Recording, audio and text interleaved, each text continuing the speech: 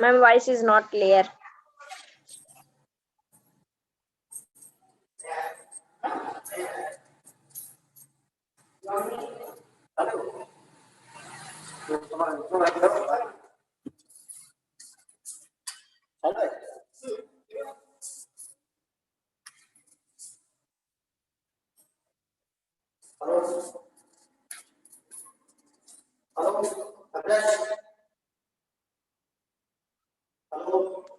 Voice clear ಇಲ್ಲ.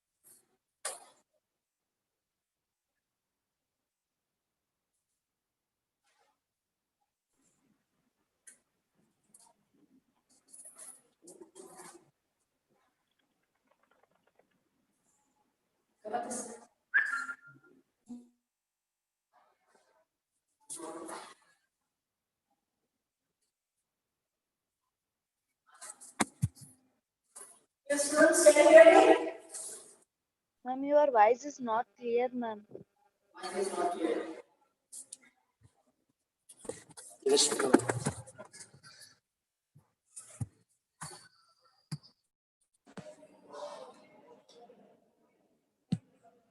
Now, students, is it clear?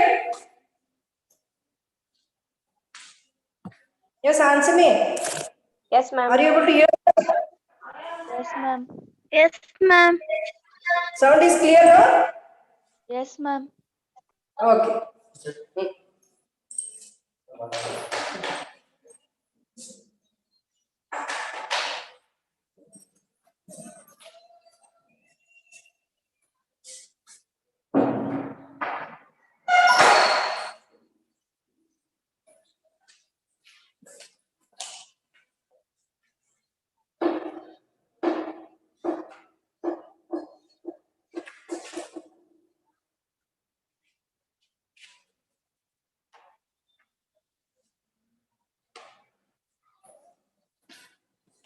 Yes, good morning, students.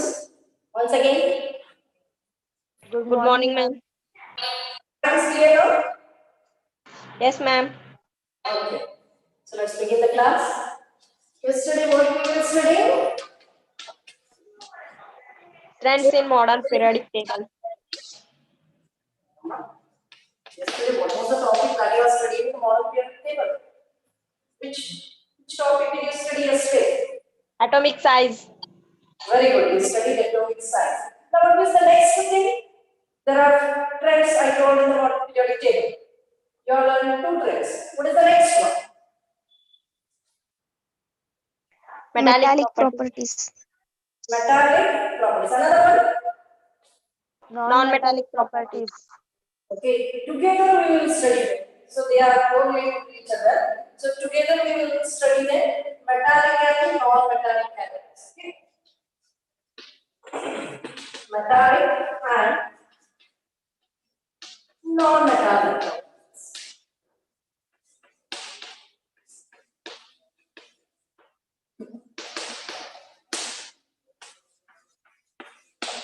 So this is the last trend in the model periodic table. So we will learn today. So there is an activity given in your text. So let us see what is the activity before studying these properties. Before studying the metallic and the non-metallic properties, there is an activity. So what is that activity? What does it is?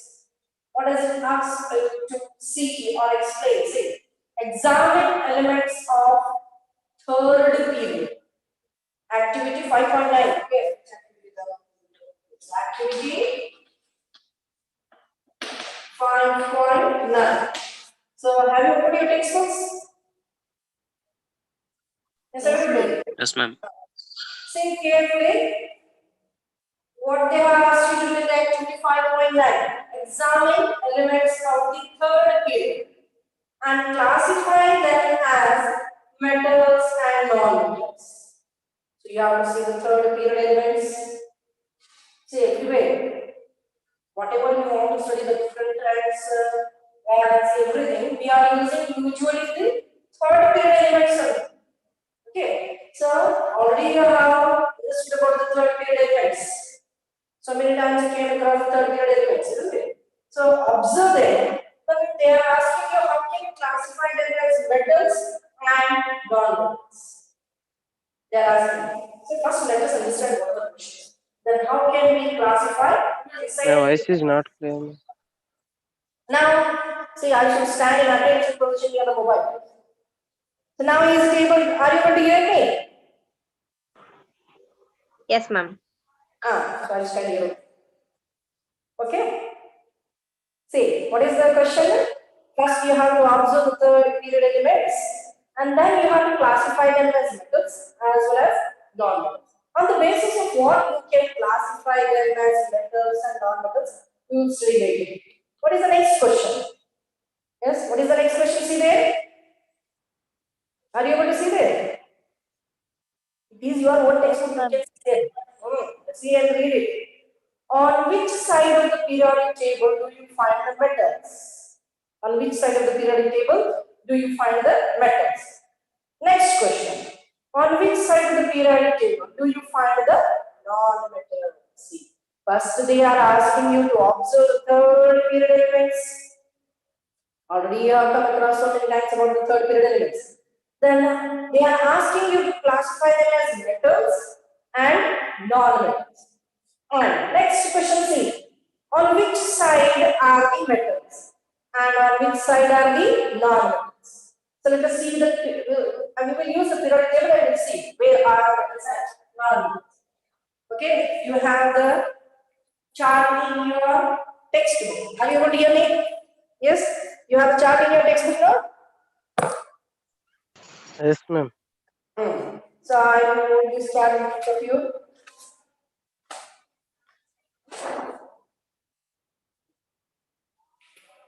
Can you see?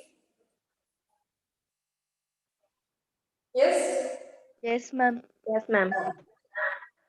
More than this, it is better to see your textbook because totally it will be visible. If I take away, are you able to see now? If I take more far away, the letters will be not so much clear, isn't it? Metals, non-metals. And middle one are the metalloids. Okay, so it is better to see in your textbook. They have given more clear. So take your textbook, observe it. See, in your textbook you see. Are you hearing me? Yes, ma'am. See, green color box, left side. Okay, green color box. In the top of that modern periodic table, you have three boxes. In one box, they have written metals. In the middle box, they have written metallites. In the next box, which is the color of the last box? Non-metals. Color, I am asking you, color. Yellow color. Yes, it is yellow color and they have mentioned non-metals there. Correct? So these three color boxes explains you the position of the metals, non-metals and metallites. Metallites are the semi-metals. They are the metals and non-metals. They will show both the characters of metals as well as non-metals. So see the green color metals where they are right side or right side. Yes? Metals are on the left or the right. They have given a green color box at the top of the modern periodic table. This shows that wherever the green color is there, almost all of those green colors elements are metals. Okay, wherever the green color is there in the modern periodic table, no, almost all those elements are metals. And see the middle one, metalloid. It is pink color, correct? Metalloids. Which color is there for metalloids at the top of the product here? Pink, no. If the boxes in the modern periodic table, if they are colored with the pink color, then those elements are metalloids. Okay, metalloids are mentioned or indicated by the pink color. So where are the pink colors you observe? Then let us come to the next thing. Non-metals, yellow color. Okay, wherever the yellow color is there, no, all those elements are non-metal. Did you understand the concept? Metals are mentioned with the green color in our periodic table. Non-metals are mentioned with the yellow color and metalloids with the pink color. Yes, understood? Then now you say on which side of the modern periodic table are the metals? Which side are metals? Left. Observation. Left side. Yes, very good. The metals are on the left side. Metals are on the left side. And where are the non-metals? Observe your RHS. model. Right side. Non-metals are on the right side. What about the metalloids, which are also called as semi-metals? Metalloids. Where they are observed clearly? Yes, where they are? Pink Middle of boxes. metals and non-metals. Yes, very good. They are between metals and the non-metals. What you clearly see, the metals are on the left side, non-metals are on the right side, and the middle zigzag line where it is yellow on the bottom of those. That zigzag line, what the elements are there, they are mentioned with they are indicated with the pink color, and they are the metalloids or the semi-metals. So this is about the placement of the metals, non-metals, and the metalloids in your modern periodic table. You can observe this chart also. Okay, observe this chart, but the color is given here, so because of that I told you not to observe here because it is even more clearly in your textbook. Textbook is more, it gives a more clear idea about the metals, non-metals, and the metalloids as compared to this chart. Okay, so metals are indicated by the green color. Okay, metals are indicated by the green color and they are on the left side. Non-metals are indicated by the yellow color, they are on the right side. And metalloids are indicated by the pink color in your modern periodic table chart, which is given in your textbook. And they are in the middle of the metals and the non-metals. Now let me come. How many? You just count and see how many are metals. Count the metals, number of metals. Metals, how many are there? Counting metals. Okay. Then metalloids, non-metals. Count and say how many are there? Count the numbers. Count in your table, modern periodic table from your textbook. Hold it and start counting. You see how many are there? Metals. How many? Count and say it. You know counting, no? 1, 2, 3, 4. Yes, answer me. Ma'am, 92 metals. 92 metals. Okay. Easy, right? 6. What 6? Non-metals, metalloids. Metalloids. Metalloids are 6. What about the non-metals?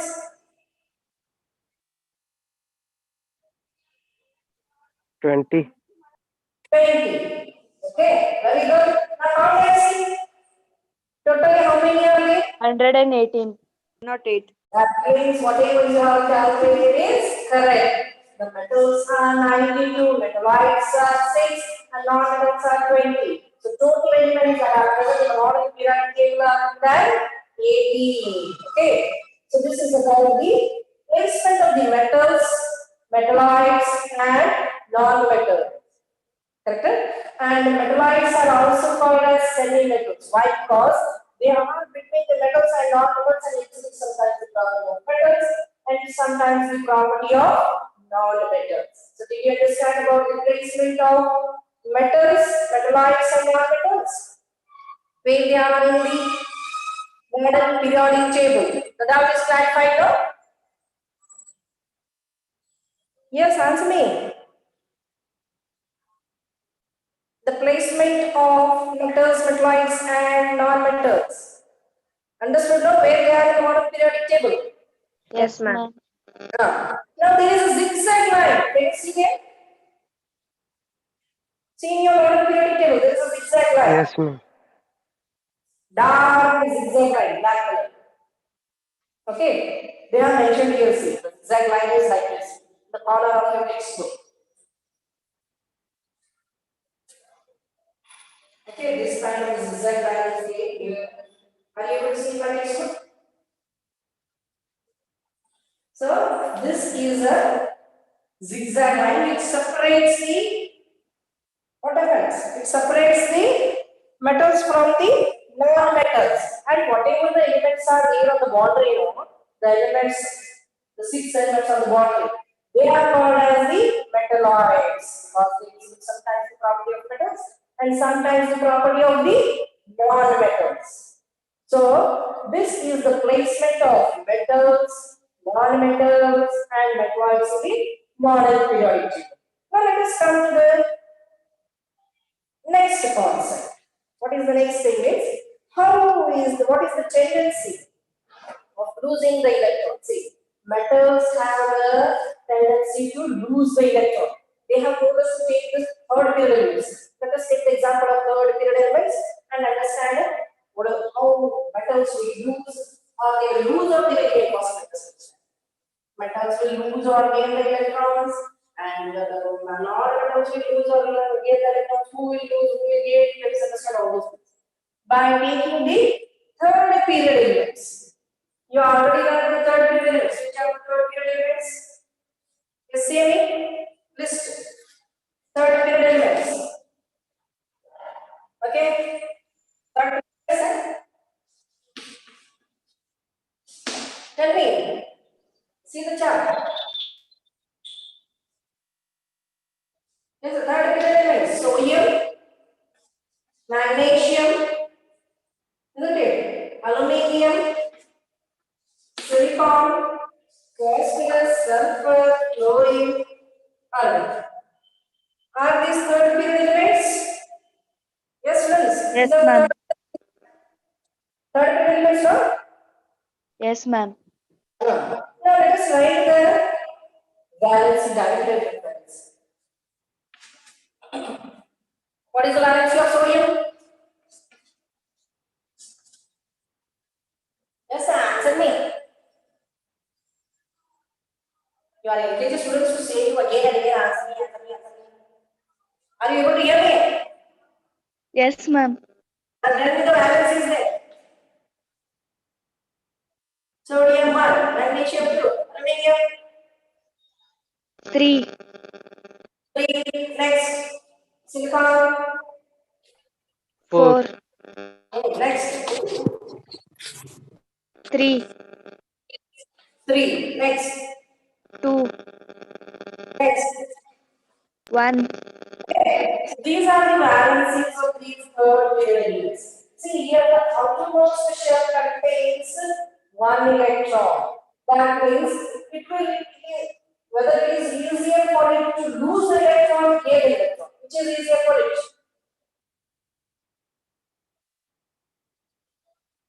See the outermost shell contains only one electron. Whether it loses the electron or gains the electron, I am asking you. Sodium. What loses. it loses the electron. That means it loses very easily. Yes, it loses easily. Then, see, in an atom, there will be a nucleus which contains protons and neutrons, and electrons will be moving down the nucleus. And always the number of protons will be equal to the number of electrons will be more. Isn't it? If number of protons and number of electrons are equal in number, now if it is losing one electron, what will be the charge of sodium? Positive. Plus 1. Okay, it is losing one electron, plus 1. See, number of protons, number of electrons. Positive charges will be equal to the negative charges. Isn't it? if it is losing one negative charge, means one positive charge will be more in that atom. So it is plus 1. Now coming down the same way. It will be, what will be the value? Charge on the magnesium. How many electrons will it lose? So then the outlet of friction. How many electrons? How many are there in the outermost shell? 2 are there. Naturally, that 2 it will lose. Then what will be the charge on it? Plus 3.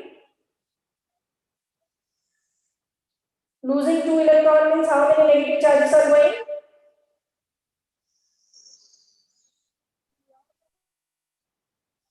Yes? How many charges are going?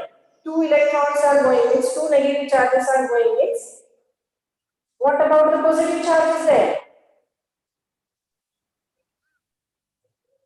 Ma'am, repeat once again question, ma'am. See here, I am saying that in each and every atom, wherever you want, whichever atom you want, you take it. Always the number of protons will be equal to the number of electrons. Okay. Do you have this concept? Yes, ma'am. Always the number of protons will be equal to number of electrons. Number of protons means positive charges. Number of electrons means negative charges. That means always the positive charges will be equal to the negative charges. But here we are speaking about the valence means we are speaking about the tendency of an atom to lose or gain the electron. Here we are saying that since there is only one electron in the outermost shell with respect to sodium,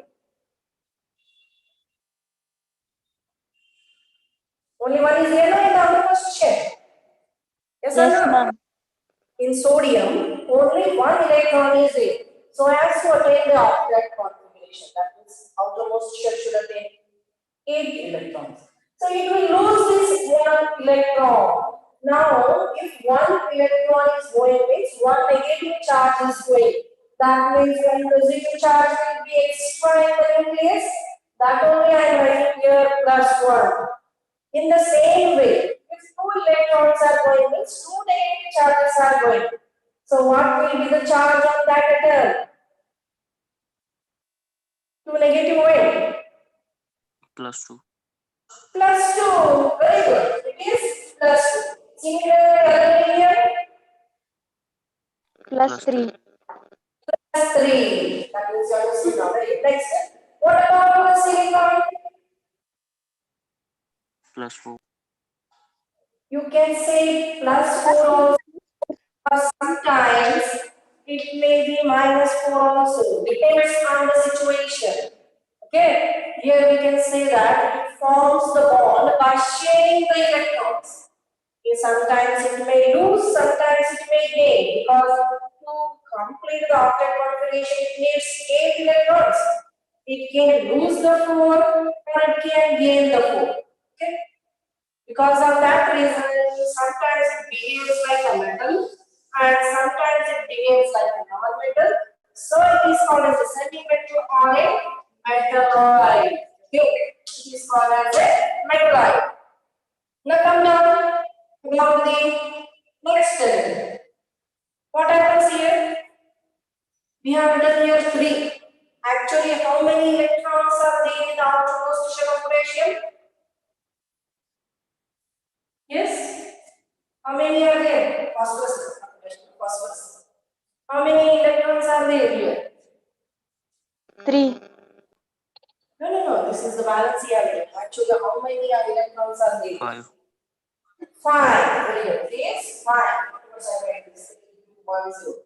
There are 5 electrons. It is having 5 means losing 5 is easy or gaining 3 is easy. Taking 3. Taking or gaining 3 is easy. That means 3 electrons are coming in this phosphorus. That means 3 electrons and 3 negative charges are going to be added to phosphorus. What about the charge of phosphorus there? minus Very good. It is minus 3. In the same way, sulfur, how many are there? 6 are. Okay, 7, 8. So, losing the 6 electrons is easy, or gaining the 2 electrons is easy here. Gaining 2 Taking electrons. 2 electrons. -2. 2 electrons are coming to the sulfur base. What kind of charge will be there here? -2. -2. Next, here only one is coming. In case of chlorine, only one electron is gained here. That means -1. Finally, other one is already here. So it will not take any electron. It doesn't react itself. It is an inert gas. So 0. So here the negative charges are there. See, observe here. From here to here, negative. From here to here, positive. So, where does these comes in the bottom periodic table? See which color and see them in which color they are, and this is in which color. Observe it carefully. Observe in your bottom periodic table. These comes in metals or non-metals. Metals. These are in the metals. Okay. And what about these negative charged elements? Non-metals. Non-metals. Which kind of the metals are non-metals? Non-metals. They are non-metals. So observe the character now. See here. The elements which are positively charged, they are metals, and the elements which are negatively charged are non-metals, isn't it? That means we can say what? By observing the charges on the elements, you can say about the electronegativity or the electropositivity. Who are electronegative and who are electropositive? See, who are electropositive, who are electronegative. Observe here. These are the metals we are saying. They are the positive charge elements we are saying. That means they are electropositive or electronegative. Yes? See the charge. Electropositive means electrically positive charge. Electronegative means electrically negative charge. And we have understood by writing the charges of these elements of the third period, and we have seen what are their positions in the modern periodic table, whether they are metals or they are non-metals. By seeing the charge, you can say the metals are electrically positive or negative. See the chart. Positive. Positive. Positive. Metals are electro-positive elements and non-metals are electro-negative elements. Correct? So in this way, the elements of the third period are classified as metals, metallites, non-metals. Based on the charge on that element, we can say that they are the electropositive or metals, electronegative or the non-metals, and metalloids. Did you understand?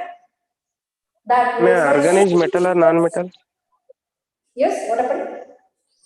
Ma'am, argon is metal or non-metal? Non-metal. See, Ma'am, it see the is model. not. It It is yellow color. See, non-metal. Because of but its valence, you are saying, but it is placed in the non-metal state. Okay?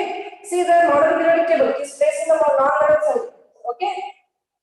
See your. and zero is a neutral, no, ma'am. It is an inert gas, but still it is placed in the non-metals itself. Though it is a inert gas, still it is placed in the non-metals group only.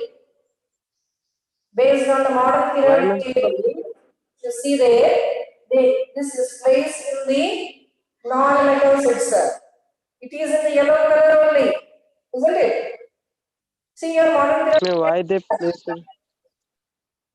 Yes?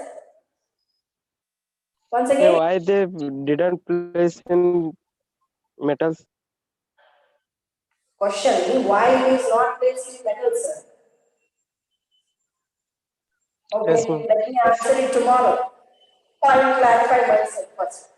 Okay, so first we'll learn whatever it is given. Tomorrow I'll explain it. Is it okay? Yes, ma'am. So let us come here. See, by seeing this, you can say that metals have the tendency to lose the electrons. Isn't it? By seeing this, you can say that you have taken the which group, which period elements? Which period elements you have taken here? Third Third period period. element. Third period element. And after taking the third period elements, you classify them under the elements which are losing the electrons, which are gaining the electrons, which are sharing the electrons. One is sharing the electrons.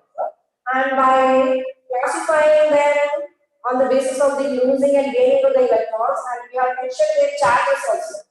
And these are the elements which can lose the electrons and retain the positive charges, and they have been placed in the metals.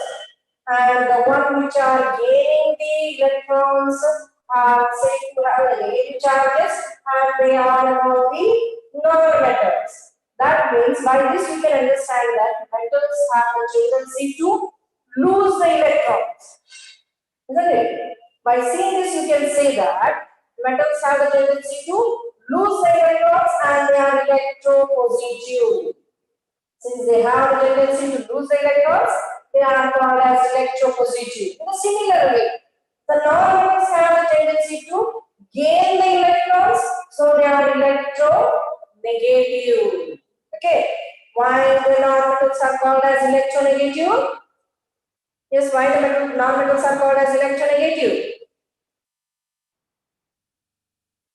Yes, why they are called as electronegative non-metals? Are you hearing me?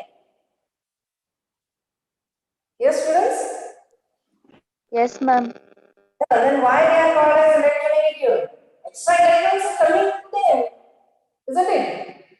Extra electrons are coming to them so that they should satisfy the octet configuration to make the outermost shell completely filled with the 8 electrons so that they should become stable. Means they should get octet configuration. Here everything should become 8 means they should gain the electrons. If electrons are coming, means negative charges are coming. Negative charges are becoming more means these are the non-metals. Negative charges are becoming more means they are electronegative. Understood why the non-metals are called electronegative? Because they have a tendency to gain the electrons. Since non-metals can gain the electrons, they will gain the negative charge, so they are called as electronegative. In the same way, why the metals are called as electropositive? Yes, why they are called as electropositive? Because they will gain or lose.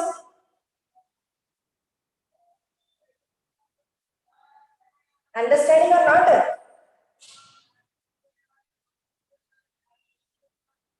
Students, school will open. Yes, ma'am. When you come face to face, I will see you. So answer me whether you are understanding or not. Say me. I can explain it in other words. Yes, sir. Why the metals are called as electropositive? I'm asking you. You can explain in your own words. Is in positive. Why they are called as electropositive? Only I am asking you. Why they are not called as electronegative? Yes, answer me. Silly questions. Why they are positive? Because they are losing the electron. Negative charges they are losing, isn't it?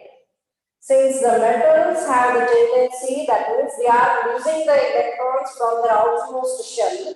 That means negative charges are going away, for example, positive charges are becoming more. Because of that reason, they are called as electropositive.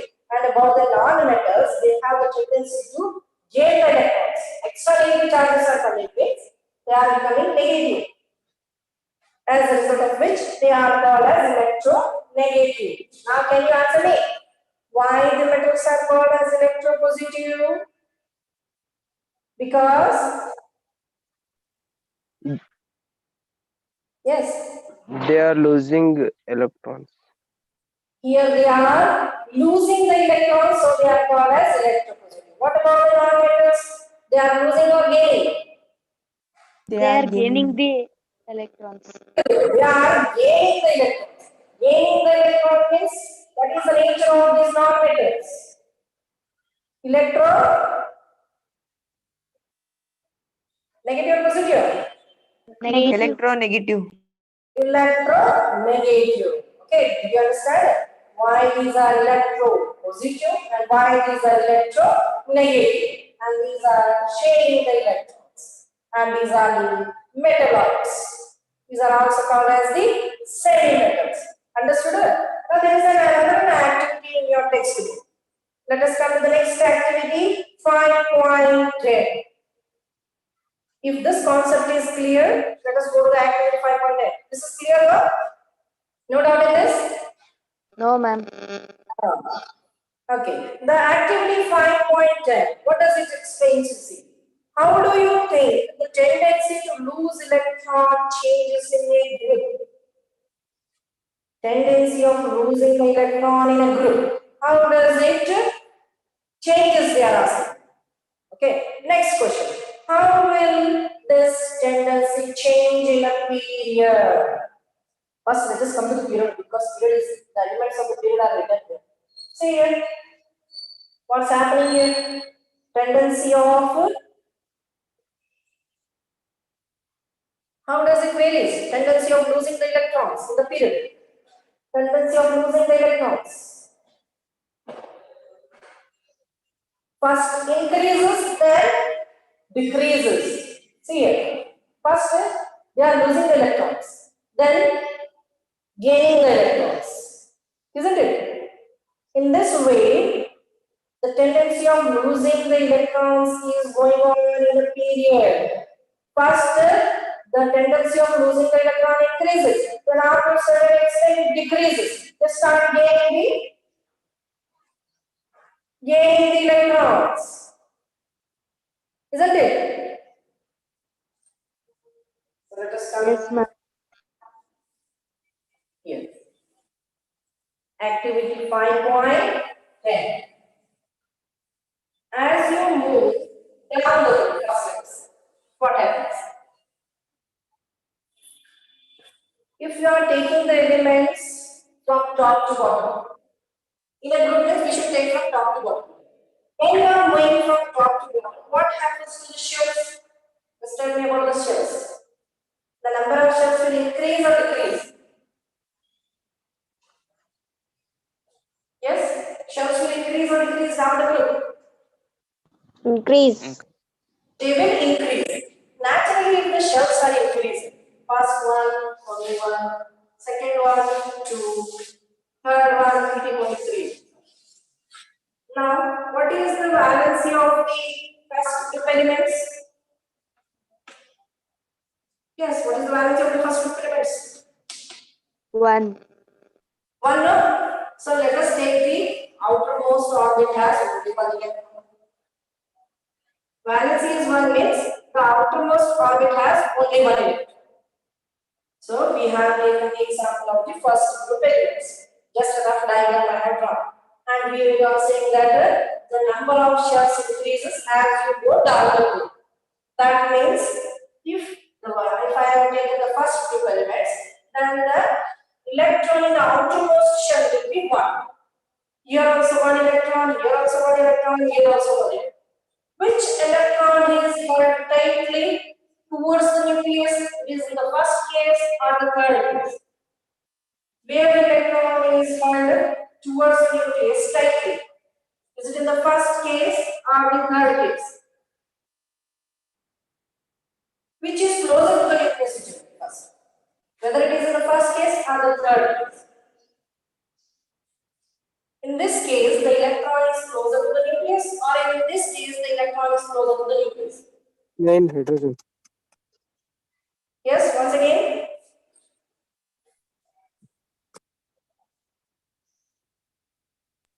In first case.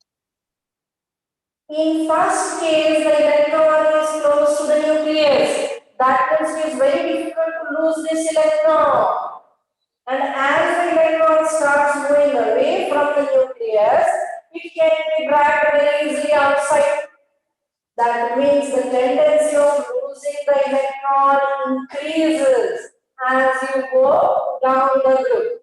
Here it is very difficult to drag, pull the electron outside because it is very close to the nucleus. Now it is a little bit far away. It can be moved easily. Further far away, it can be removed very, very easily. So the tendency of losing the electrons increases. The tendency of losing the electron increases way down the period. Group. In a group, when you come from top to bottom, the tendency to lose the electron increases. The tendency of losing the electron is increasing, which character is increasing? Losing the electron, metallic character or non-metallic character? So yes, metallic character loses the electron. Non-metallic character gains the electron. Okay. Now I am saying that the tendency of losing the electron is increasing. Which character is increasing? Yes, which character is increasing? Metallic or non-metallic? Metallic. Metallic character is increasing because metallic character is nothing but the tendency to lose the electrons. So as you go down the group, the tendency of losing the electron increases. Hence, the metallic character or the metallic property increases when you go down the group. Okay, metallic property or metallic character increases when you go down the group. Now what about the non-metallic character? Exactly reverse. If metallic character is increasing, non-metallic character will be opposite of it. Non-metallic character will be what happens? If metallic character is increasing, non-metallic character will be decreasing. To gain the electrons will be decreasing. When you move from top to bottom of a group, metallic character increases and non-metallic character decreases. This is this is down the group. Now let us come to the period. In a period, what about the number of shells? Yes, in a period, what about the number of shells? They will remain the same or they are increasing? Yes, sir. Remain the same or increasing? Decreasing. Yeah, number of shells I am asking you. In a period, number of shells in a period. Number of shells increases, decreases, or remains same? Remains same. They remains the same. See, here the number of shells in a given period remains same. But what about the electrons? The valency when you move from left to right, valency increases or decreases? Increases. Increases. That means if only one electron is here, next two electrons will be there. Next further, three electrons will be there. That means the size is also decreasing. Then tendency of losing the electron is increasing or gaining the electron is increasing. Observe. Electrons are there here. Gaining the electron. What happens? Yes. What happens? Whether they can lose the electron easily or gain the electron easily when you move from left to right. Gains the electron. Your voice is not clear. Yes, once again. They can gain the electron easily or lose the electrons? See, as you are coming from left to right, they can gain the electron easily. Number of electrons in the outermost shell, they are increasing, isn't it? Here they need how many? See, check it. Take the example of any period and check it. The number of the tendency of gaining the electron increases or decreases in a period.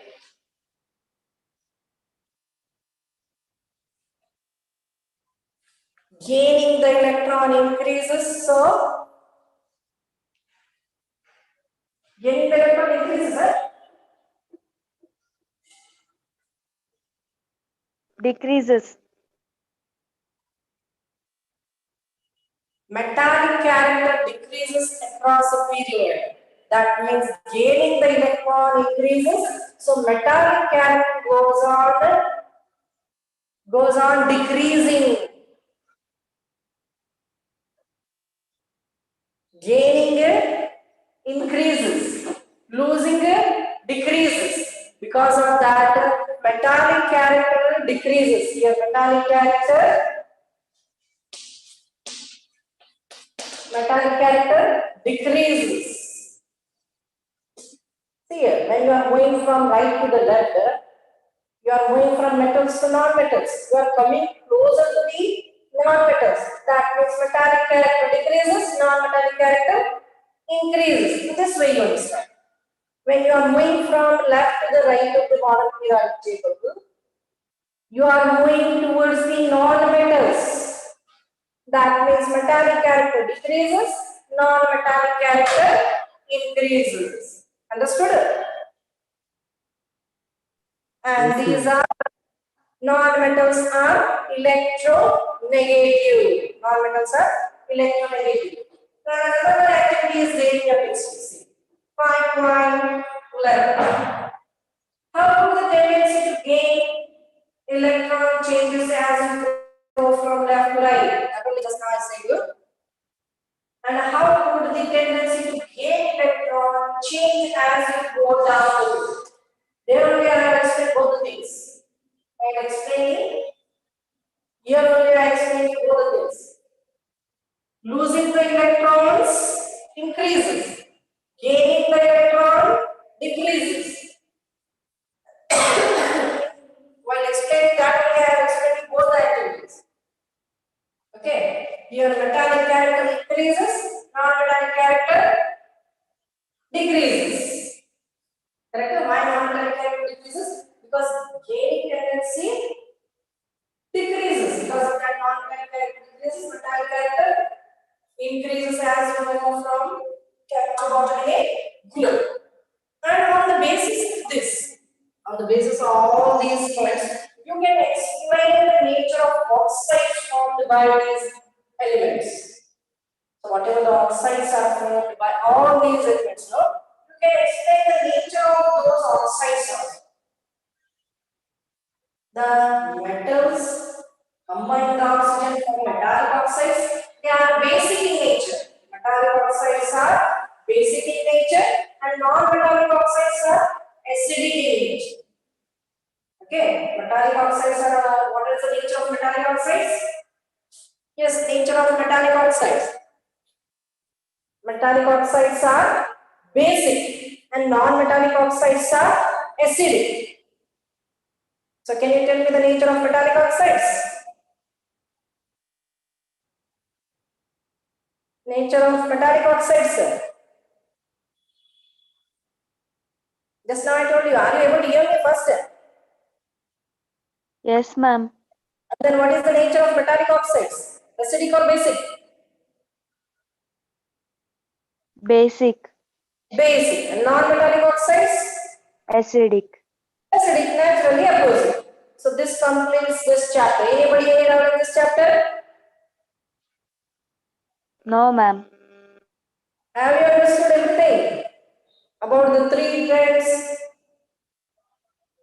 of the modern periodic table, how it varies across a group, down the group or across a period. Is anybody any doubt on this? This completes the chapter. Ask.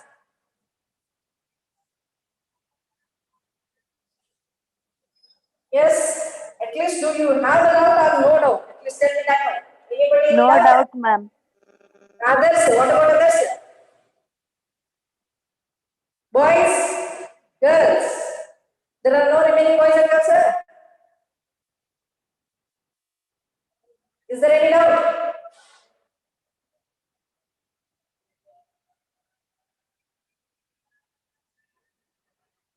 See how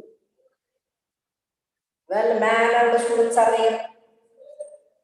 Anybody any doubt in this chapter? This completes the chapter. See, I'll send you the notes. No doubt, ma'am. No doubt, no? Very good. See, very, very good. So, I will send you the notes. You have to complete it and bring to the school. And did you get the syllabus for the FA3 exam? Have you Yes, seen? ma'am. Start your preparation for that exam. Have you written the notes of those chapters? Everybody didn't give me the book for the correction. See.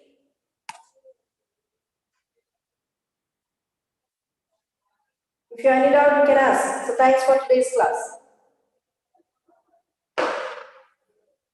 मैं online test में And that you don't ask. That is not online. It's online. I still don't know. Those things you don't ask me because I am also not clarified about that. You be prepared for the exam. Both online will be online or offline. Maybe offline or may not be offline. I don't know. Okay. So you just be prepared for writing the offline only. Whether it is offline or online, I don't know. You prepare yourself for the exam. Okay. Thanks for the class. If any other doubt is there, you can ask. Which I think that I should send you. Whichever is asked to inform you, that much only should be informed in the name.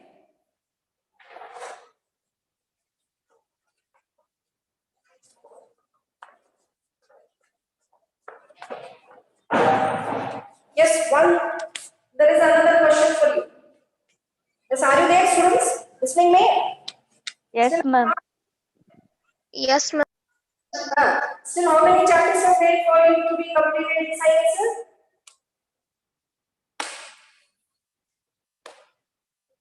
3, no? Yes, Abhilash? Yes, ma'am. Kasari? How many chapters are there to be completed? I think 3 biology chapters. Heredity and Yes, evolution, ma'am. control and coordination. Another one is there. Which is the environment, I think so. Isn't it? 3, Yes, no? ma'am. Environment, control and coordination, heredity and evolution. These 3 are pending. Yes, ma'am. Others, everybody see. yes Yes, ma'am. ma'am. Are these 3 chapters completed? That is what syllabus is completed.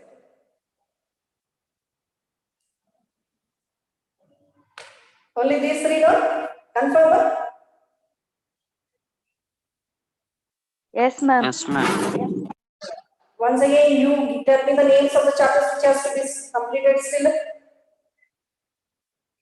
Control and coordination, One. Next one. heredity and evolution. Next one. Environment. These 3 only, no?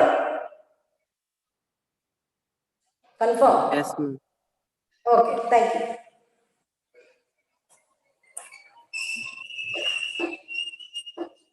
Now you can take a break.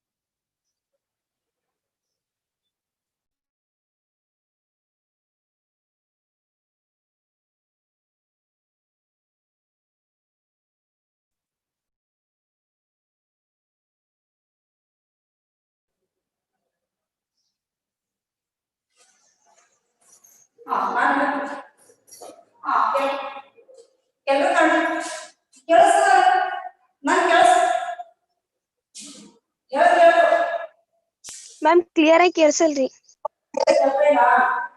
ಸರಿ ಸರಿ ಸಂಭಾಷಣೆ ಯಾರಿಗೆ ಕೇಳಿಸ್ತಾ ಇಲ್ಲ. ಹೊರಗೆ ಹೋಗ್ಬಾರ್ದು. ಒಂದು ನಿಮಿಷ ಅವ್ರನ್ನ ನಾನು ಕಳಿಸ್ತೀನಿ. ಬಟ್ಟೆ ಕೊಡ. ನೋಡಿ ಇಲ್ರಿ ಮ್ಯಾಮ್. ಈಗ ನೋಡ್ರಿ ರಿಪೀಟ್ ಆಗಿದೆ ನೋಡಿ. ಹಾ ರೀ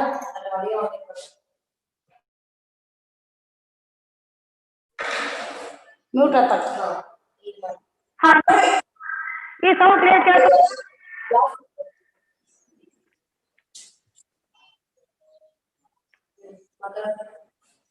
ಹಾ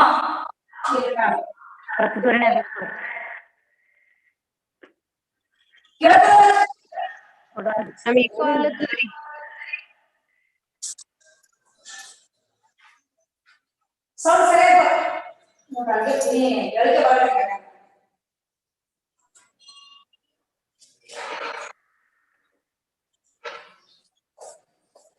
ನೀವು ಇಲ್ಲೇ ಸಂಗೀತ ಇವತ್ತು ಬರ್ತಾ ಹೇಳಿದ ಹಾ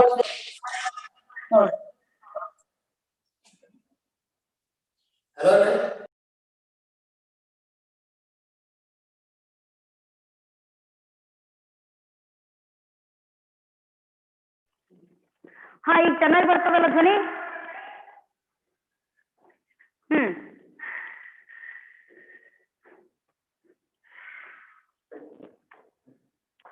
ಹಾ ಎಲ್ರು ಕನ್ನಡ ಟೆಕ್ಸ್ಟ್ ಬುಕ್ ಓಪನ್ ಮಾಡ್ರಿ. ಈಗ ಕ್ಲಿಯರ್ ಐತ್ರಿ ನಮ್ ಧ್ವನಿ, ಕ್ಲಿಯರ್ ಐತ್ರಿ. ಮ್ಯಾಮ್ ನಿಮ್ ವಿಡಿಯೋ ಆನ್ ಇಲ್ರಿ. ಹಾ ವಿಡಿಯೋ ಸ್ಟಾರ್ಟ್ ಮಾಡ್ತದ, ಅದ್ರದ್ದೇನಿಲ್ಲ. ಹಾ ಈಗ ಧ್ವನಿ ಚೆನ್ನಾಗಿ ಬರ್ತದಲ್ಲ? ಹಾ ಇಲ್ಲಿ ಕೇಳಿಸ್ಕೊಳ್ರಿ, ಎಲ್ರು ಕನ್ನಡ ಟೆಕ್ಸ್ಟ್ ಬುಕ್ ಓಪನ್ ಮಾಡ್ರಿ. ಮಾಡಿದ್ರಿ? ಒಂದು ಪೂರಕ ಪಾಠ ಇದೆ ನೋಡ್ರಿ, ಅದನ್ನ ಹೇಳ್ತೀನಿ. ಪೂರಕ ಪಾಠ ತೆಗಿರಿ. ಕಳ್ಳರ ಗುರು ಅಂತ ಒಂದು ಪೂರಕ ಪಾಠ ಇದೆ, ಅದೊಂದು ಮುಗಿಸಿನೇ ಬಿಡೋಣ. ಕಳ್ಳರ ಗುರು ಅಂತ ಪೂರಕ ಪಾಠ, ಕಳ್ಳರ ಗುರು ಅಂತ ಒಂದು ಪಾಠ ಇದೆ. ಆ ಕಳ್ಳರ ಗುರು ಅಂತಕ್ಕಂಥ ಪಾಠವನ್ನು ಈಗ ನೋಡೋಣ. ಕೇಳಿಸದಲ್ಲಿ ಚೆನ್ನಾಗಿ ನಾನು ಹೇಳಿದ್ದು? ಹಾ ರೀ ಮ್ಯಾಮ್. ಹಾ ನೋಡ್ರಿ, ಇದು ಕಳ್ಳರ ಗುರು ಅಂತಕ್ಕಂಥದ್ದು ಒಂದು ಪೂರಕ ಪಾಠ. ಈ ಪಾಠದ ಮ್ಯಾಗಿಂದು 2 ಅಂಕಗಳ ಪ್ರಶ್ನೆ ಬರ್ತದೆ. ಎರಡು ಅಂಕಗಳು ಬರ್ತದ. ಅಂದ್ರೆ 2 ಪಾಠ ಅವ ಪೂರಕ ಪಾಠ. ಆ ಪಾಠದ ಒಂದು ಪದ್ಯ ಇದೆ, ಪೂರಕ ಪದ್ಯ, ಒಂದು ಪಾಠ ಇದೆ. ಆ ಪದ್ಯದ ಮ್ಯಾಗಿಂದ 2 ಅಂಕಗಳ ಪ್ರಶ್ನೆ, ಈ ಪಾಠದ ಮ್ಯಾಗಿಂದ 2 ಅಂಕಗಳ ಪ್ರಶ್ನೆ ಬರ್ತದೆ. ಒಟ್ಟ ಈ ಪೂರಕ ಪಾಠಗಳ ಬಗ್ಗೆ ಟೋಟಲ್ 4 ಅಂಕಗಳು. ಆದ್ರೆ ಒಂದು ಪ್ರಶ್ನೆ 2 ಅಂಕದ್ದೇ ಬರ್ತದೆ. 3 ಅಂಕದ ಪ್ರಶ್ನೆ ಬರಲ್ಲ. 1 ಅಂಕದ್ದು ಬರಬಹುದು. ಆದ್ರೆ 3 ಅಂಕದ್ದು 4 ಅಂಕದ್ದು ಬರಲ್ಲ. 1 ಅಂಕದ್ದು ಬರ್ಬೋದು. 1 ಅಂಕದ 2 ಪ್ರಶ್ನೆ ಕೇಳಬಹುದು ಅವರು. 1 ಅಂಕದ 2 ಪ್ರಶ್ನೆ ಕೇಳಬಹುದು. ಅಥವಾ 1 ಅಂಕದ್ದು 1 ಪ್ರಶ್ನೆ ಕೇಳಿದ್ರು ಅಂದ್ರೆ ಇನ್ನೊಂದು 1 ಅಂಕದ್ದೇ ಕೇಳ್ತಾರೆ. ಇಲ್ಲಾಂದ್ರೆ 2 ಅಂಕದ್ದು ಅಂದ್ರೆ ಈ ಒಂದು ಪಾಠದಿಂದ 2 ಅಂಕ, ಪದ್ಯದಿಂದ 2 ಅಂಕದ ಪ್ರಶ್ನೆ ಬರ್ತದೆ. ಈ ಕಳ್ಳರ ಗುರು ಅಂತಕ್ಕಂಥ ಪೂರಕ ಪಾಠದ ಅಂಕಗಳ ಬಗ್ಗೆ ಪರಿಚಯ ಆಯ್ತಲ್ಲ? ಅಂಕಗಳ ಬಗ್ಗೆ ಮನವರಿಕೆ ಆಯ್ತಾ? ಹಾ ನೋಡ್ರಿ, ಈಗ ಕಳ್ಳರ ಗುರು ಅಂತಕ್ಕಂಥ ಪಾಠವನ್ನ ಬೆಟಗೇರಿ ಕೃಷ್ಣ ಶರ್ಮಾ ಅಂತಕ್ಕಂಥ ಲೇಖಕರು ಬರ್ದಾರ. ಬೆಟಗೇರಿ ಕೃಷ್ಣ ಶರ್ಮಾ ಅಂತಕ್ಕಂಥ ಲೇಖಕರು ಬರೆದಿರ್ತಕ್ಕಂಥ ಒಂದು ಪಾಠ ಇದು ಕಳ್ಳರ ಗುರು ಅಂತ. ಅಂದ್ರೆ ನೋಡ್ರಿ, ಇಲ್ಲಿ ಒಂದು ವಾರ ಮುಗಿದು ಹೋಯಿತು, ಮನೆಯೆಲ್ಲ ಸೋರಿ ಹೋಗಿದೆ. ಇಲ್ಲಿ ಒಂದು ವಾರ ಕಳೆದದ್ದಾಗಿದೆ, ಮನೆಯೆಲ್ಲ ಏನಾಗಿದೆ?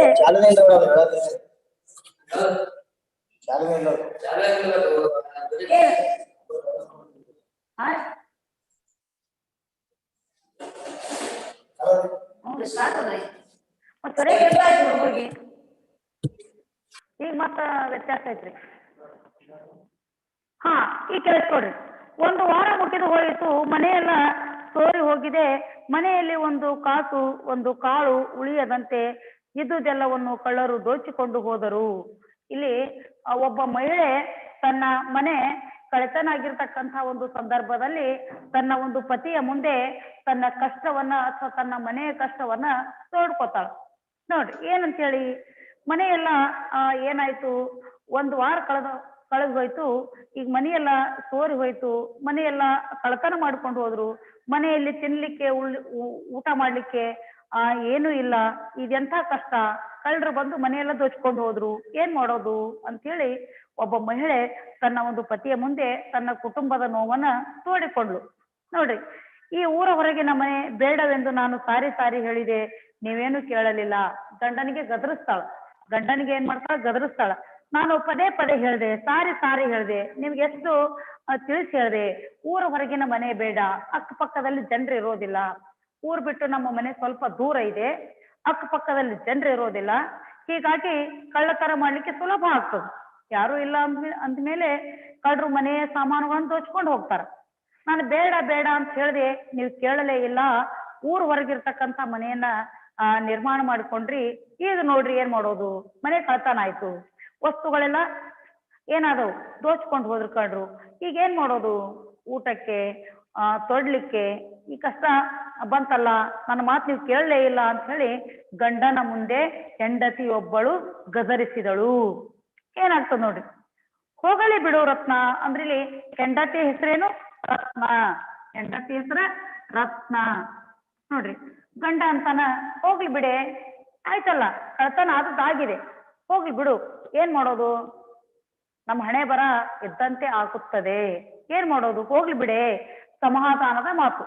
ಗಂಡ ಹೇಳ್ತಾನೆ ಹೆಂಡತಿಗೆ, ಹೋಗ್ಲಿ ಬಿಡು ರತ್ನ, ಏನಾಯ್ತು, ಕಳತನ ಆದ್ರೆ ಏನಾಯ್ತು, ಸಹಿಸ್ಕೋಬೇಕು ತಾನೆ, ಇರ್ಲಿ ಅಂತ ಹೇಳಿ ಸಮಾಧಾನದ ಮಾತನ್ನು ಹೇಳ್ದ. ನಮ್ಮಲ್ಲಿ ಅವು ಇಲ್ಲದೆ ಇದ್ದರೆ ಅವರು ಒಯ್ಯುತ್ತಿದ್ದರು ಹೇಗೆ? ಆ ವಸ್ತುಗಳು ನಮ್ಮಲ್ಲಿ ಇದ್ದವು, ತೆಗೆದುಕೊಂಡು ಹೋಗ್ಯಾರ. ಆ ವಸ್ತುಗಳೇ ನಮ್ಮ ಹತ್ರ ಇರದೇ ಇದ್ರೆ ತೆಗೆದುಕೊಂಡು ಹೋಗ್ತಿದ್ರಾ? ಈಗ ವಸ್ತುಗಳೇ ನಮ್ಮ ಮನೆಯಲ್ಲಿ ಇರ್ಲಿಲ್ಲ ಅಂತ ಭಾವಿಸ್ಕೊಂಡ್ ಬಿಡು. ಸಮಾಧಾನ. ಗಂಡನು ಹೆಂಡತಿಗೆ, ರತ್ನಾಳಿಗೆ ಸಮಾಧಾನ ಪಡಿಸ್ತಾ ಇದ್ದ. ಆ ವಸ್ತುಗಳು ನಮ್ಮ ಮನೆಯಲ್ಲಿ ಇರ್ಲಿಲ್ಲ ಅಂತ ಹೇಳಿ ಭಾವಿಸ್ಕೊಂಡ್ ಬಿಡು. ಇತ್ತು ತೆಗೆದುಕೊಂಡು ಹೋದ್ರು, ಇರದೇ ಇದ್ರೆ ತೆಗೆದುಕೊಂಡು ಹೋಗ್ತಿರ್ಲಿಲ್ಲ, ಅದ್ರ ಚಿಂತೆ ಯಾಕೆ, ಇರ್ಲಿ ಬಿಡು ರತ್ನ, ಸ್ವಲ್ಪ ಸಮಾಧಾನ ಮಾಡ್ಕೋ ಅಂತ ಹೇಳಿ ಹೆಂಡತಿಗೆ ಗಂಡ ಸಮಾಧಾನ ಪಡಿಸ್ತಾ ಇದ್ದ. ನೋಡ್ರಿ, ಒಂದು ಮಾತನ್ನ ಹೇಳ್ತಾರ, ಹಣ ಹೊನ್ನು ಇವುಗಳ ಸಂಗ್ರಹ ಬೇಡವೆಂದರೆ ನೀನು ಕೇಳುವುದಿಲ್ಲ. ಆ ಗಂಡ ಸ್ವಲ್ಪ ಉದಾರಿಯಾಗಿದ್ದ. ಆ ದುಡ್ಡನ್ನ ಸಂಗ್ರಹ ಮಾಡುವುದು ಬೇಡ, ಮತ್ತು ಹೊನ್ನು ಅಂದ್ರೆ ಬಂಗಾರ, ಚಿನ್ನ, ಕಸವರ, ಸುವರ್ಣ, ಗೋಲ್ಡ್ ನಾನು ಸಂಗ್ರಹ ಮಾಡೋದು ಬೇಡ ಬೇಡ ಅಂತ ಹೇಳಿದ್ದೆ. ಆದ್ರೆ ನೀನ್ ಎಲ್ಲಿ ಕೇಳ್ತಿ? ಹಣ ಸಂಗ್ರಹ ಮಾಡೋದು ಬೇಡ, ಚಿನ್ನ ಸಂಗ್ರಹ ಮಾಡೋದು ಬೇಡ, ದುಡಿದ್ರಾಯ್ತು, ಹೊಟ್ಟೆ ತುಂಬಾ ಉಂಡ್ರಾಯ್ತು, ಸಾಕು, ನಾವು ಸರಳವಾಗಿ ಬದುಕೋಣ ಅಂತ ಹೇಳಿದೆ. ನೀನ್ ಎಲ್ಲಿ ಕೇಳ್ತೀವಿ ರತ್ನ? ಚಿನ್ನ ಸಂಗ್ರಹ ಮಾಡಿಟ್ಟಿ, ಹಣ ಸಂಗ್ರಹ ಮಾಡಿದ್ದಿ, ನೋಡು ಏನಾಯ್ತು ಈಗ, ಹೇಳ್ರಿ ಏನಾಯ್ತು ಈಗ? ಅವ್ರ ಮನೆ ಏನಾಗಿದೆ? ಏನಾಗಿದೆ? ಅವ್ರ ಮನೆಯಲ್ಲಿರ್ತಕ್ಕಂಥ ಹಣ, ಚಿನ್ನ, ವಸ್ತುಗಳೆಲ್ಲ ಏನಾಗಿವೆ? ಕಳತನ ಆಗ್ಯದ. ಕಳತನ ಆಯ್ತು ನೋಡು. ಬೇಡ ಬೇಡ ಅಂತ ಹೇಳಿದೆ ನಾನು, ಕೇಳ್ದಿ ನೀನು? ಚಿನ್ನ ಸಂಗ್ರಹ ಮಾಡಬೇಡ, ಹಣ ಸಂಗ್ರಹ ಮಾಡಬೇಡ ಅಂತ ನಾನ್ ಹೇಳ್ದೆ, ನೀನ್ ಕೇಳ್ದಿ? ಇಲ್ಲಿಬ್ರು ಮಾತುಕತೆಯಲ್ಲಿ ತೊಡಗಿದ್ರು.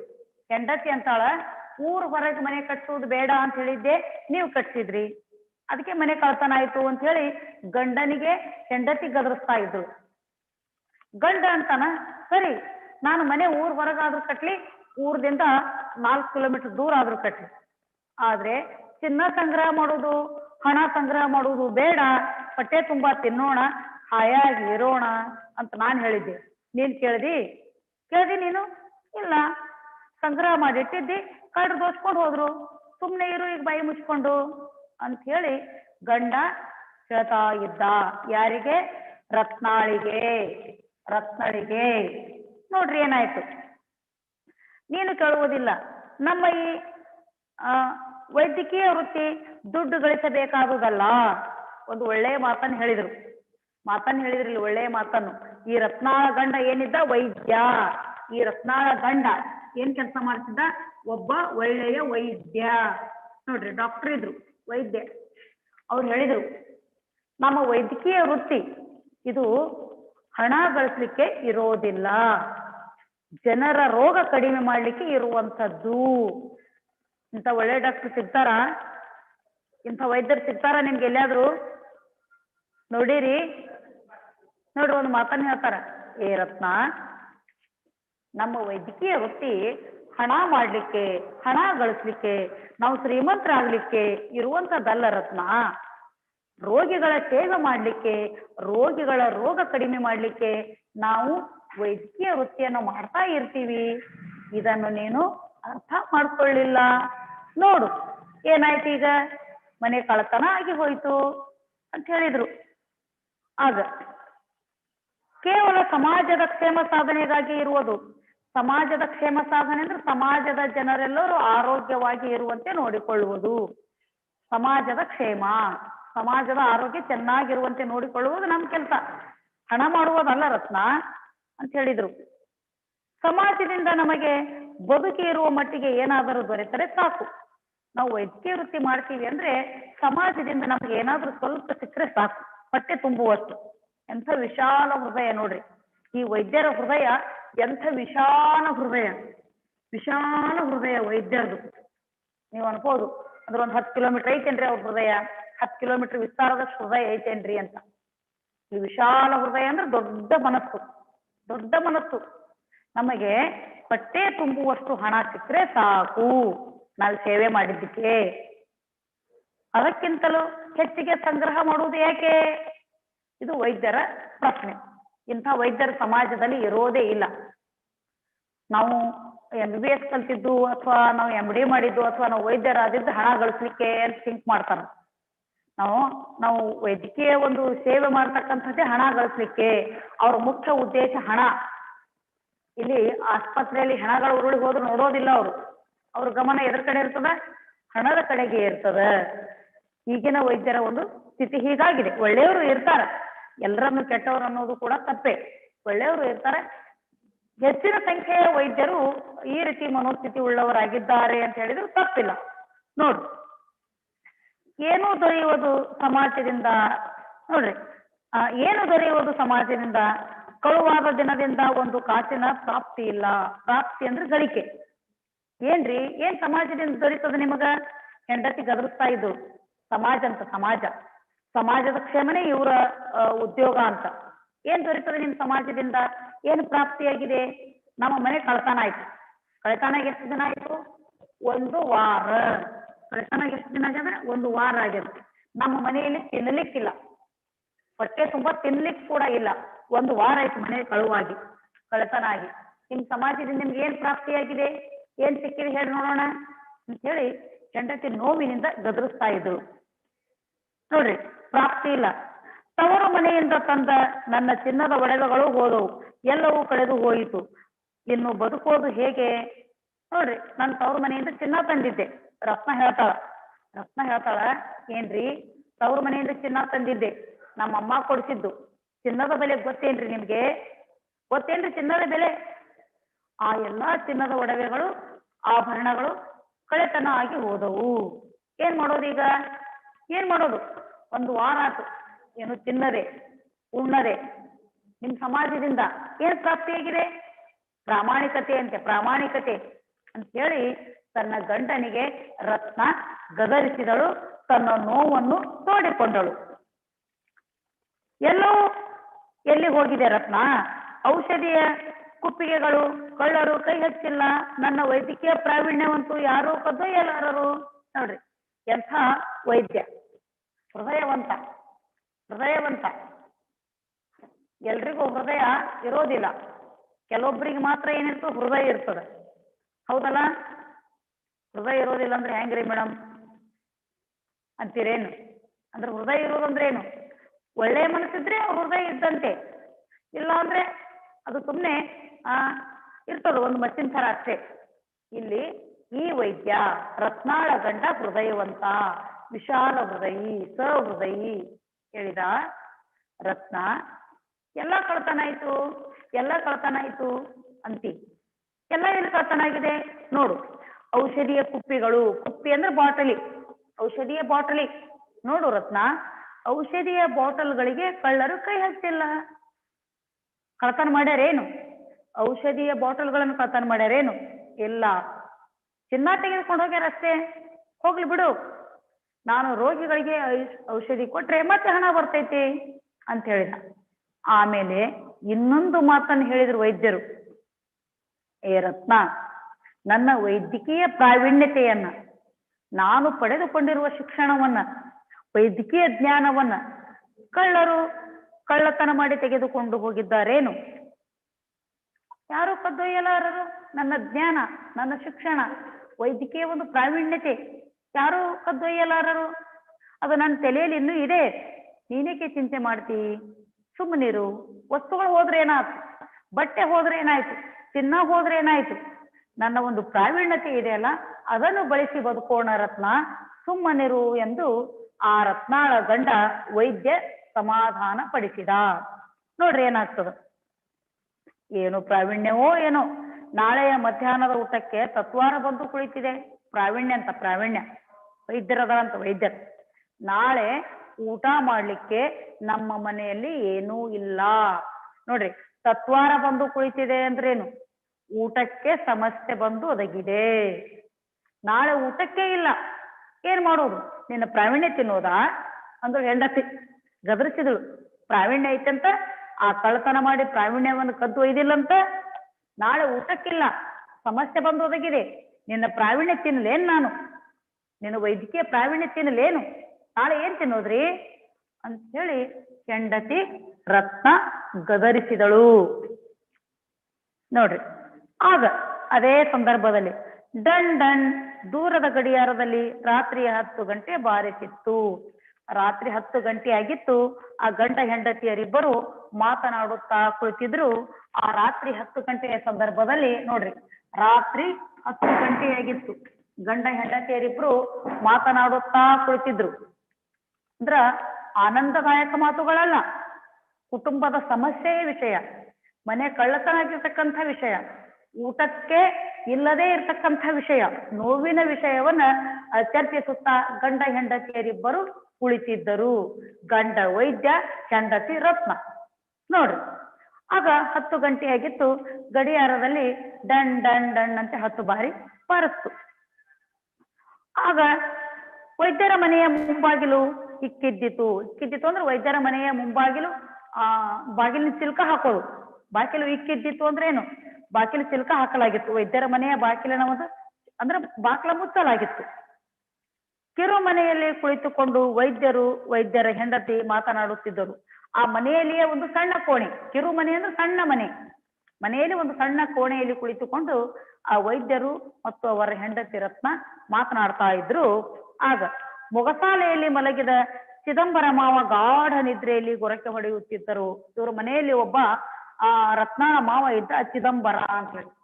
ಈ ರತ್ನಾಳ ಮಾವನ ಹೆಸರೇನು? ಚಿದಂಬರ ಅಂತ. ಈ ಚಿದಂಬರ ಮಾವ ಒಂದು ಮೊಗಸಾಲೆ ಅಂದ್ರ ಹಾಲ್ ಅಂತೀರಿ ಅಥವಾ ಪಡಸಾಲೆ ಅಂತೀವಲ್ಲ, ಮೊಗಸಾಲೆ ಅಥವಾ ಪಡಸಾಲೆ ಮುಂಭಾಗದಲ್ಲಿ ಕಾಣಿಸಿಕೊಂಡಿರ್ತಕ್ಕಂಥ ಒಂದು ರೂಮ. ಆ ರೂಮಿನಲ್ಲಿ ಚಿದಂಬರ ಮಾವ ಗಾಢ ನಿದ್ರೆಯಲ್ಲಿದ್ರು. ಗೊರ್ರ ಅಂತ ಕೊರಕೆ ಹೊಡಿತಾ ಇದ್ರು. ಅವ್ರಿಗೆ ಯಾವುದೇ ಒಂದು ಮನೆಯ ಸಮಸ್ಯೆಯ ಬಗ್ಗೆ ಹೆಚ್ಚಿಗೆ ತಲೆ ಕೆಡಿಸ್ಕೊಂಡಿರ್ಲಿಲ್ಲ. ಅವ್ರು ನಿದ್ರೆಯಲ್ಲಿ ತೊಡಗಿದ್ರು. ಆಗ ನೋಡ್ರಿ, ಕೃಷ್ಣ ಪಕ್ಷದ ಚತುರ್ದಶಿಯ ರಾತ್ರಿ, ಇಲ್ಲಿ ಒಂದು ಕೃಷ್ಣ ಪಕ್ಷ, ಒಂದು ಶುಕ್ಲ ಪಕ್ಷ ಅಂತ ಇರ್ತದ. ಅಂದ್ರೆ ಕೃಷ್ಣ ಪಕ್ಷದ ಚತುರ್ದಶಿಯ ರಾತ್ರಿ ಅಂದ್ರ ಅಮಾವಾಸ್ಯೆ ಆದ 4ನೇ ದಿನ ಅಂತ ಅರ್ಥ. ಅಮಾವಾಸ್ಯೆ ಆದ್ಮೇಲೆ 4ನೇ ದಿನ. ಅಮಾವಾಸ್ಯೆ ಆದ್ಮೇಲೆ ಹುಣ್ಣಿಮೆ ಬರುವವರೆಗೆ ಆ 15 ದಿನ ಏನಿರ್ತದ, ಹೆಚ್ಚಿನ ಪ್ರಮಾಣದ ಕತ್ತಲೆ ಇರ್ತದೆ. ಅಮಾವಾಸ್ಯೆ ಆದ್ಮೇಲೆ ಹುಣ್ಣಿಮೆ ಬರುವವರೆಗೆ ಆ 15 ದಿನ ಏನಿರ್ತದಲ್ಲ, ಆ 15 ದಿನ ಹೆಚ್ಚಿನ ಪ್ರಮಾಣದ ಕತ್ತಲೆ ಇರ್ತದೆ. ಅದಕ್ಕೆ ಏನಂತ ಕರೀತಾರ? ಕೃಷ್ಣ ಪಕ್ಷ ಅಂತ ಕರೀತಾರ. ಕಪ್ಪಾದ ರಾತ್ರಿಗಳು, ಕಗ್ಗತ್ತಲೆ, ಕಪ್ಪಾದ ರಾತ್ರಿ, ಬೆಳದಿಂಗಳು ಇರೋದಿಲ್ಲ, ಅಮಾವಾಸ್ಯೆಗೆ ಕತ್ತಲು ಇರ್ತದೆ, ಅದು ಕೃಷ್ಣ ಪಕ್ಷ ಅಂತ 15 ದಿನ. ಆಮೇಲೆ ಹುಣ್ಣಿಮೆ ಆದ್ಮೇಲೆ ಅಮಾವಾಸ್ಯೆ ಬರುವವರೆಗೆ, ಹುಣ್ಣಿಮೆ ಆದ್ಮೇಲೆ ಅಮಾವಾಸ್ಯೆ ಬರುವವರೆಗೆ ಬೆಳದಿಂಗಳಿನ ಪ್ರಮಾಣ ಹೆಚ್ಚಿರ್ತದೆ, ಬೆಳಕಿರ್ತದೆ ಎಲ್ಲೆಡೆಗೂ, ಹಾಲು ಬೆಳದಿಂಗಳು ಚೆಲ್ಲಿರ್ತದೆ. ಅದು ಶುಕ್ಲ ಪಕ್ಷ ಅಂತ. ಆ 15 ದಿನ ಅದಕ್ಕೆ ಶುಕ್ಲ ಪಕ್ಷ ಅಂತಾರೆ. ಅಮಾವಾಸ್ಯೆ ಆದ್ಮೇಲೆ ಹುಣ್ಣಿಮೆ ಬರುವವರೆಗೆ ಅದು ಕಪ್ಪಾದ ರಾತ್ರಿ, ಕಗ್ಗತ್ತಲು, ಕಾಳ ರಾತ್ರಿ, ಕಪ್ಪು ಬಣ್ಣ ಆವರ್ತಿರ್ತದೆ, ಕಾಣೋದಿಲ್ಲ ಏನು, ಚಂದ್ರಮನ ಬೆಳದಿಂಗಳು ಇರೋದಿಲ್ಲ. ಅದು ಕೃಷ್ಣ ಪಕ್ಷ. ಕೃಷ್ಣ ಪಕ್ಷದ ಚತುರ್ದಶಿ ಅಂದ್ರೆ ಅಮಾವಾಸ್ಯೆ ಆದ 4ನೇ ದಿನ. ಅಂದ್ರೆ ರಾತ್ರಿ ಹೊತ್ತಿನಲ್ಲಿ ಇನ್ನೂ ಹೆಚ್ಚಿನ ಪ್ರಮಾಣದ ಕತ್ತಲೆ ಇತ್ತು ಅಂತ ಅರ್ಥ. ಅಮಾವಾಸ್ಯೆ ಆದ 4ನೇ ದಿನ ಅಂದ್ರೆ ಕತ್ತಲೆ ಇರ್ತದೆ. ನೋಡ್ರಿ, 4ನೇ ದಿನ ದಟ್ಟವಾದ ಕತ್ತಲೆ, ಸುತ್ತಲೂ ಕತ್ತಲೆ, ಕಗ್ಗತ್ತಲು, ದಟ್ಟವಾದ ಕತ್ತಲು, ಕಪ್ಪಾದ ಕತ್ತಲು, ಏನು ಕಾಣ್ತಾನೇ ಇರ್ಲಿಲ್ಲ. ವೈದ್ಯರ ಕುಟೀರವನ್ನು ಮುತ್ತಿ ನಿಂತಿದೆ. ವೈದ್ಯರ ಕುಟೀರ ಅಂದ್ರೆ ಮನೆ. ವೈದ್ಯರ ಮನೆಯಲ್ಲಿ ಕತ್ತಲೆ ಆವರಿಸಿತ್ತು ಅಂತ ಅರ್ಥ. ಇಷ್ಟೇ. ವೈದ್ಯರ ಕುಟೀರ ಅಂದ್ರೆ ವೈದ್ಯರ ಮನೆ. ಕತ್ತಲೆ ಮುಚ್ಚಿತ್ತು ಅಂದ್ರೆ ಸುತ್ತಲೂ ಕತ್ತಲೆ ಆಗಿತ್ತು, ಕತ್ತಲೆ ಇತ್ತು, ಏನು ಕಾಣ್ತಾ ಇರ್ಲಿಲ್ಲ, ಬೆಳಕು ಇರಲಿಲ್ಲ ಎಂದು ಅರ್ಥ. ಆಗ ಊರ ಕಡೆಯಿಂದ ನಾಯಿಗಳ ಬೊಗಳಾಟ ಕೇಳುತ್ತಲಿದೆ. ಊರಿನಲ್ಲಿ ನಾಯಿ ಬೊಗಳ್ತಾ ಇದ್ದವು. ಈ ವೈದ್ಯರ ಮನೆ ಊರಿಂದ ಸ್ವಲ್ಪ ಆಚೆ ಇತ್ತು. ವೈದ್ಯರ ಮನೆ ಊರಿನಿಂದ ಸ್ವಲ್ಪ ದೂರದಲ್ಲಿತ್ತು. ಊರಿನಲ್ಲಿ ನಾಯಿ ಬೊಗಳುವುದು ಕೇಳಿಸ್ತಾ ಇತ್ತು. ಕಾಡಿನ ಕಡೆಯಿಂದ ನರಿಗಳ ಊಳಾಟ ಕಿವಿಗೆ ಬೀಳುತ್ತಲಿದೆ. ನರಿಗಳ ಊಳಾಟ ಅಂದ್ರೆ ನರಿಗಳು ಕೂಗುವುದು ಕೇಳಿಸ್ತಾ ಇತ್ತು. ಕಾಡಿನಲ್ಲಿ ನರಿಗಳ ಕೂಗು ಇವ್ರ ಕಿವಿಯಲ್ಲಿ ಕೇಳಿಸ್ತಾ ಇತ್ತು. ಊರಿನಲ್ಲಿ ನಾಯಿ ಬೊಗಳುವುದು ಕೇಳಿಸ್ತಾ ಇತ್ತು. ಮನೆಯ ಅಕ್ಕಪಕ್ಕದಲ್ಲೆಲ್ಲ ಕತ್ತಲೆ ತುಂಬಿ ತುಳುಕಿತ್ತು. ಏಕೆಂದರೆ ಅಂದು ಕೃಷ್ಣ ಪಕ್ಷಿ ಚತುರ್ದಶಿ, ಅಮಾವಾಸ್ಯೆ ಆದ 4ನೇ ದಿನ ಇತ್ತು. ನೋಡ್ರಿ, ಕುಟೀರದ ಸುತ್ತಮುತ್ತಲಿನ ಮರಗಳ ಮೇಲೆ ಇರುಳು ಹಕ್ಕಿಗಳ ಹಾರಾಟ. ರಾತ್ರಿ ಹಾರಾಡ್ತಕ್ಕಂಥ ಹಕ್ಕಿಗಳು ಆ ಮನೆಯ ಸುತ್ತಮುತ್ತಲ ಗಿಡಗಳಲ್ಲಿ ಹಾರಾಡ್ತಾ ಇದ್ದವು. ರಾತ್ರಿ ಹೊತ್ತು ಕತ್ತಲೆ ಇತ್ತು. ಅದು ಅಮಾವಾಸ್ಯೆ ಆದ 4 ದಿನದಲ್ಲಿ ಇನ್ನೂ ಹೆಚ್ಚಿನ ಪ್ರಮಾಣದ ಕತ್ತಲೆ ಇತ್ತು. ಮನೆಯ ಸುತ್ತಮುತ್ತಲಿರ್ತಕ್ಕಂಥ ಗಿಡ ಮರಗಳಲ್ಲಿ ರಾತ್ರಿ ಹೊತ್ತಿನಲ್ಲಿ ಹಾರಾಡುವ ಹಕ್ಕಿಗಳು, ಹಗಲು ಹೊತ್ತಿನಲ್ಲಿ ಹಾರಾಡ್ತಕ್ಕಂಥ ಹಕ್ಕಿಗಳಲ್ಲ. ಕೆಲವೊಂದು ಹಕ್ಕಿಗಳು ರಾತ್ರಿ ಹೊತ್ತಿನಲ್ಲಿ ಹಾರಾಡ್ತಾವ, ಇನ್ನೂ ಕೆಲವೊಂದು ಹಕ್ಕಿಗಳು ಹಗಲು ಹೊತ್ತಿನಲ್ಲಿ ಹಾರಾಡ್ತಾವ. ಆ ರಾತ್ರಿ ಹೊತ್ತಿನಲ್ಲಿ ಹಾರಾಡ್ತಕ್ಕಂತ ಹಕ್ಕಿಗಳ ಒಂದು ಬಾವಲಿ ಅಂತೀವಿ, ಅದು ರಾತ್ರಿ ಹೊತ್ತಿನಲ್ಲಿ ಅದ್ರ ಕಣ್ಣು ಕಾಣ್ತಾ ಇರ್ತದ, ಬಾವಲಿ ಅಂತ, ಅದು ಹಾರಾಡ್ತದೆ. ಅಂತ ಪಕ್ಷಿಗಳ ಹಾರಾಟ ಅಲ್ಲಿ ನಡೆದಿತ್ತು ಕತ್ತಲಿನಲ್ಲಿ, ಕಗ್ಗತ್ತಲಿನಲ್ಲಿ. ನೋಡ್ರಿ, ಕಿರುಚಾಟ ಆಗಾಗ ನಡೆದು ವಾತಾವರಣದ ನೋಡ್ರಿ ನಿಶಬ್ದತೆಯನ್ನು ಕದಲಿಸಲಿತ್ತು. ಆ ಪಕ್ಷಿಗಳ ಒಂದು ಹಾರಾಟ, ನರಿ ಕೂಗುವುದು, ನಾಯಿ ಬಗಳುವುದು, ಊರಿನಲ್ಲಿ ನಾಯಿ ಬಗಳುವುದು, ಕಾಡಿನಲ್ಲಿ ನರಿ ಕೂಗುವುದು, ರಾತ್ರಿ ಹೊತ್ತಿನಲ್ಲಿ ಓಡಾಡ್ತಕ್ಕಂಥ ಹಾರಾಡ್ತಕ್ಕಂಥ ಆ ಪಕ್ಷಿಗಳ ಒಂದು ಧ್ವನಿ. ಹೀಗಾಗಿ ಸ್ವಲ್ಪ ರಾತ್ರಿಯ ಒಂದು ನಿಶಬ್ದತೆಯನ್ನ, ರಾತ್ರಿಯ ಒಂದು ಶಾಂತತೆಯನ್ನ ಕದಲಿತ್ತು, ಹಾಳು ಮಾಡಿತ್ತು ಈ ಧ್ವನಿಗಳು. ನರಿಯ ಕೂಗು, ನಾಯಿಯ ಬಗಳುವಿಕೆ, ಆ ರಾತ್ರಿ ಹೊತ್ತಿನಲ್ಲಿ ಓಡಾಡುವ ಪಕ್ಷಿಗಳ ಒಂದು ಚಲನವಲನದಿಂದ ಸ್ವಲ್ಪ ಶಾಂತತೆ ಹಾಳಾಗಿತ್ತು, ಸ್ವಲ್ಪ ಸೌಂಡ್ ಬರ್ತಾ ಇತ್ತು ಅಂತ ಅರ್ಥ. ಏನಾಯ್ತು ನೋಡ್ರಿ ಆ ಸಂದರ್ಭದಲ್ಲಿ.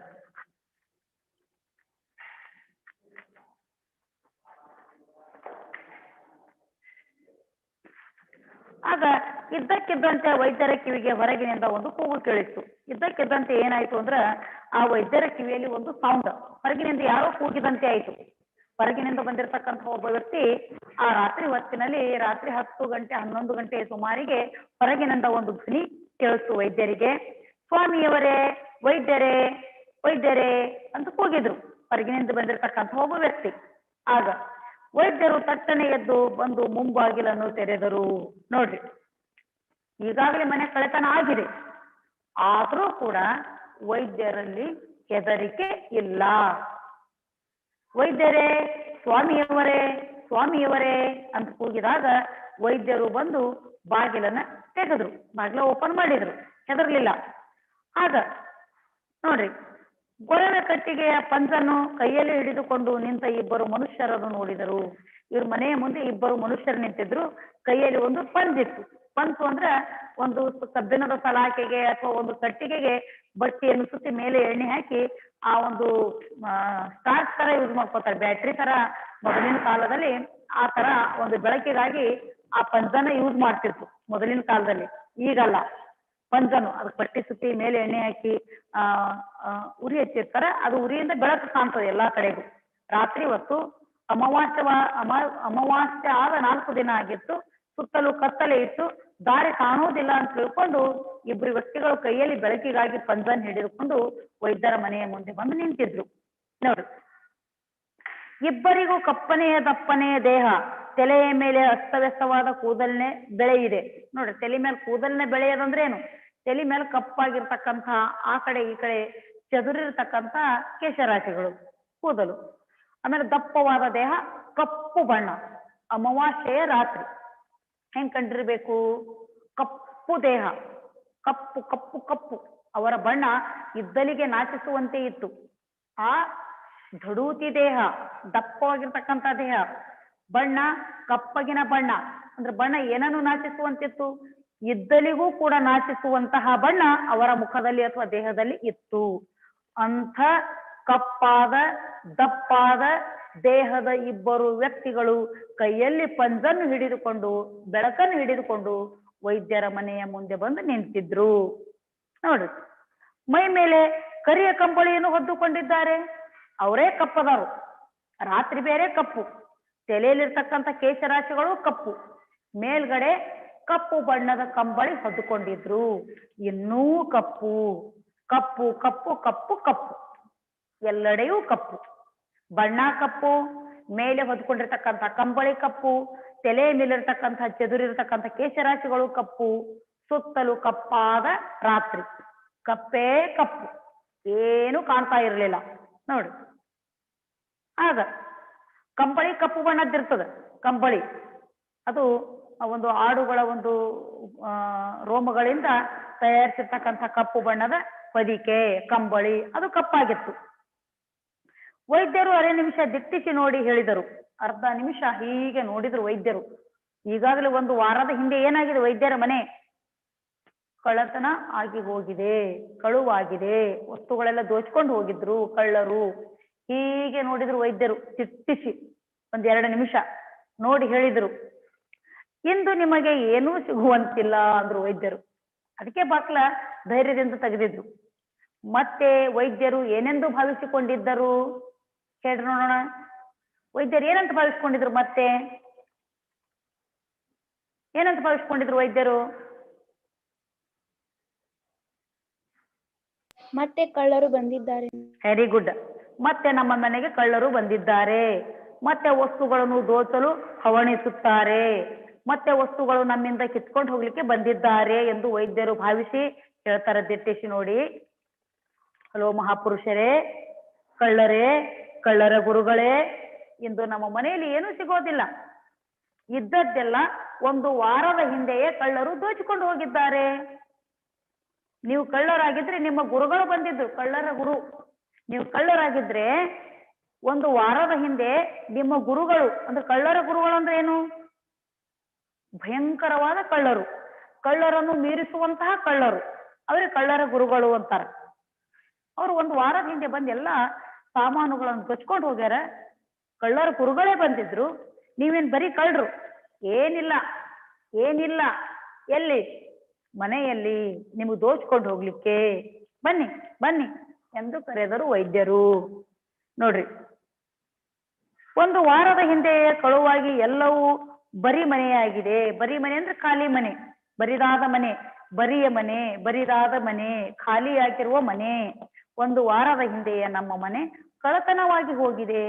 ಇಂದು ನಿಮಗೆ ದೋಚಿಕೊಂಡು ಹೋಗಲು ಏನೂ ಇಲ್ಲ. ನೀವು ಬರೀ ಕಳ್ಳರು. 1 ವಾರದ ಹಿಂದೆ ಬಂದಿರತಕ್ಕಂಥವ್ರು ನಿಮ್ಮ ಗುರುಗಳಾಗಿದ್ರು, ಕಳ್ಳರ ಗುರುಗಳು, ಕಳ್ಳರನ್ನು ಮೀರಿಸುವಂತಹ ಮಹಾನ್ ಕಳ್ಳರು. ಅವರೇ ಬಂದು ವಸ್ತುಗಳನ್ನು ದೋಚ್ಕೊಂಡು ಹೋಗಿದ್ದಾರೆ. ನಿಮಗೇನು ಇಲ್ಲ ಅಂತ ಹೇಳಿದ್ರು ವೈದ್ಯರು. 1 ಹಿಡಿ ಕಾಳು ಕೂಡ ಮನೆಯಲ್ಲಿ ಇಲ್ಲ. ನಾವು 2 ದಿನ ಆಯ್ತು ಊಟ ಮಾಡಿಲ್ಲ. 2 ದಿನ ಆಯ್ತು ನಾವು ಊಟ ಮಾಡಿಲ್ಲ. ಊಟಕ್ಕೆ ತತ್ವಾರ ಬಂದಿದೆ, ಊಟಕ್ಕೆ ಸಮಸ್ಯೆ ಬಂದಿದೆ, ಹೊಟ್ಟೆ ಹಸಿದಿದೆ. 1 ಹಿಡಿ ಕಾಳು, 1 ಹಿಡಿ ಅಕ್ಕಿ, 1 ಹಿಡಿ ದವಸ ಧಾನ್ಯ ನಮ್ಮ ಮನೆಯಲ್ಲಿ ಇಲ್ಲ. ನೀವೇನು ತೆಗೆದುಕೊಂಡು ಹೋಗುತ್ತೀರಿ ಎಂದು ವೈದ್ಯರು ವಿಷಾದದ ಭಾವ, ನೋವಿನ ಭಾವ, ಆಘಾತದ ಭಾವ ವ್ಯಕ್ತಪಡಿಸಿದರು. ತಮ್ಮ ಹಸಿವನ್ನು ತೋಡಿಕೊಂಡರು. ನಾವೇ ಹೊಟ್ಟೆ ತುಂಬಾ ತಿಂದಿಲ್ಲ, ಊಟಕ್ಕೆ ಇಲ್ಲ, ಊಟಕ್ಕೆ ತತ್ವಾರ ಒದಗಿದೆ, ಸಮಸ್ಯೆ ಆಗಿದೆ, ನೀವೇನು ತೆಗೆದುಕೊಂಡು ಹೋಗುತ್ತೀರಿ ಕಳ್ಳರೇ ಎಂದರು ವೈದ್ಯರು. ಆಮೇಲೆ ಬಂದವರಲ್ಲಿ ಒಬ್ಬನೇ ಅಂತ ಇಬ್ಬರು ನಿಂತಿದ್ರಲ್ಲ ಮುಂದೆ, ಧಡುತಿ ದೇಹದ, ಕಪ್ಪು ಬಣ್ಣದ, ಕಪ್ಪು ಕಂಬಳಿ ಹೊದ್ದಿಕೊಂಡಿರ್ತಕ್ಕಂಥ, ಕಪ್ಪು ಕತ್ತಲೆಯಲ್ಲಿ ನಿಂತಿರುವ ವ್ಯಕ್ತಿಗಳು. ಒಬ್ಬ ಅಂದ, ನಾವು ಕಳವಿಗೆ ಬಂದವರಲ್ಲ ಸ್ವಾಮಿ. ಹಲೋ ಸರ್, ನಾವು ಕಳ್ತನ ಮಾಡ್ಲಿಕ್ಕೆ ಬಂದಿಲ್ಲ, ನಾವು ಕಳ್ಳರು ಅಲ್ಲ. ನೋಡ್ರಿ, ಮದ್ದಿಗಾಗಿ ಬಂದಿದ್ದೇವೆ. ಮದ್ದಿಗಾಗಿ ಅಂದ್ರೆ ಔಷಧಿಗಾಗಿ. ಮದ್ದು ಅಂದ್ರೆ ಔಷಧಿ, ಮದ್ದು ಅಂದ್ರೆ ಔಷಧಿ. ಮದ್ದು ಅಂದ್ರೆ ಸಿಡಿಯುವ ಮದ್ದು ಅಲ್ಲ, ಸಿಡಿಮದ್ದು. ಪಟಾಕ್ಷಿಯಲ್ಲಿ ಸಿಡಿಸುವಂತಹ ಮದ್ದು ಅಂತನೂ ಆಗ್ತದೆ. ಮದ್ದು ಅಂದ್ರೆ ಪಟಾಕ್ಷಿಯಲ್ಲಿ ಬ್ಲಾಸ್ಟ್ ಮಾಡ್ತಕ್ಕಂಥದ್ದು, ಸಿಡಿಸುವಂತಹ ಮದ್ದು ಮದ್ದು. ಇನ್ನೊಂದು ಮದ್ದು ಅಂದ್ರೆ ಔಷಧಿ, ಮದ್ದು ಅಂದ್ರೆ ಔಷಧಿ. ಅವರಲ್ಲಿ ಒಬ್ಬ ಹೇಳಿದ, ದಯಾಳುಗಳೇ, ವೈದ್ಯರೇ, ಸ್ವಾಮಿಗಳೇ, ನಾವು ಔಷಧಿಗಾಗಿ, ಮದ್ದಿಗಾಗಿ ನಿಮ್ಮ ಮನೆಗೆ ಬಂದಿದ್ದೇವೆ ವಿನಃ ನಾವು ಕಳ್ಳರಲ್ಲ, ನಾವು ಕಳ್ಳರಲ್ಲ, ಕಳ್ಳತನ ಮಾಡ್ಲಿಕ್ಕೆ ಬಂದಿಲ್ಲ, ನೀವು ಹೆದರುವ ಅವಶ್ಯಕತೆ ಇಲ್ಲ ಎಂದನು ಒಬ್ಬ. ಆಗ ನಮ್ಮ ಯಜಮಾನರ ಮಗುವಿಗೆ ಬುದ್ಧಿ, ಸಾರಿ ಒಂದು ಲೈನ್ ಹೋಯ್ತಲ್ಲ, ಮದ್ದಿಗಾಗಿ ಯಾರಿಗಾಗಿ ಮದ್ದು ವೈದ್ಯರು ಕೇಳಿದರು. ವೈದ್ಯರು ಅವ್ರ ಕೆಲಸನೇ ಮದ್ದು ಕೊಡುವುದು, ಔಷಧಿ ಕೊಡುವುದು, ಸುತ್ತಮದ್ದು ನೀಡುವುದು, ರೋಗ ಗುಣಪಡಿಸುವುದು. ವೈದ್ಯರು ಕೇಳಿದ್ರು, ಯಾರಿಗಾಗಿ ಮದ್ದು, ಯಾರಿಗಾಗಿ ಮದ್ದು ಬೇಕಾಗಿದೆ ಎಂದು ನೀವು ಬಂದಿದ್ದೀರಿ ಎಂದು ವೈದ್ಯರು ಕೇಳಿದರು. ಅದಕ್ಕೆ ಆ ಕಳ್ಳರು ಕಳ್ಳರಲ್ಲ, ಮದ್ದಿಗಾಗಿ ಬಂದಿರುವ ವ್ಯಕ್ತಿಗಳು. ಹೇಳ್ತಾರೆ, ನಮ್ಮ ಯಜಮಾನರ ಮಗುವಿಗೆ ಬುದ್ಧಿ. ಬುದ್ಧಿ ಅಂದ್ರೆ ಗೌರವ ಸೂಚಕವಾಗಿ ಕರೆಯುವ ಶಬ್ದ. ವೈದ್ಯರೇ, ಬುದ್ಧಿ, ಸ್ವಾಮಿಗಳೇ, ಸರ್ ಅಂತ ಗೌರವ ಪೂರ್ವಕವಾಗಿ ಕೂಗುವ ಶಬ್ದಗಳು. ಬುದ್ಧಿ, ನಮ್ಮ ಯಜಮಾನರ ಮಗುವಿಗೆ ಮೈಯಲ್ಲಿ ಹುಷಾರಿಲ್ಲ, ರೋಗ ಉಲ್ಬಣವಾಗಿದೆ, ನಮಗೆ ಮದ್ದು ಔಷಧಿ ಬೇಕಾಗಿದೆ, ಅದಕ್ಕಾಗಿ ನಾವು ಇಲ್ಲಿಗೆ ಬಂದಿದ್ದೇವೆ ಎಂದರು. ಬಂದಿರತಕ್ಕಂಥ ಇಬ್ಬರು ವ್ಯಕ್ತಿಗಳಲ್ಲಿ ಒಬ್ಬನೇ ಒಬ್ಬ ಮಗ ಅವರಿಗೆ. ನಮ್ಮ ಯಜಮಾನರಿಗೆ ಒಬ್ಬನೇ ಒಬ್ಬ ಮಗ ಅದಾನ್ ಬುದ್ಧಿ. ಆತನೊಬ್ಬ ತೀರಿ ಹೋದರೆ, ಸತ್ತರೆ ನಮ್ಮ ಯಜಮಾನರ ಗತಿ ಏನು ಎಂದು ವಿವರಿಸ್ತಾ ಇದ್ದ. ಈಗ 5-6 ದಿನಗಳಿಂದ ಉರಿ ಬಂದು ಮಲಗಿದ್ದಾನೆ. ನಮ್ಮ ಯಜಮಾನರ ಮಗನಿಗೆ 5-6 ದಿನಗಳಾಯಿತು ಉರಿ ಬಂದಿದೆ, ಜ್ವರ. 5-6 ದಿನದವರೆಗೆ ಜ್ವರ ಬಂದಿದೆ, ಒಂದು ದೇಹದ ಉಷ್ಣಾಂಶ ಹೆಚ್ಚಾಗಿದೆ, ಒಂದು ರೋಗ ಉಲ್ಬಣಿಸ್ತಾ ಇದೆ ಅಂತ ಹೇಳ್ತಾನೆ. ಎಂದಂತೂ ಬಹಳ ಸಂಕಟ ಅವರಿಗೆ. ಹೇಗಾದರೂ ಮಾಡಿ ತಮ್ಮನ್ನು ಕರೆದುಕೊಂಡು ಬರಬೇಕು ಎಂದು ನಮ್ಮ ಯಜಮಾನರು ಹೇಳಿದ್ದಾರೆ ಅಂತ ಹೇಳ್ತಾ. ಇಂದು ಆ ಮಗುವಿಗೆ ತುಂಬಾನೇ ಸಂಕಟ ಆಗ್ತಾ ಇದೆ. ಇರುವುದು ಒಂದೇ ಒಂದು ಮಗು, 5-6 ದಿನ ಆಯ್ತು ಜ್ವರ ಬಂತು. ಇಂದಂತೂ ಸಾಯುವ ಸ್ಥಿತಿಯಲ್ಲಿದ್ದಾನೆ. ನೀವು ಬರದೇ ಇದ್ದರೆ ಆತ ಹೋಗುತ್ತಾನೆ. ಎಲ್ಲಿ? ಪ್ರವಾಸಕ್ಕೆ, ಮೇಲ್ಗಡೆ ಅಂತ ಹೇಳಿದ್ರು. ಅದಕ್ಕಾಗಿಯೇ ಈಗ ಓಡಾಡುತ್ತಲೇ ಇಲ್ಲಿಗೆ ಬಂದಿದ್ದೇವೆ. ಅದಕ್ಕಾಗಿ ನಾವು ಗಾಬರಿಯಾಗಿ ಓಡ್ಕೊಂತ ಇಲ್ಲಿಗೆ ಬಂದೀವಿ ಬುದ್ಧಿ ಅಂತ ಹೇಳಿದ. ತಾವು ಬರಬೇಕು ಬುದ್ಧಿ. ಬಂದವರಲ್ಲಿ ಒಬ್ಬ ಮೊರೆಯ ಧ್ವನಿಯಲ್ಲಿ ಹೇಳಿದ, ಅಂದ್ರೆ ವಿನಮ್ರ ವಿಧೇಯತೆಯ ಧ್ವನಿಯಲ್ಲಿ ಒಬ್ಬ ಹೇಳಿದ, ಬುದ್ಧಿ ನೀವು ಬರಬೇಕು, ಔಷಧಿ ಕೊಡ್ಬೇಕು, ಮದ್ದು ಕೊಡ್ಬೇಕು, ಇಲ್ಲದಿದ್ರೆ ನಮ್ಮ ಯಜಮಾನರ ಮಗು ಉಳಿಯುವುದಿಲ್ಲ ಬುದ್ಧಿ. ದಯಮಾಡಿ ಪ್ಲೀಸ್ ಪ್ಲೀಸ್ ಬನ್ನಿ ಬುದ್ಧಿ, ಬೇಗ ಬೇಗ ಬನ್ನಿ ಬುದ್ಧಿ ಎಂದು ವಿಧೇಯತೆಯಿಂದ, ವಿನಮ್ರತೆಯಿಂದ, ಭಯಭಕ್ತಿಯಿಂದ, ಒಂದು ಬೇಡಿಕೊಳ್ಳುವ ಒಂದು ವಿನಂತಿ ಪೂರ್ವಕವಾದ ಧ್ವನಿಯಿಂದ ಹೇಳಿದ. ಆ ಬಂದಿರುವ ವ್ಯಕ್ತಿಗಳಲ್ಲಿ ಒಬ್ಬಾತ. ಯಾರು ನಿಮ್ಮ ಯಜಮಾನ? ವೈದ್ಯರು ಕೇಳಿದ್ರು.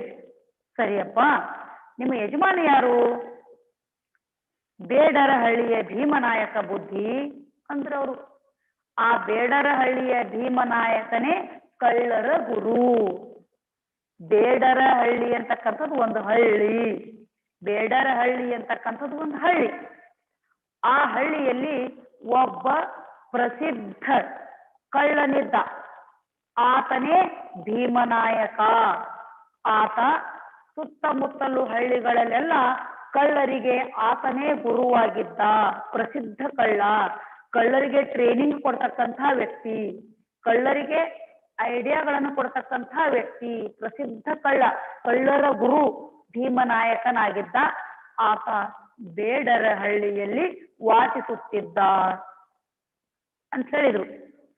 ಆಗ ಬೆರಗಿನ ಧ್ವನಿಯಲ್ಲಿ ವೈದ್ಯರು ಕೇಳಿದ್ರು. ಅಂದ್ರೆ ಆಶ್ಚರ್ಯಪೂರ್ವಕವಾದ ಬೆರಗಿನ ಧ್ವನಿ ಅಂದ್ರೇನು? ಆಶ್ಚರ್ಯದ ಧ್ವನಿ, ಕೌತುಕದ ಧ್ವನಿ, ಕುತೂಹಲ ಭರಿತವಾದ ಧ್ವನಿ ಎಂದು ಕೇಳ್ತಾರೆ ವೈದ್ಯರು. ಆ ಕಳ್ಳರ ಹಿರಿಯ ಭೀಮನಾಯಕನೇ?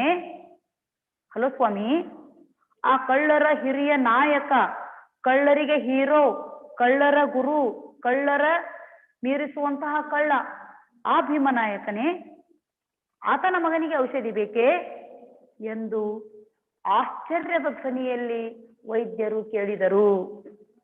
ತಡವರಿಸುವ ಧ್ವನಿಯಲ್ಲಿ ಒಬ್ಬ ನುಡಿದ. ಸ್ವಲ್ಪ ಕಳ್ಳರು ಅಂದ ತಕ್ಷಣ ಅವರಿಗೂ ಸ್ವಲ್ಪ ಅಪಮಾನ ಆಗ್ತದೆ. ಕಳ್ಳರು ಅಂದ ತಕ್ಷಣ ವೈದ್ಯರ ಜೊತೆಗೆ ಮಾತನಾಡುವಾಗ ಅಪಮಾನ ಆಗ್ತದೆ. ತಡವರಿಸಿದ್ರು. ಸ್ವಲ್ಪ ನಾಚಿಕೆ ಆಯಿತು, ಅಸಹ್ಯ ಪಟ್ಕೊಂಡ್ರು. ತಡವರಿಸುತ್ತಾ, ಸ್ವಲ್ಪ ಮುಗ್ಗರಿಸುತ್ತಾ, ಮಾತುಗಳು ನಿಲ್ಲಿಸಿ ಹೆದರುತ್ತಾ, ತಡವರಿಸುತ್ತಾ, ಅಂಜುತ್ತಾ, ನಾಚಿಕೆ ಪಡುತ್ತಾ, ಅಪಮಾನ ಭರಿತವಾದ ಭಾವದಿಂದ ಹೇಳ್ತಾರ ನೋಡ್ರಿ. ಒಬ್ಬ ಹೇಳಿದ, ಹೌದು ಬುದ್ಧಿ, ಹೌದು ಹೌದು, ಆ ಕಳ್ಳರ ಗುರು, ಕಳ್ಳರ ನಾಯಕ, ಆ ಭೀಮನಾಯಕನ ಮಗನಿಗೆ ಮೈಯಲ್ಲಿ ಹುಷಾರಿಲ್ಲ. ಆತನೇ ನಮ್ಮ ಯಜಮಾನ, ನಾವು ಕಳ್ಳರೇ. ಆದರೆ ಆ ಭೀಮನಾಯಕ ನಮ್ಮ ಗುರು, ಕಳ್ಳರ ಗುರು, ನಮ್ಮ ನಾಯಕ, ನಮ್ಮ ಒಡೆಯ, ನಮ್ಮ ಯಜಮಾನ. ಆತನ ಮಗನಿಗೆ ಮೈಯಲ್ಲಿ ಹುಷಾರಿಲ್ಲ. ಏನು ಬಂದಿದೆ? ಜ್ವರ. ಎಷ್ಟು ದಿನದಿಂದ? 5-6 ದಿನಗಳಿಂದ. ಇಂದು ಎಲ್ಲಿಗೆ? ಮೇಲ್ಗಡೆ ಹೋಗುವ ಸ್ಥಿತಿಗೆ ತಲುಪಿದ್ದಾನೆ. ಸರಿದಾ? ಕಳ್ಳರ ನೋಡ್ರಿ, ಈ ಧ್ವನಿ ನಿಲ್ಲಿಸಿದ್ದಾರೆ ಅಂದ್ರೆ ಏನು ಡ್ಯಾಶ್ ಡ್ಯಾಶ್ ಅಂತಿದೆ. ಆತ ಕಳ್ಳರ ಹಿರಿಯ ನಾಯಕ. ಹೌದೌದು ಅಂದ್ರು. ಈತ ವೈದ್ಯ ಹೇಳಿದ, ಹೌದು ಬುದ್ಧಿ, ಆತನೇ ನಮ್ಮ ಯಜಮಾನ ಅಂತ ಅವ್ರು ಹೇಳಿದ್ರು. ಆತ ಕಳ್ಳರ ಹಿರಿಯ ಡ್ಯಾಶ್ ಡ್ಯಾಶ್. ಹೌದು. ವೈದ್ಯರು ಕೇಳ್ತಾರ, ಆತ ಕಳ್ಳರ ನಾಯಕನ? ಆತ ಕಳ್ಳರ ಗುರು ಅಲ್ಲ, ಅವ್ರ ಮಗನಿಗೆ ಔಷಧಿ ಬೇಕಾ? ನೀವು ಕಳ್ಳರ ಮನೆಯಿಂದ ಬಂದದ್ದು, ಹೀಗೆ ಈ ಭಾವದಿಂದ.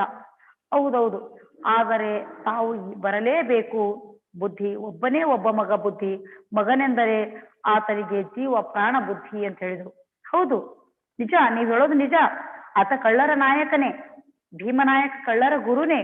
ಆತ ಕಳ್ಳನೇ, ಆತ ದುಷ್ಟನೇ, ಆತ ಮೂರ್ಖನೇ, ಬೇರೆಯವರ ವಸ್ತು ಬೇರೆಯವರ ಮನೆಯ ಸಾಮಾನುಗಳನ್ನು ದೋಚಿ ಬದುಕ್ತಕ್ಕಂಥವನೇ.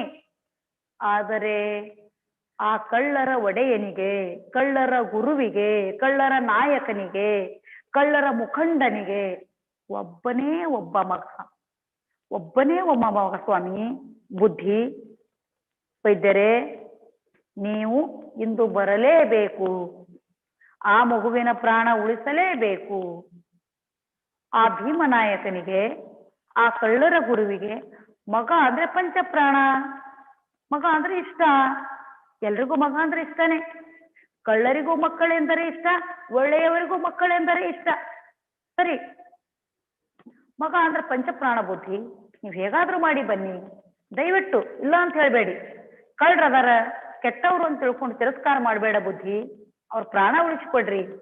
ಮಗುವಿಗೆ ಹುಷಾರಿಲ್ಲ, ಬನ್ನಿ ಬುದ್ಧಿ, ಒಪ್ಕೊಳ್ಳಿ ಬುದ್ಧಿ, ನೀವು ಬರಲೇಬೇಕು ಬುದ್ಧಿ.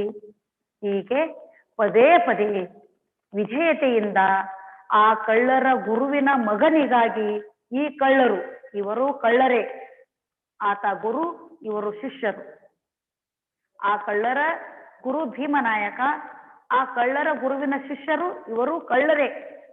ಪದೇ ಪದೇ ವೈದ್ಯರ ಮುಂದೆ ಬನ್ನಿ, ಮಗುವಿನ ಜೀವ ಉಳಿಸಿಕೊಡಿ, ನೀವು ಆ ಮಗುವಿನ ಪ್ರಾಣ ಉಳಿಸಿಕೊಡಿ.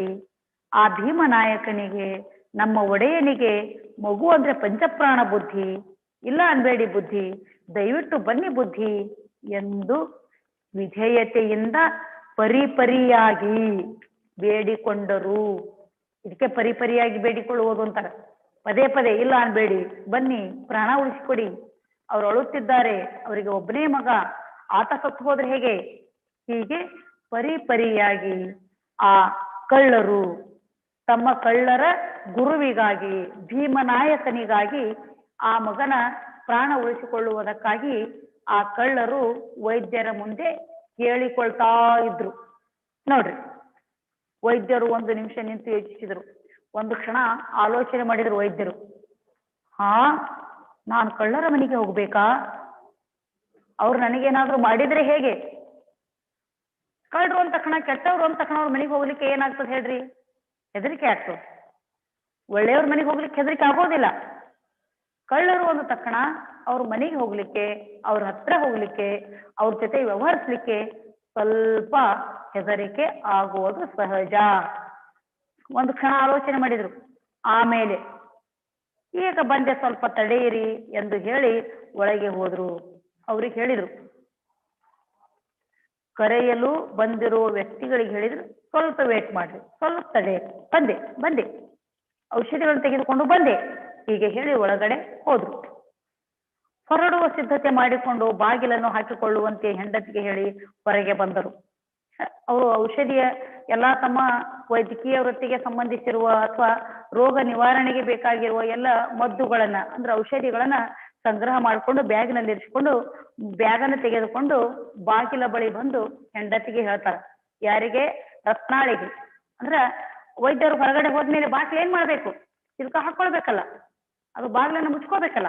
ಆಗ ಹೆಂಡತಿಗೆ ಹೇಳಿದ್ರು, ಸ್ವಲ್ಪ ಬಾಗಿಲು ಹಾಕೊಳ್ಳೆ ರತ್ನ ಅಂತ ಹೇಳಿದ್ರು. ಆಗ ಸರಿ, ಎಲ್ಲಿಗೆ ಹೋಗೋಣ ನಡೆಯಿರಿ ಎಂದು ನಡೆದ್ರು. ಸರಿ ಆಯ್ತಪ್ಪ. ಹೆಂಡತಿಗೆ ಹೇಳಿದ್ರು, ನೀನು ಭದ್ರವಾಗಿ ಬಾಗಿಲನ್ನ ಮುಚ್ಕೊಂಡು ಮಲ್ಕೋ, ನಮ್ಮ ಮನೆಯಲ್ಲಂತೂ ಕಳತನ ಮಾಡ್ಕೊಂಡು ಹೋಗ್ಲಿಕ್ಕೆ ಏನಿಲ್ಲ, ಎಲ್ಲ ತೆಗೆದುಕೊಂಡು ಹೋಗಿದ್ದಾರೆ, ಆರಾಮಾಗೆ ಮಲಗು ಅಂತ ಹೇಳಿ ಎಲ್ಲಾ ವೈದ್ಯಕೀಯ ಸಾಮಾನುಗಳನ್ನು ತೆಗೆದುಕೊಂಡು ಆ ಬಂದಿರತಕ್ಕಂತಹ ವ್ಯಕ್ತಿಗಳನ್ನು ಹಿಂಬಾಲಿಸಿ ಅವ್ರ ಜೊತೆಗೆ ಹೋಗ್ಲಿಕ್ಕೆ ಹೊರಟು ನಿಂತ್ರು. ಆಗ ಕತ್ತಲೆಯ ನಟ್ಟಿರುಳು, ನೋಡ್ರಿ ಕತ್ತಲೆ, ಅಮಾವಾಸ್ಯೆ ಆದ 4ನೇ ದಿನ ಇತ್ತು. ಕತ್ತಲೆ, ಸುತ್ತಲೂ ಕತ್ತಲೆ, ಕಪ್ಪಾದ ಕತ್ತಲೆ, ಸರಿನಾ, ಕಗ್ಗತ್ತಲು. ಅಂತ ಸಂದರ್ಭದಲ್ಲಿ ನಟ್ಟಿರುಳು, ರಾತ್ರಿಯ ನಡುವೆ, ನಟ್ಟಿರುಳು, ಇರುಳಿನ ನಡುವೆ. ಯಾವ ಸಮಾಸ? ನಟ್ಟಿರುಳು. ರಾತ್ರಿ ಅಂತಕ್ಕಂಥದ್ದು ಒಂದು ಅಂಶ, ರಾತ್ರಿ ಅಂತಕ್ಕಂಥದ್ದು ಒಂದೇನು ಅಂಶ. ಯಾವುದು? ನಟ್ಟಿರುಳು, ಇರುಳು ಒಂದು ರಾತ್ರಿ ಅಂಶ. Very good. ರಾತ್ರಿಯ ನಡುವೆ, ಅದನ್ನು ಬಿಡಿಸುವಾಗ ಯಾವ ರೀತಿಯಾಗಿ ಬಿಡಿಸ್ಬೇಕು? ನಟ್ಟಿರುಳು ಅಂದ್ರೆ ಇರುಳಿನ ನಡುವೆ, ಇರುಳಿನ ಮಧ್ಯಭಾಗ, ಅಂಶ ಅಂಶಿ, ಅಂಶದ ಇನ್ನೊಂದು ಅಂಶ, ಭಾಗದ ಇನ್ನೊಂದು ಭಾಗ. ರಾತ್ರಿಯ ನಡುವೆ, ನಡು ರಾತ್ರಿ 10 ಗಂಟೆ ಸುಮಾರಿಗೆ ಅವ್ರು ಮಾತನಾಡ್ಕೊಂತ ಕೊಡ್ತಿದ್ರು. ಈಗ ವೈದ್ಯರು ಬರೋದು ಇದೆಲ್ಲ ಆದ್ಮೇಲೆ ಎಷ್ಟಾಗಿತ್ತು? 12 ಗಂಟೆ. ನಟ್ಟಿರುಳು ಆದಾಗ ಎಷ್ಟಾಗಿರ್ತದೆ? ರಾತ್ರಿ 12 ಆಗಿರ್ತದೆ. 12 ಗಂಟೆ ಸುಮಾರು ಅಂದ್ರೆ ರಾತ್ರಿಯ ನಡುಭಾಗ. ಅದನ್ನ ಅಂಶಿ ಸಮಾಸ. ನೀವು ಹೇಳಿದ್ರು ಸರಿ. ನೋಡ್ರಿ, ನಟ್ಟಿರುಳು. ಆ ಸಂದರ್ಭದಲ್ಲಿ ಈ ಸಂದರ್ಭದಲ್ಲಿ ನೋಡ್ರಿ, ಒಟ್ಟಾರೆ ಈ ವಿಷಯ ನಿಲ್ಲಿಸೋಣ.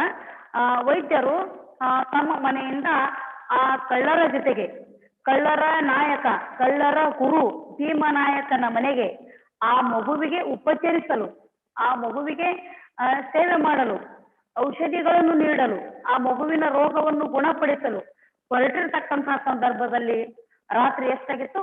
12 ಗಂಟೆಯಾಗಿತ್ತು. ಹೊರಟು ನಿಂತಿದ್ರು.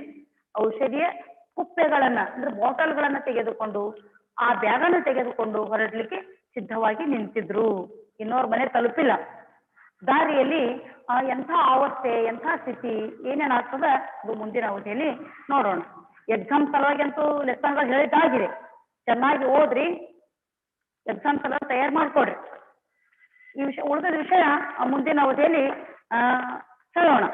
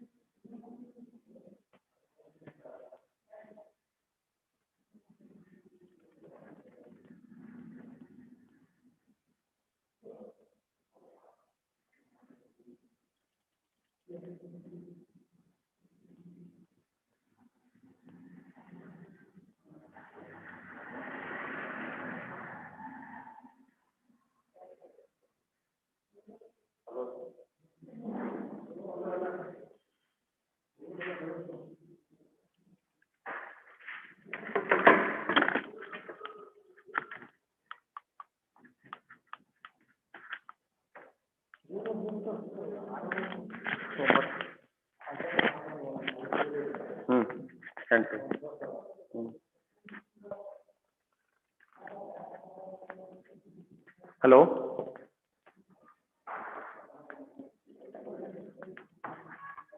ಆದಿತ್ಯ,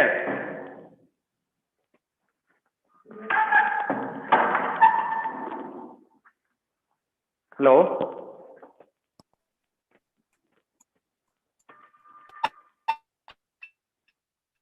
ಆದಿತ್ಯ,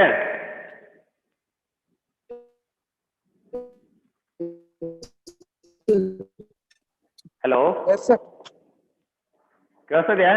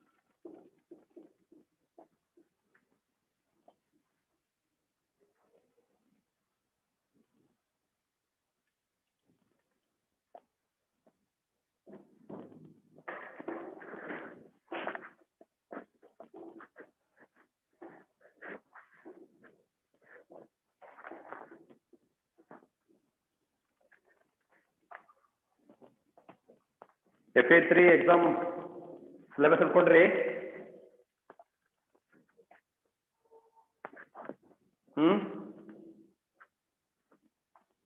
ಅಭಿಲಾಷ, Yes, sir.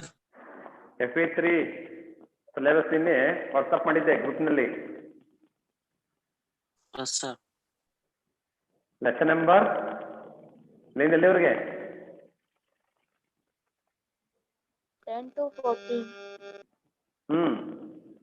Lesson number 10 to 14 and grammar.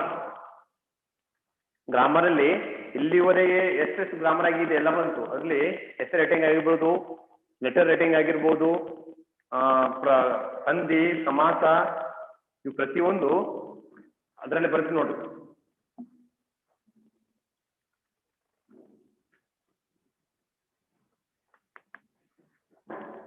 ನೀಟಾಗಿ ನೋಡ್ಕೊಳ್ರಿ. ಇವತ್ತು ಅದೇ ಗ್ರಾಮರ್ನಲ್ಲಿ ವಿರಾಮ್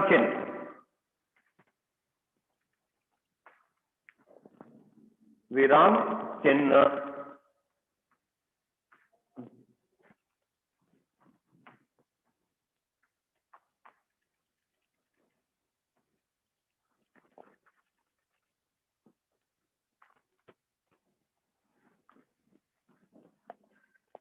ಈ ವಿರಾಮ ಚಿಹ್ನೆಗಳು ಪ್ರತಿಯೊಂದು ವಿಷಯದಲ್ಲಿ ಬರ್ತವೆ.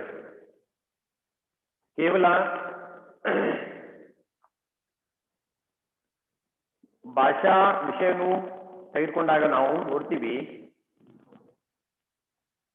ಪ್ರತಿಯೊಂದು ಭಾಷೆಯಲ್ಲಿ ಆ ಭಾಷೆಗೆ ಮಹತ್ವ ತಂದು ಕೊಡುವ ಚಿಹ್ನೆಗಳು ಈ ವಿರಾಮ ಚಿಹ್ನೆಗಳು ಅಂತ. ನೋಡ್ರಿ, ಮಾತನಾಡುವಾಗ ಅಥವಾ ಬರೆಯುವಾಗ ಪ್ರಮುಖವಾಗಿ ನಾವು ಬರವಣಿಗೆಯನ್ನು ಬರಿತೀವಿ. ಆ ಬರೆಯುವಾಗ ಈ ಒಂದು ಚಿಹ್ನೆಗಳ ಒಂದು ಉಪಯೋಗ ನಾವು ಮಾಡ್ತೀವಿ. आप देखे हैं कि हिंदी में प्रयुक्त विराम चिन्ह जो आते हैं ऐसे ही कन्नड़ में भी आते हैं, चाहे पूर्ण विराम हो, अल्प विराम हो, उद्धरण हो, अर्ध विराम हो, अल्प विराम हो, प्रश्नवाचक हो, उद्गारवाचक हो, कोई ऐसा चिन्ह है जैसे कि हम जो कन्नड़ भाषा में देखते हैं वैसे ही हम इस हिंदी भाषा में भी देखते हैं। हिंदी में प्रयुक्त विराम चिन्ह निम्नलिखित यहाँ पे ये बताए गए हैं कि जो चिन्ह बोलते या पढ़ते समय रुकने का संदेश देते हैं, संकेत देते हैं, उन्हें विराम चिन्ह कहा जाता है। जब लिखते समय या पढ़ते समय ಓದುವಾಗ ಅಥವಾ ಬರೆಯುವಾಗ ಆ ಒಂದು ಚಿಹ್ನೆಯನ್ನು ನೋಡಿ ಆ ಚಿಹ್ನೆಯ ಮಹತ್ವವನ್ನು ತಿಳಿದುಕೊಂಡು ಅರ್ಥ ಮಾಡಿಕೊಂಡು ಆ ಚಿಹ್ನೆಯ ಮುಖಾಂತರ ನಾವು ಏನು ಓದ್ತೀವಿ ಅಥವಾ ಬರಿತೀವಿ ಆ ಒಂದು ಚಿಹ್ನೆಗಳಿಗೆ ನಾವು ವಿರಾಮ ಚಿಹ್ನೆಗಳು ಅಂತ ಕರಿತೀವಿ। ಅದು ಫುಲ್ ಪ್ಯಾಂಟ್ ಆಗಿರ್ಬೋದು, ಅಲ್ಪ ವಿರಾಮ ಆಗಿರ್ಬೋದು, ಅರ್ಧ ವಿರಾಮ ಆಗಿರ್ಬೋದು, ಫುಲ್ ಹಿಂದೆ ನೋಡ್ತೀವಿ ಇದು ಫುಲ್ ಪ್ಯಾಂಟ್ ಆಗಿರ್ತದೆ। ಆಮೇಲೆ ಕ್ವೆಶ್ಚನ್ ಮಾರ್ಕ್ ಆಗಿರ್ಬೋದು, ಪ್ರಶ್ನೆವಾಚಕ, ಹೀಗೆ ಬೇರೆ ಬೇರೆ ಚಿಹ್ನೆಗಳು ನಾವು ಭಾಷೆಯಲ್ಲಿ ನೋಡ್ತೀವಿ। विराम का अर्थ है रुकना या ठहरना। विराम का अर्थ क्या है?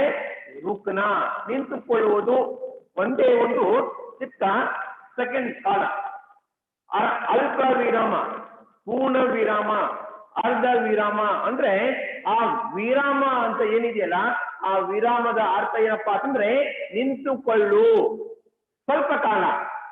ಪಲಕ್ ಝಪಕ್ತೆ ಬರಾಬರ್ ಅಂದ್ರೆ ನಾವು ಕಣ್ಣು ಏನು ಬರಿತೀವಿ ಆ ಕಣ್ಣಿಂದ ಸ್ವಲ್ಪ ಅಲ್ಲಿ ಬಡಿಯೋದ್ರಲ್ಲಿ ಅದಕ್ಕಿಂತ ಹೆಚ್ಚು ಸಮಯ ನಿಂತುಕೊಳ್ಳುವುದು ಅಂದ್ರೆ ನಾವು ಒಂದಾಗನ ಒಂದು ಸರಾಗವಾಗಿ ಹೇಳುವುದು ಹೇಗೆ, ನಾವು ನಿಂತುಕೊಂಡು ಅಲ್ಲಿ ಅಂದ್ರೆ ಒಂದು ವಾಕ್ಯ ಪೂರ್ಣ ಆದಾಗ ಆ ವಾಕ್ಯದ ಅರ್ಥ ಬರ್ಬೇಕಪ್ಪ ಅಂತಂದ್ರೆ ನಾವು ಏನ್ ಮಾಡ್ಬೇಕಂದ್ರೆ ಅಲ್ಲಿ ನಾವು ನಿಂತುಕೊಳ್ಬೇಕು। ಅದಕ್ಕೆ ನಾವು ಪೂರ್ಣ ವಿರಾಮ, ಅಲ್ಪ ವಿರಾಮ, ಪ್ರಶ್ನೆವಾಚಕ ಅಂತ ಗೊತ್ತಾಗುತ್ತೆ। ಅಲ್ಲಿ ಪ್ರಶ್ನೆ ಕೇಳೋದು ಹೇಗೆ, ಸ್ವಾಭಾವಿಕವಾಗಿ ಈ ಒಂದು ಮಾತು ನಾವು ಗ್ರಹಿಕೆ ಮಾಡ್ಕೊತೀವಿ ಭಾಷೆ ಮಾತನಾಡುವಾಗ ಅಥವಾ ಇಲ್ಲಿ ಬರೆಯುವಾಗ ನಾವು ನೋಡ್ತೀವಿ ನಿನ್ನ ಹೆಸರು ಏನು ಅಂತ ಮುಂದೆ ಏನಿದೆಲ್ಲ ಅಲ್ಲಿ ಕ್ವಶನ್ ಮಾರ್ಕ್ ಬರುತ್ತೆ, ಹೌದಾ? ನಮ್ಗೆ ಗೊತ್ತಾಗುತ್ತೆ ಇದು ಪ್ರಶ್ನೆ ವಾಚಕ ಚಿಹ್ನೆ ಮತ್ತು ಪ್ರಶ್ನೆ ಒಳಗೊಂಡಂತಹ ಒಂದು ವಾಕ್ಯ ಆಗಿದೆ ಅಂತ, ಸರಿನಾ? ಆಮೇಲೆ ನನ್ನ ಹೆಸರು ರಾಮ ಅಂತ ಅಲ್ಲಿ ಪೂರ್ಣ ವಿರಾಮ ಬರುತ್ತೆ ಅಂದ್ರೆ ಅಲ್ಲಿ ಆ ವಾಕ್ಯದಲ್ಲಿ ಯಾವ ಚಿಹ್ನೆ ಅಡಗಿದೆ ಅಂತ ಗೊತ್ತಾಗುತ್ತೆ। ಅಲ್ಲಿ ಸ್ವಲ್ಪ ಸಮಯ ಅಲ್ಲಿ ನಾವು ಏನ್ ಮಾಡ್ಕೊತೀವಿ, ವಿರಾಮ ಪಡ್ತೀವಿ, ನಿಂತ್ಕೊಳ್ತೀವಿ। ವಿರಾಮ ಅಂತ ಅರ್ಥವೇ ನಿಂತುಕೊಳ್ಳುವಂತ। यहाँ पे देखिए यही जो बात कहते हैं, जो चिन्ह बोलते या पढ़ते समय, जो चिन्ह बोलते या पढ़ते समय रुकने का संकेत देते हैं, रुकने का, निंतुಕೊಳ್ಳು, रुकना, उन्हें विराम चिन्ह कहा जाता है। विराम का अर्थ है रुकना या ठहरना। तो चलिए कौन कौन से चिन्ह हम हिंदी में देखते हैं आज हम देखेंगे, कौन कौन से चिन्ह यहाँ पे आते हैं। ಬರ್ಕೊಳ್ರಿ ಎಲ್ಲರೂ, लिख लीजिए। पहला क्या है? अल्प विराम।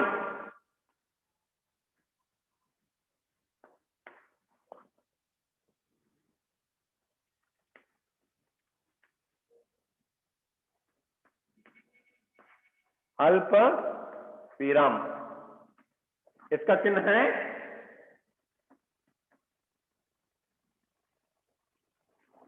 अल्प विराम, ऐसा होता है। दूसरा है अर्ध विराम।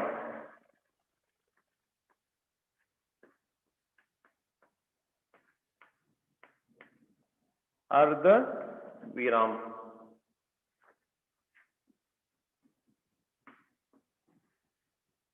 तीसरा आता है पूर्ण विराम।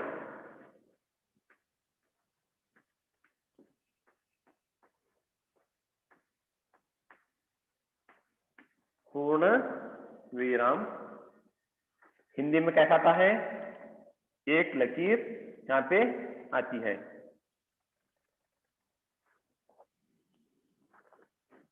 फोर्थ वन प्रश्न चिन्ह।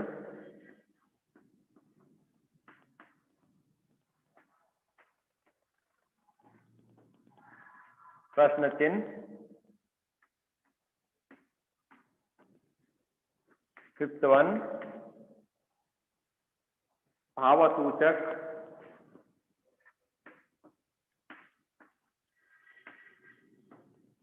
भावसूचक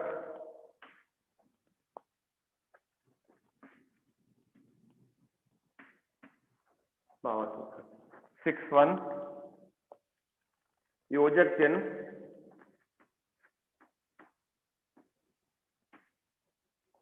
योजक चिन्ह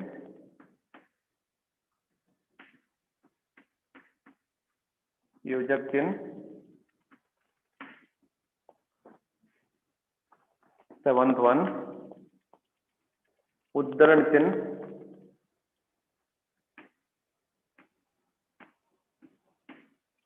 उद्धरण चिन्ह।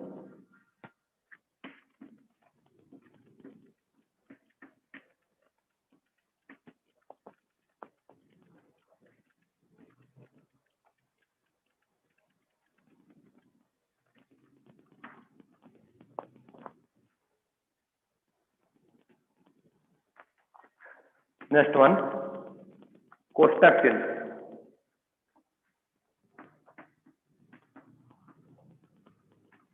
कोष्टक चिन्ह।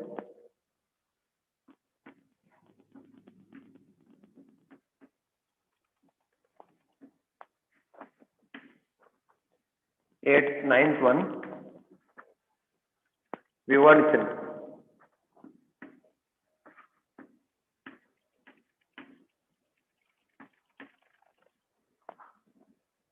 विवरण चिन्ह।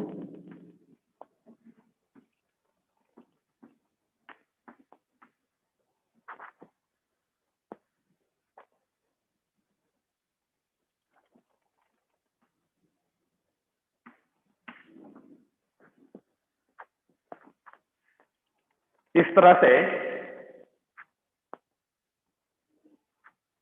जो विराम चिन्ह है हम यहाँ पे देखते हैं। बरकोल्ड्री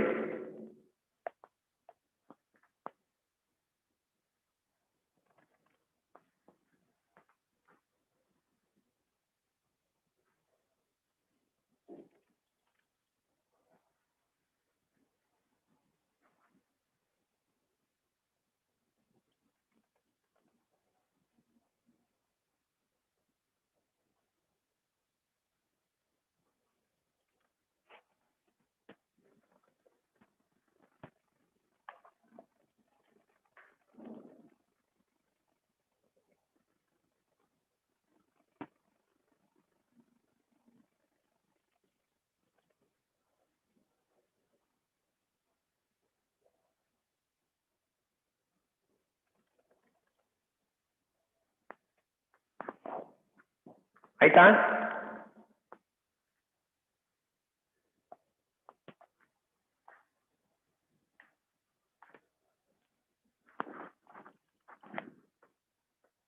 देखिए जो अल्प विराम है अल्प विराम के अर्थ है थोड़ी देर के लिए रुकना या ठहरना। थोड़ी देर के लिए जो हम सिर्फ और सिर्फ थोड़ी देर के लिए जो रुकते हैं उसका कौन से चिन्ह का इस्तेमाल करते हैं? अल्प विराम का हम यूज करते हैं। यानी सतीश विवेक और विविध खेलने के बाद घर गए। सतीश के बाद यह चिन्ह आता है। यानी सतीश कौन कौन गए खेलने के लिए बताने के लिए। सतीश विवेक और विहित खेलने के लिए बाहर चले गए हैं। और नेक्स्ट आता है अर्ध विराम। अर्ध विराम जहां अल्प विराम से अधिक और पूर्ण विराम से कम रुकना हो वहां अर्ध विराम का प्रयोग होता है। यानी अल्प विराम से अधिक और पूर्ण विराम से कम वहां पे कौन सा चिन्ह का यूज होता है?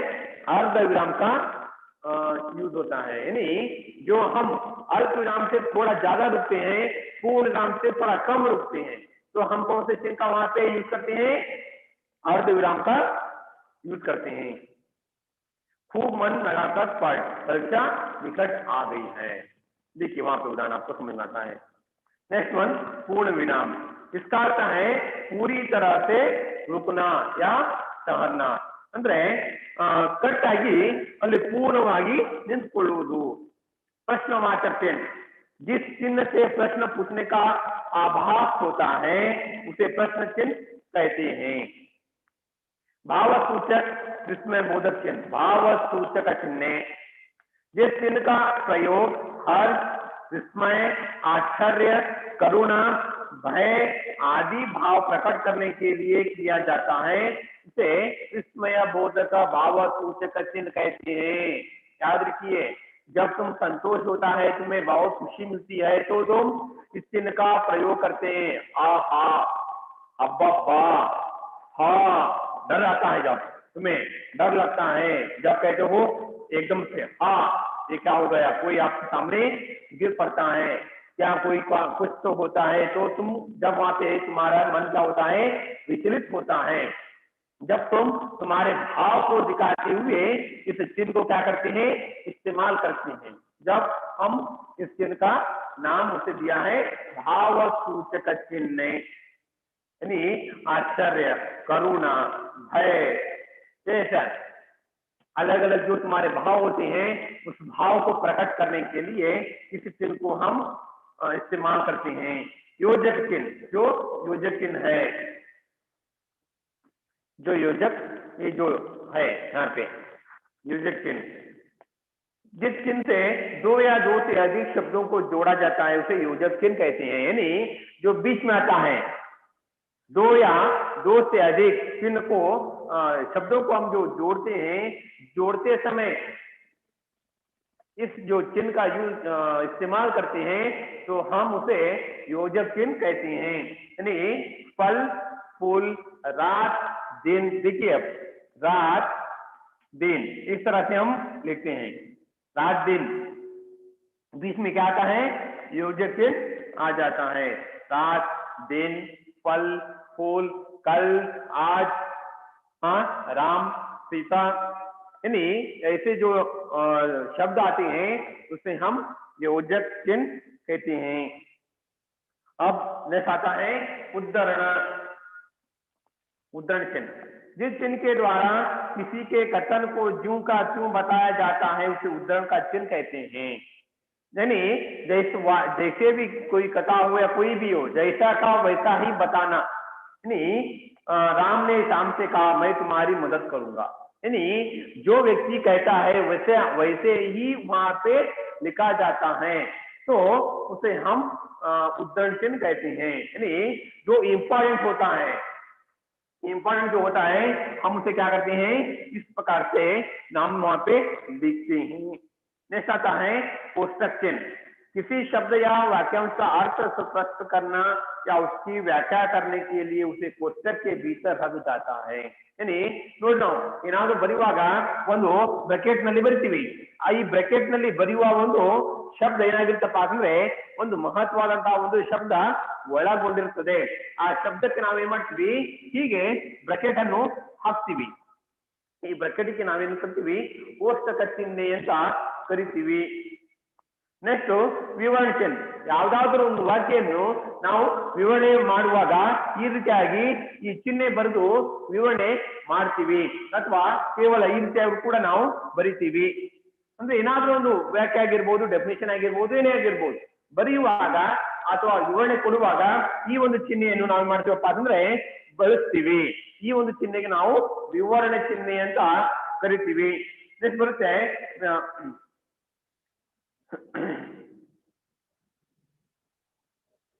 किसी बात का या उत्तर विवरण या उदाहरण अगली पंक्ति में देना हो तो विवरण चिन्ह का प्रयोग किया जाता है यानी कोई भी एक उत्तर हो या कोई एक विवरण हो तो हम वहां पे कौन से संकेत से देते हैं किस संकेत से हम देते हैं ये क्या हो गए हमारे चिन्ह जो विराम जो चिन्ह कहते हैं अब आता है नेक्स्ट काल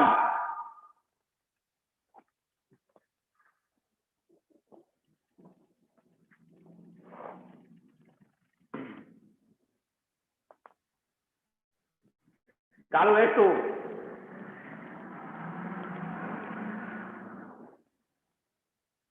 आदित्य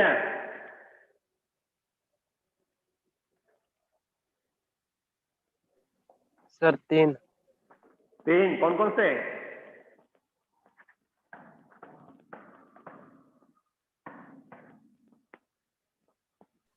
बताइए। वर्तमान, भूतकाल, भविष्यत काल। वर्तमान, भूतकाल, भविष्यत काल। Kannada yes sir. ಹಾ ಹಾ ಸರಿ. ಹಾಗಾದ್ರೆ ಎಸ್ ಸರ್. ಕನ್ನಡದಲ್ಲಿ ವರ್ತಮಾನ ಕಾಲ ಅಂದ್ರೆ ಏನು?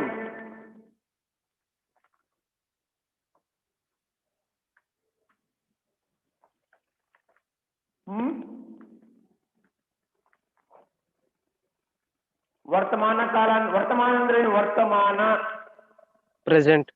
ಪ್ರೆಸೆಂಟ್ ಮೀನ್ಸ್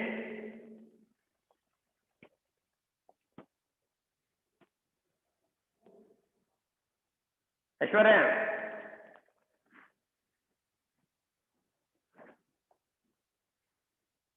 ಐಶ್ವರ್ಯ ಪಟೇಲ್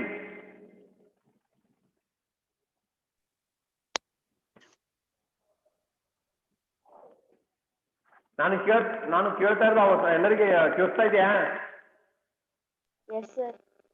ಮತ್ತೇನು ನಾನು ಕೇಳ್ತಾನೆ ಹೋಗ್ತಾನೆ, ತಾವೇನು ಅರ್ಥ ಮಾಡಲ್ಲ, ಏನಿಲ್ಲ, ಎಸ್ ಇಲ್ಲ, ನೋ ಇಲ್ಲ, ಹಾ ಹೂ ಏನು ಇಲ್ವೇ ಇಲ್ಲ. ಬರ್ರಿ ಸರ, ನೀವು ಹೇಳ್ರಿ, ನೀವು ಹೋಗ್ಬಿಡ್ರಿ, ನಾ ಸುಮ್ಮನೆ ಮನೆಯಲ್ಲಿ ಇದ್ಕೊಂಡು ಕೇಳ್ತೀವಿ. ಹೌದಾ? ಒಬ್ಬೊಬ್ಬರಿಗೆ 3 ರಿಂದ 4 ಸರಿ ಹೆಸರುಗೊಂಡು ಒದಿದ್ರು ಕೂಡ ಎಸ್ ಇಲ್ಲ, ನೋ ಇಲ್ಲ, ಹಾ ಹೂ ಏನು ಇಲ್ವೇ ಇಲ್ಲ.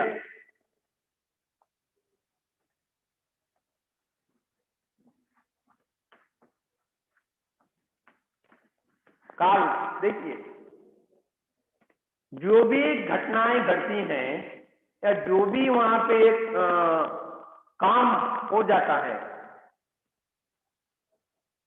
चाहे कोई क्यों ना काम हो या होने वाला क्यों ना हो, जो सारे के सारे जो काम हैं हम इसके भीतर ही उसको हम क्या करते हैं? नापते हैं, देखते हैं. ಯಾವುದೇ ಕೆಲಸ ಗೆದ್ದು ಇದರ ಒಳಗಡೆ ಆಗಿರ್ಬೇಕು. ಅದು ಹಿಂಗಡೆ ಮಾಡ್ತೀವಿ, ಅದು ಬೇರೆ. ಆದರೆ ಪ್ರತಿಯೊಂದು ಕಾರ್ಯ ಈ ಒಂದು ಕಾಲಿನಲ್ಲಿನೇ ಆಗ್ಬೇಕು, ಆಗುತ್ತೆ. ಮುಂದೆ ನಾವು ಅದನ್ನು ವಿಂಗಡಣೆ ಮಾಡಿ ನೋಡ್ತೀವಿ, ಭೂತಕಾಲ, ವರ್ತಮಾನ ಕಾಲ, ಭವಿಷ್ಯತ್ ಕಾಲ ಅಂತ. ಹೌದಾ? यहाँ पे कहते हैं क्रिया के जिस रूप से उसके होने का समय का पता चलता है, क्रिया के उस रूप से जो क्रिया जो काम ಯಾವ ಒಂದು ಕೆಲಸ ಆಗಿದೆ ಯಾವ ಸಮಯದಲ್ಲಿ ಆಯಿತು ಆ ಸಮಯ ಹೇಳಿಕೊಡುತ್ತೆ. ಆ ಹೇಳಿಕೊಟ್ಟಂತಹ ಸಮಯಕ್ಕೆ ನಾವು ಕಾಲ, क्रिया के जिस रूप से उसके होने का समय का पता चलता है उसे काल कहते हैं. जो होने का समय का पता चलना, जो पता चलता है हमें कि इस समय में ये काम हुआ है, ये कार्य हुआ है. कौन सा समय था? जो प्रेजेंट था, क्या फ्यूचर था, कौन सा था, हमें पता चलता है. अब मैं आपको पढ़ा रहा हूं, बोल रहा हूं, उससे हम कहते हैं वर्तमान चल रहा है. अब मेरा काम चल रहा है, हो रहा है, तुमको मैं पढ़ा रहा हूं, तुम्हें बोल रहा हूं, तुम्हारे साथ बातें कर रहा हूं. ये काम क्या है? ये वर्तमान कहलाता है. वर्तमान. जो भूतकाल काम ऑलरेडी हो चुका है. अभी आपको मैंने क्या किया है? विराम चिन्ह बताया है. उस विराम चिन्ह को अब बोलने का समय क्या हुआ है? खत्म हो चुका. उसे हम क्या कहते हैं? भूतकाल. यानी मेरा विराम चिन्ह बोलना खत्म हो गया. यानी ಯಾವ ಒಂದು ಕೆಲಸ ಸಂಪೂರ್ಣವಾಗಿ ಆಗಿ ಬಿಡುತ್ತೋ ಆ ಒಂದು ಕಾರ್ಯಕ್ಕೆ, ಒಂದು ಸಮಯಕ್ಕೆ ನಾವೇನಂತೀವಿ? ಭೂತಕಾಲ ಅಂತ ಕರಿತೀವಿ. ವರ್ತಮಾನ ಕಾಲ ಕೆಲಸ ನಡೆಯುವ ಒಂದು ಕಾಲ, ಭೂತಕಾಲ ಕೆಲಸ ಆಗಿದ ಒಂದು ಕಾಲ. ಹಾಗಾದ್ರೆ ಭವಿಷ್ಯ ಭವಿಷ್ಯತ್ ಕಾಲ ಅಂದ್ರೆ ಇನ್ನೂ ಆ ಕಾರ್ಯ ಮುಗಿಯಲಾರದೆ ಆಗದೆ ಮುಂದೆ ಭವಿಷ್ಯದಲ್ಲಿ ಆಗುವ ಒಂದು ಕಾಲಕ್ಕೆ ನಾವು भविष्य काल ಅಂತ ಕರಿತೀವಿ। अब देखिए काल के हम 3 भेद करते हैं। पहला आता है भूतकाल,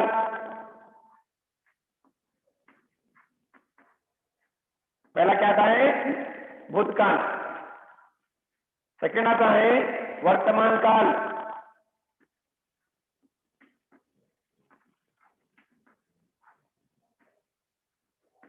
थर्ड वन आता है भविष्यत काल।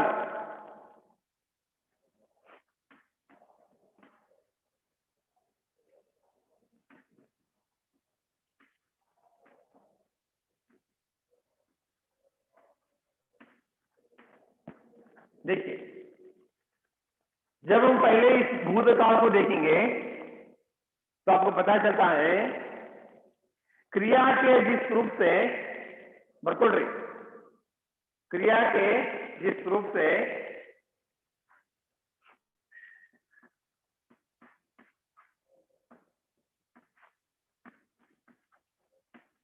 क्रिया के जिस रूप से यह जाना जाए कि यह पता चले कि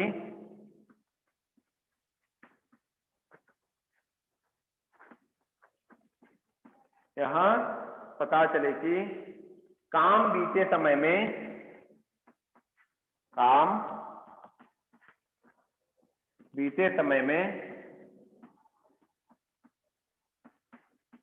बीते समय में हो चुका था।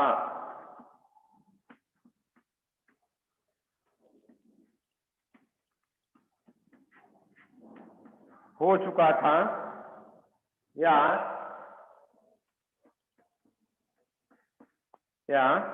हो रहा था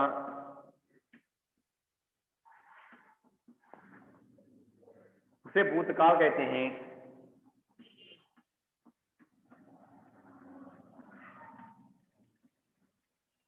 उसे भूतकाल कहते हैं।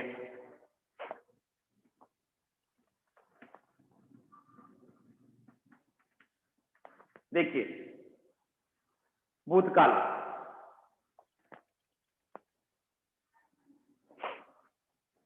क्रिया के जिस रूप से क्रिया का जो रूप होता है क्रिया कार्य जिस रूप से यह पता चलता है कि काम ಕೆಲಸ क्रिये ಕೆಲಸ काम बीते समय में हो चुका था आಗಿದೆ अथवा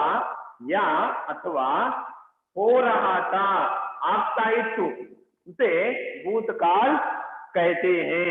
देखिए यहाँ पे क्रिया के जिस रूप से यह पता चलता है कि काम बीते समय में हो चुका था या हो रहा था तो उसे हम भूतकाल कहते हैं। ಅಂದ್ರೆ ಕ್ರಿಯೆ ಕೆಲಸ ಆಲ್ರೆಡಿ ಆಗಿರಬೇಕು ಅಥವಾ ನಡೀತಾ ಇತ್ತು, ಹೌದಾ?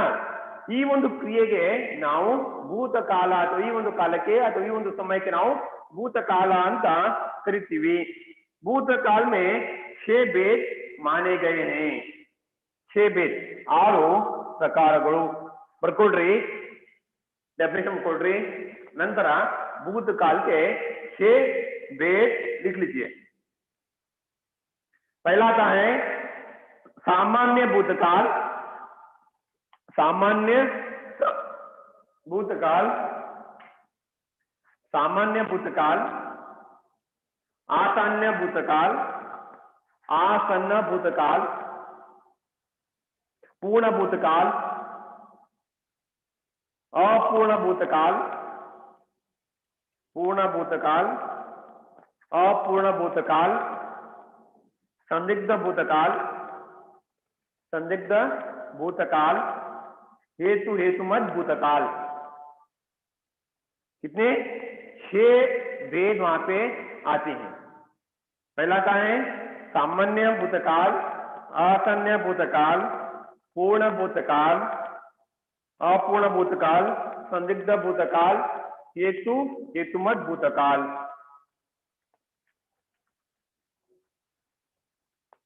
पहला आता है सामान्य भूतकाल।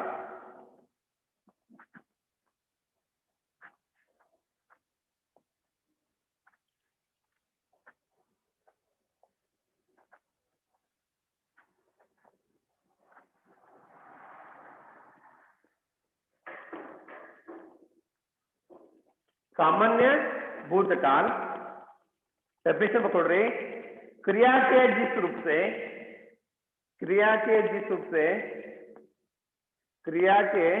जिस रूप से कार्य का भूतकाल में सामान्य रूप में होने का संकेत मिलता है।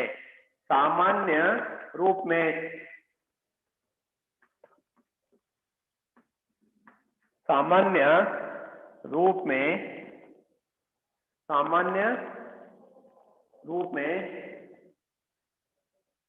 होने का संकेत मिलता है, अर्थात किसी विशेष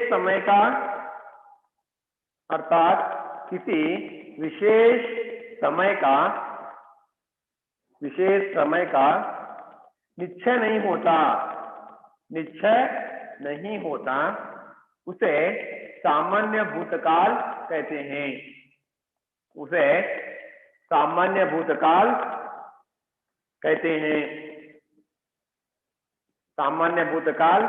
कहते हैं। उदाहरण देखिए, सोनू और मोनू ने मिठाई खाई। सोनू और मोनू ने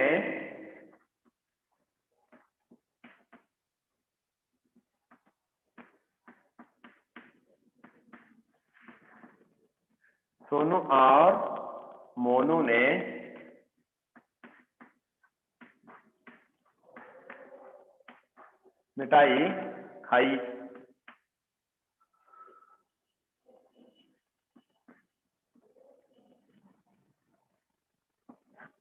ये क्या है? सोनू और मोनू ने मिठाई खाई ಆಲ್ರೆಡಿ ಏನಾಗಿದೆ, ತಿಂದ್ಬಿಟ್ಟಿದ್ದಾರೆ, ಹೌದಾ? ಇದು ಯಾವ ಅಂದ್ರೆ ಸಾಮಾನ್ಯ ಭೂತಕಾಲದಲ್ಲಿ ರಾಮುನೇ ಕಿತಾಬ್ ಪಡಿ ಕೆಲಸ ಆಲ್ರೆಡಿ ಆಗಿದೆ, ಆದಂತ ಕೆಲಸಕ್ಕೆ ನಾವು ಸಾಮಾನ್ಯ ಭೂತಕಾಲ ಅಂತ ನೋಡ್ತೀವಿ. ನೆಕ್ಸ್ಟ್ ಆಸನ್ನ ಭೂತಕಾಲ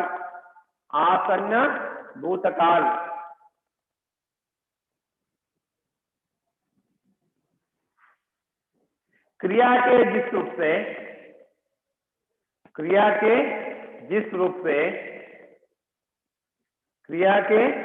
रूप से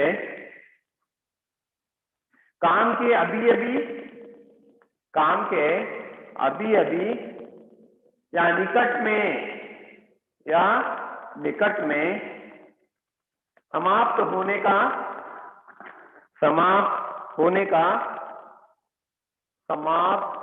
का बोध हो उसे आसन्न भूतकाल कहते हैं। देखिए वहां पे माताजी अभी बाजार गई है, माताजी अभी बाजार गई है ಅಂದ್ರೆ ಮಾತಾಜಿಯವರು ಮಾರುಕಟ್ಟೆಗೆ ಹೋಗಿದ್ದಾರೆ. ಈಗಲೇ ಅವರು ಮಾರುಕಟ್ಟೆಗೆ ಹೋಗಿ ಮುಟ್ಟಿದಾರೋ ಗೊತ್ತಿಲ್ಲ, ಏನ್ ಮಾಡಿದಾರೋ ಗೊತ್ತಿಲ್ಲ, ಆದ್ರೆ ನಮ್ಗೇನ್ ಗೊತ್ತಿದೆ, ಆ ಮಾತೆಯವರು ಬಾಜಾರಕ್ಕೆ ಹೋಗಿದ್ದಾರೆ ಅಂದ್ರೆ ಅದು हलवाई ने जलेबी बनाई है, कब बनाई नहीं पता, काम हुआ है नहीं हुआ नहीं पता, लेकिन वहां पे हमें देखने को ऐसा मिलता है कि जैसे कि काम हो चुका है, उसे हम आसन्न भूतकाल कहते हैं। यानी हलवाई ने जलेबी खाई है, अम्मू ने किताब पढ़ी है, काम हुआ है, आसन्न भूतकाल। नेक्स्ट आता है पूर्ण भूतकाल, जो हो चुका था। भूतकाल की जिस क्रिया से बरकोड्री, भूतकाल की जिस क्रिया से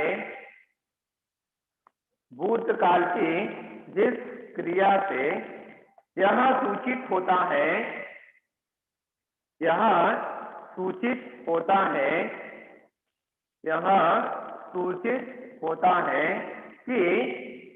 कि कोई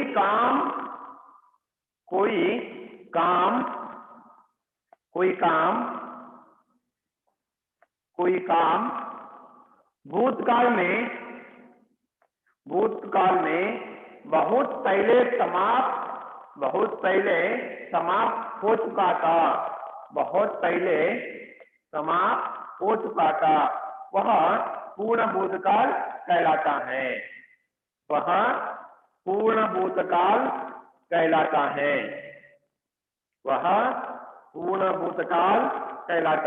ಅಂದ್ರೆ ಪೂರ್ಣವಾಗಿ ನಮಗೆ ಗೊತ್ತಾಗುತ್ತೆ ಕೆಲಸ ಸಮಾಪ್ತಿಯಾಗಿದೆ, ಅಂದ್ರೆ ಕೆಲಸ ಸಂಪೂರ್ಣವಾಗಿ ಆಗಿಬಿಟ್ಟಿದೆ ಅಂತ।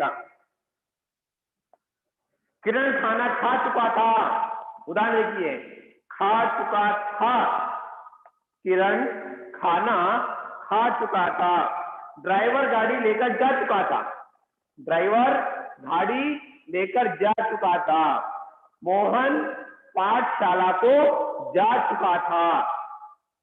ऐसे जो उदाहरण आते हैं, काट चुका था, यानी ऑलरेडी काम क्या हुआ है, समाप्त हुआ है, ऐसे हम पूर्ण भूतकाल कहते हैं। नेक्स्ट अपूर्ण भूतकाल, क्या कहा है? नेक्स्ट वन अपूर्ण भूतकाल, लिख लीजिए। क्रिया के जिस रूप से क्रिया के जिस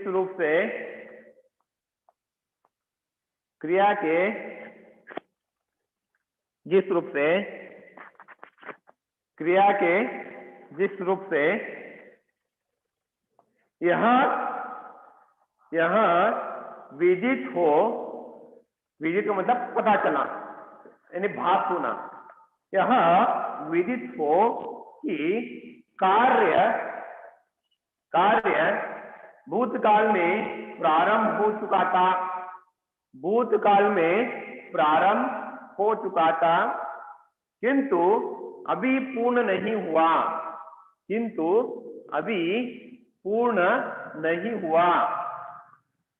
उसे अपूर्ण भूतकाल कहते हैं।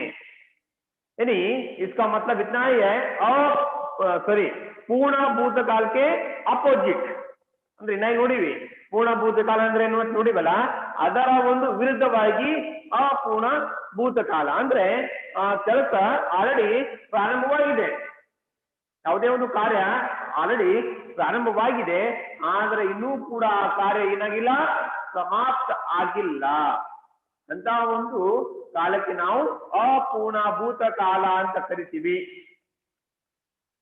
उदाहरण, राहुल खेल रहा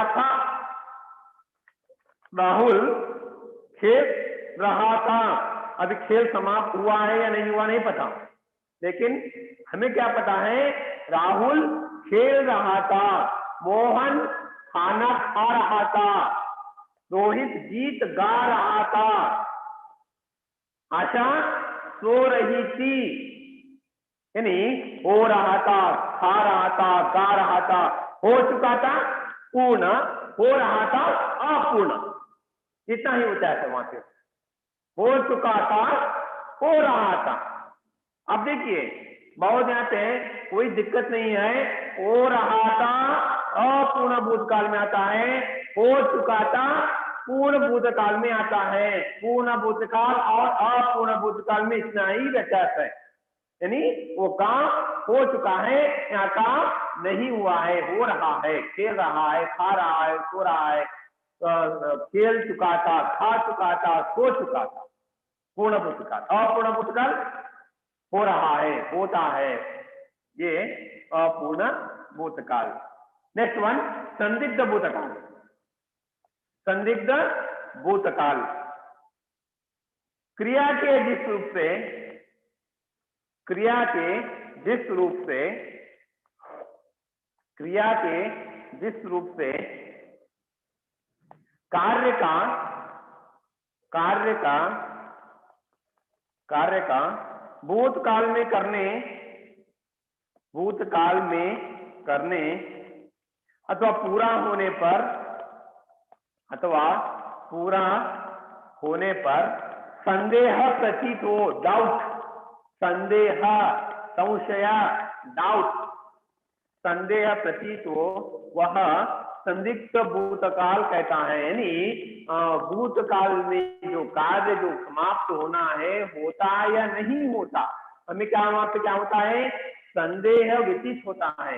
इसे हम क्या कहते हैं, संदिग्ध भूतकाल कहते हैं। यानी प्रशांत खेल चुका होगा, ಗೊತ್ತಿಲ್ಲ ನಮ್ಗೆ, ಆಟ ಆಡಿದನೋ ಬಿಟ್ಟಿದನೋ ಗೊತ್ತಿಲ್ಲ, ಏನ್ ಗೊತ್ತಿದೆ, ಆಟ ಆಡ್ತಾ ಇರೋ ಗೊತ್ತಿದೆ।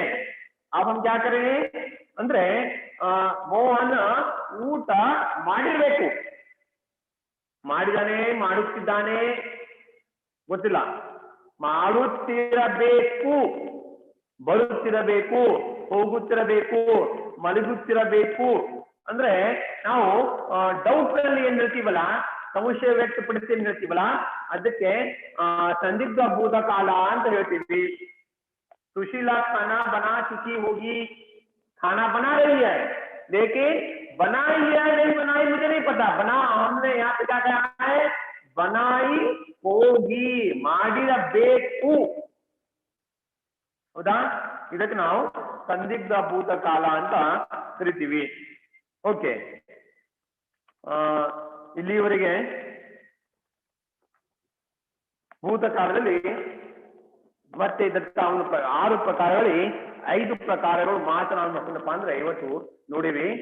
ಉಳಿದಂತ ಮತ್ತೆ ಕಾಲದಲ್ಲಿ ವರ್ತಮಾನ ಕಾಲ ಮತ್ತು ಭವಿಷ್ಯತ್ ಕಾಲ, ಇವೆರಡು ಏನಿರಲ್ಲ, ವರ್ತಮಾನ ಕಾಲ ಭವಿಷ್ಯತ್ ಕಾಲ, ಅದರ ಒಂದು ಉದಾಹರಣೆ ಡೆಫಿನಿಷನ್ ಮುಂದಿನ ಓದಲ್ಲಿ ನೋಡೋಣ।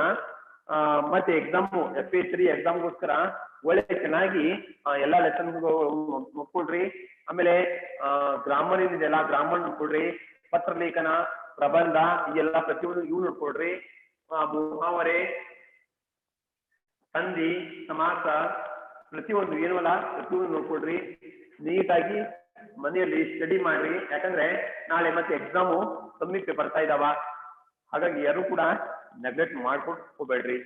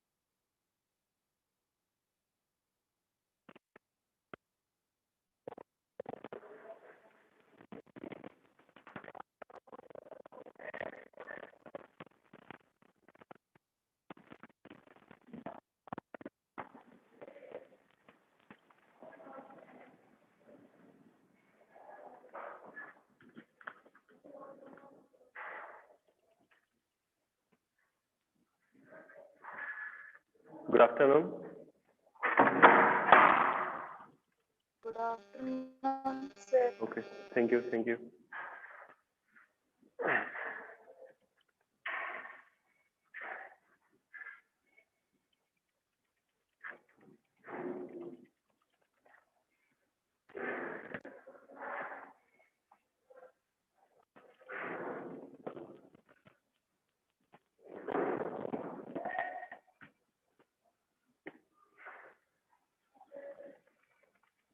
Okay.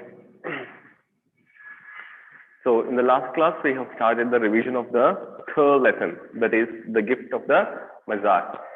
Now here, the story starts with the introduction of about a girl or a lady called Della. Okay. Now in the lesson, a couple was there. They named Jim and Della. Okay.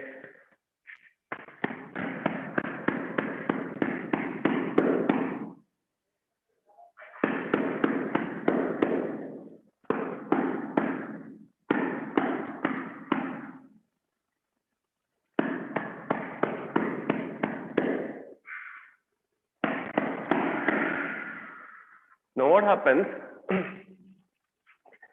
Now Jim and Della both love each together more. Now that is the month of Christmas. Now their condition was not good. They were living in a flat of $8. That is what kind of the author describes them as a beggars discrimination. So their condition was not good. Even though their condition was not good, Della wanted to buy a gift for her husband.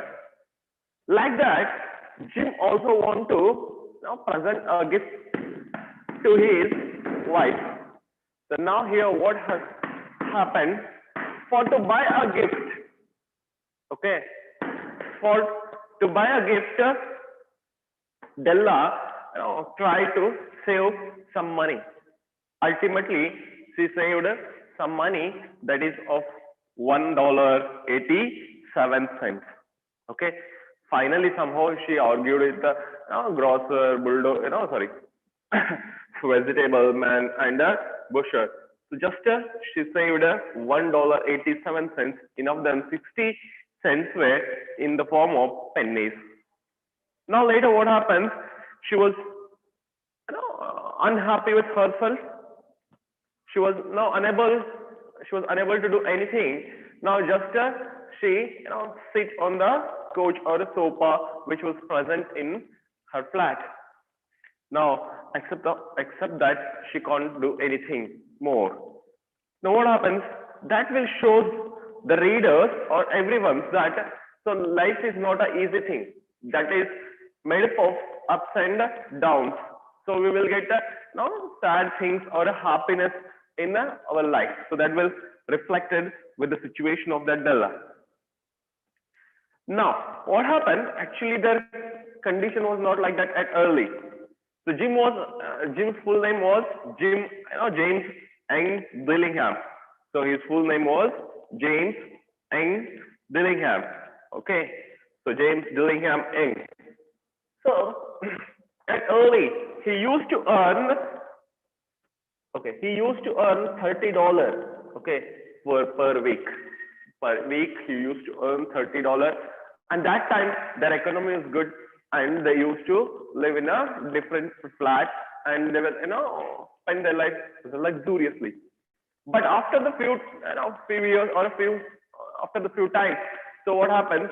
Their earning or Young Dillingham's earning shrinks to $20. Okay, now it's reduced to $20. Now they have to leave that flat and they went to the new flat. Okay, that's already we have now explained how it looks like. So now,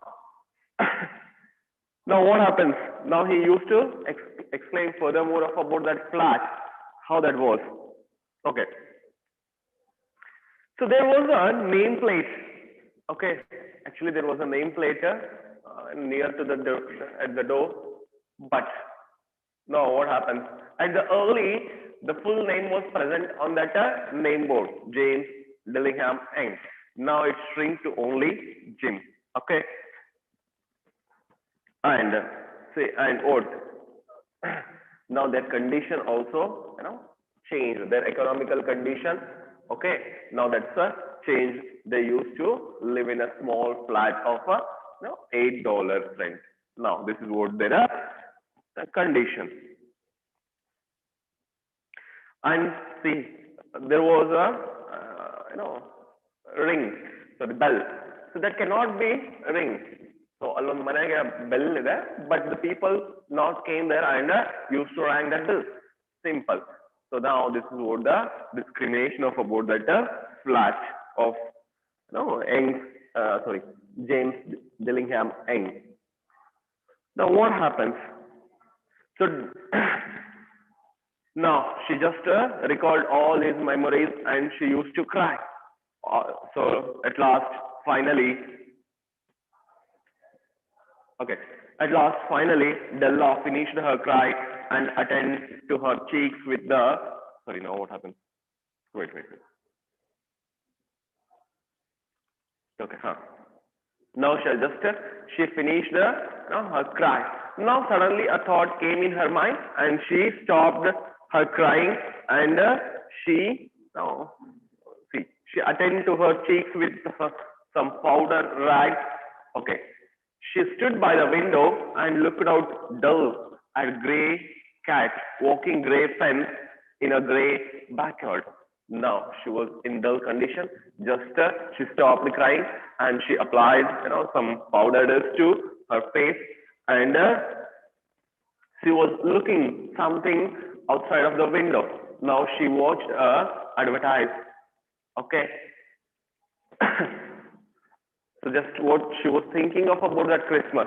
Now tomorrow only be the Christmas, and she was thinking and just watching outside of that window. Now what happens? She got an idea. Okay, she got an idea. Suddenly, she's used to watch something. Okay, now she was thinking that $1.87 are enough to buy any gift. Sorry, not enough to buy any gift.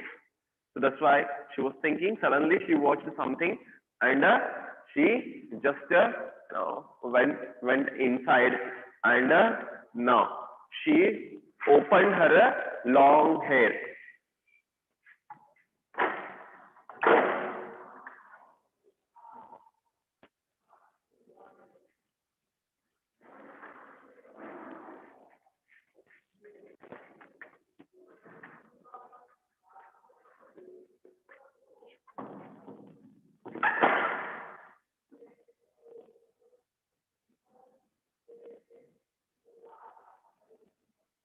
Okay.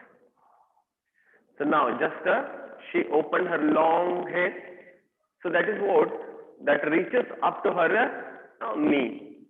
Now she hold that and she tied. She washed them once and she tied them and she went inside. Now in that time only the author tried to say about two things which are precious for Jim and Della.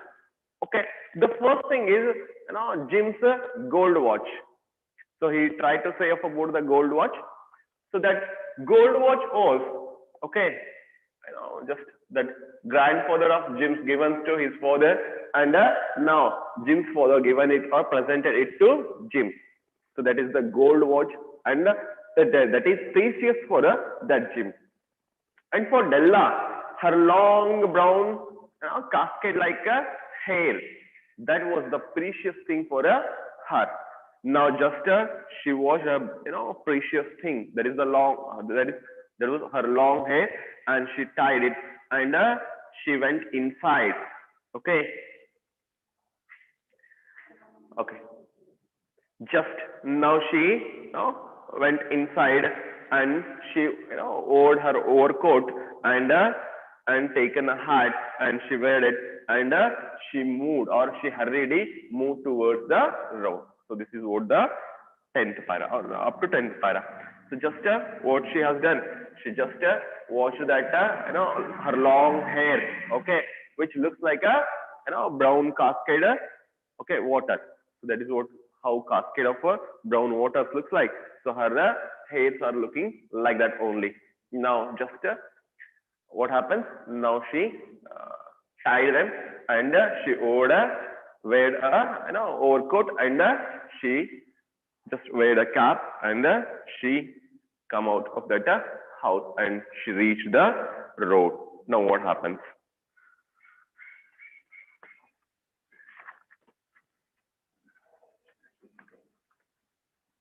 Now she went somewhere and she stopped. Where she stopped, there was a sign. Now there was a board, or there was a kind of advertisement. She used to read it. Ma'am Saffron, hair goods of all kinds. One flight of Delaran, and collected herself, pointing, ma'am. Okay.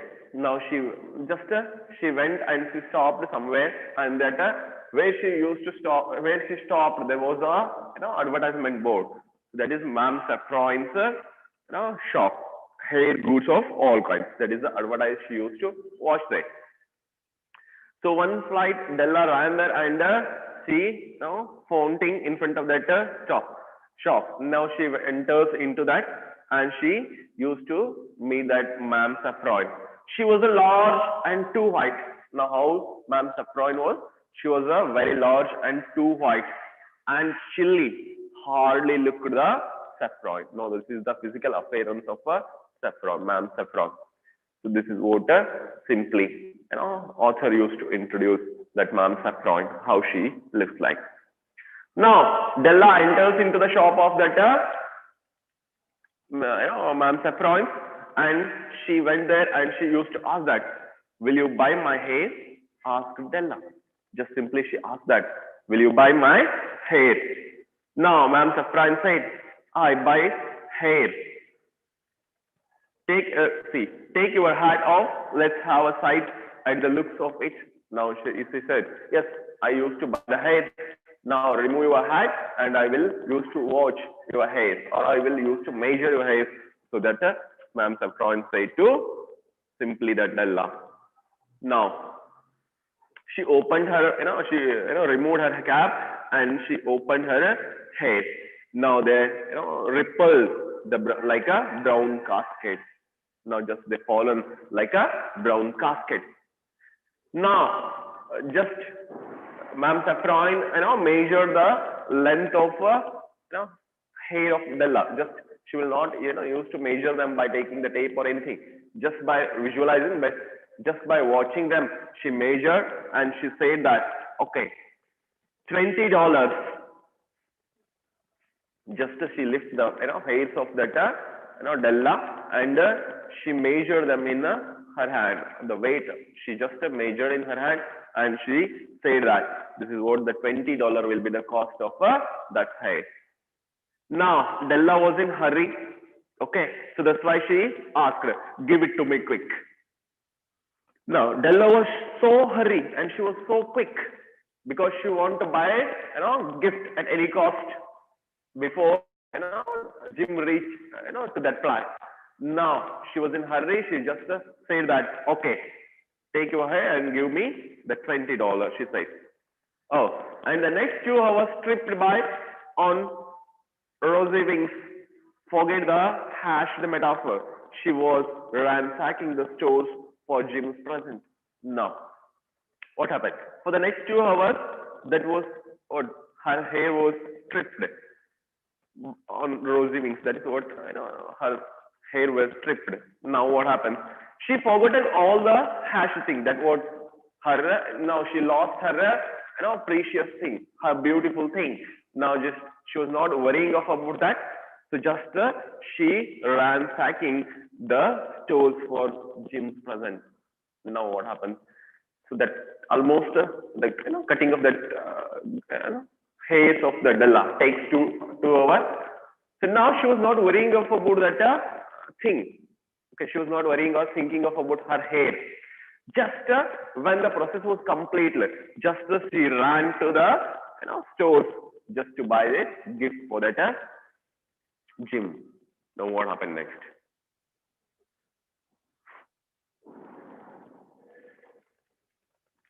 She found it at last. It surely had been made for Jim and no one else. Now finally, for a long search, she went and finally she found a thing. So that is what she thought that there is only suitable for a Jim, or that made for only Jim. Just she thought, okay. There was no other like it in any of the stores, and she had turned all of them inside out. Now she went so many shops, and she searched almost all more shops for to buy that present. So ultimately, okay, she searched a lot of shops. Finally she got a thing. Okay, she she hasn't watched such a thing in any shop. Now she found it ultimately, and she decided that that is only made for a Jim, and she want to buy it. Now it was nothing but a platinum fob chain. Okay, what was the gift Della purchased for Jim, or she chosen for Jim? That is a platinum fob chain. You know that fob chain means that is used to wear for the overcoat, blazer. So blazer you have on the chain that is fob chain. Now she used to purchase that platinum fob chain. Okay. Now how was it? Now author used to explain that fob chain, how it was. So fob chain was a simple and casting design. Now simple. It is very, very simple and cast in design, properly proclaiming its value by substance alone and not by meretricious ornamentations. Now that was a simple fob chain. That is simple, and that value was not increased by the ornaments or the things which decorated. That kind of a simple thing that was not decorated by anything. The value of that fob chain only increased because that is made up of a platinum. Simple. Now what happens? Is all good things should do. Okay, now all the things are like that only. So, if a man wears a kind of rich clothes or dresses, then that dress cannot be increased the value of that man. So the values which are present inside him, okay, the morality or the trueness or the honesty what is present in him or her, that can only reflect the value of that human being. So like that, here also, or that fob chains, okay, value is only of about it's a simplicity. Okay, so it is only looks good with its simplicity only. That cannot be valued with its ornamentation. Simple. As soon as she saw it, she knew that it must be Jim's. It was like him only. Now, when she used to watch it, so she decided that it is only for Jim. It is only made for Jim. It is like Jim only. Why she thought that? Because Jim was also simple and honest. Okay, like that, that fob chain also simple. She used to give it. Okay. So quietness and value, the description applies to both. No. So even Jim as well as that fob chain, they were quietness that can increases the value of them. So the quietness of Jim that increases the value of him. I like that simplicity of that fob chain that increases the value of that chain. Now, so that's why she compared that fob chain with the Jim. She say that both are same. Okay. Now she asked that what is the value of that fob chain? He said $21. They took from her for it. Okay, she just what happens. The description of that meant just she asked the rate and he told it. The shopkeeper told it, and she finally used to give a $21 to that shopkeeper. Now, and she hurried home with the 87 cents with that chain of so on his watch. Jim might be properly anxious about the time in any company. Grand as the watch was, he sometimes looked at on the sly on the account of the old leather strap that he used in place of a chain. Now, what happened? We already say that the gold, that water, the watch was a precious thing. Okay, golden watch. So that was got from his grandfather and his father. Now that is a precious thing for Jim. Now what happens? Here she bought a platinum fob chain. So what happens? Now the leather strip was there with that watch. No, the leather strip was not in a good condition. Because of that leather strip, okay, Jim hesitated to watch, used to watch that time. So every time he used to, take it outside and he used to watch, watch that watch or time. So whenever he used to watch it, he, feels hesitate because that leather strip was almost destroyed, and because of that only, he lost his job in some conditions. Now what happens? Simply, she feels that now Jim can proudly, carry, or open up his watch now to watch the time, because she bought, a platinum fob chain for that watch, and she thought that now instead of that leather strip, now she has, she has to tie that for platinum fob chain to that watch that can increase the value of that gold watch. She thought it. Now, when Della purchased that fob chain by giving $21, and she returned to her home. Now, what happens?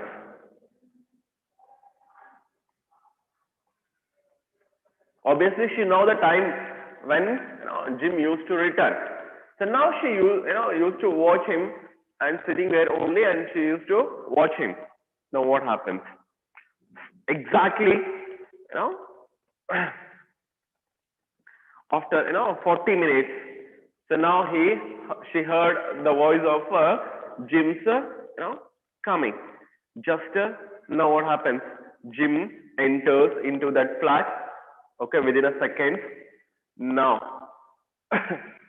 when Jim enters into that house, so just he used to watch Della. She looks like a chorus girl. Now what? She was looking like an Ireland, or Coney Island chorus girl. No, he was shocked. He was not saying anything to that Della. Just she used to, he used to watch her. He was shocked. Now just he was watching her only.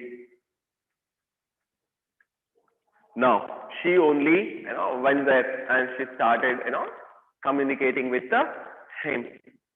Now what?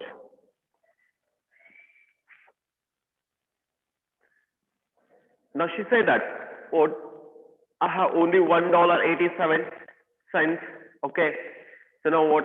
See, it is not possible for me to, give a present to you. So that's why I sold my hair and I purchased, I purchased a gift for you. She said it.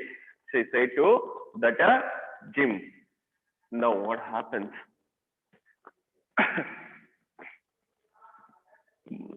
See, just he was, saying nothing, and she only continued that.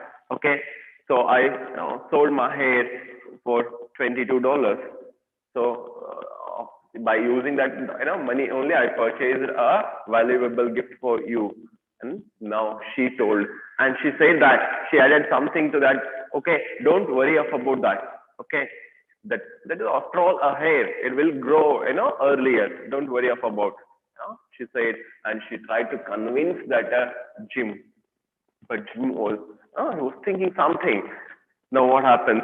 Just he, put his hands in his pocket, and just he, taken a pocket and he put it on the table and say that, okay, so you have to think before to give it toys. He said, you have to think it.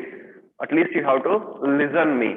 Now, don't watch the gift what I have bought for you.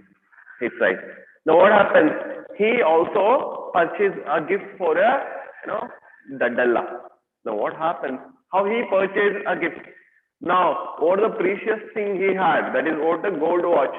He also, sold it, and he purchased a set of a comb for that Della, because see, he know about that, that Della had the precious hair, so she used to, she used to comb them with a great comb. So she want to arrange her hair with the great comb, so she likes them. So that's why now she bought them as a gift of Christmas. But now both gifts were not useful for each of them. Now what? Simply Della bought a fob chain, but now Jim was not having gold watch. Now Jim bought combs, but Della was not having a hair now. So now this is what the gifts of both were not useful, but they were valuable for each other. Okay, so there was kind of huge love hidden behind of their gifts. Now, just think that their gifts were more precious than of Messiah, those who used to bring that gifts. Or their gifts are equal to theirs only. So this is what the simple lesson they used to explain. Simply how it, they explain that how that combs were, how they were made up of. Okay, so that you have to study. That's what,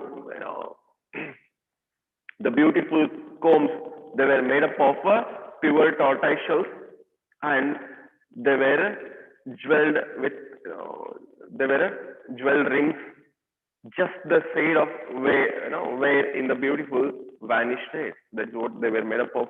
These things, they were made up of tortoise shells, and they were decorated, their rings were made up of jewels.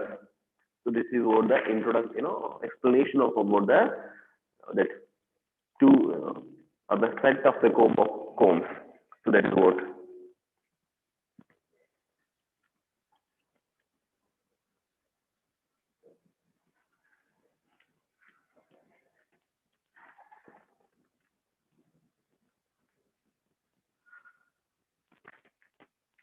Okay, you will get the questions that what are the two gifts both purchased for each other.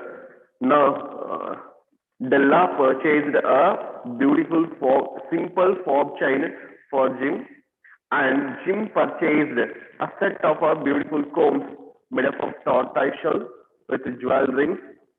Okay, right, which she worshipped for a long period to buy that. Okay, so this is what his gift.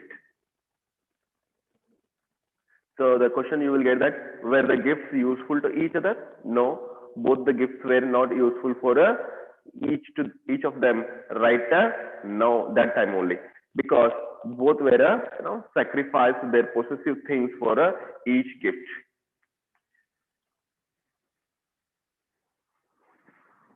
Now, how did Della? Sorry, that another one thing I had forgotten to give. So, how did Della react after watching that gifts? Okay, so just Della opened the packet quickly and gave an an ecstatic scream of joy. So she used to watch them in an ecstatic scream of joy, and she saw a beautiful, expensive set of tortoise shell combs that she had admired.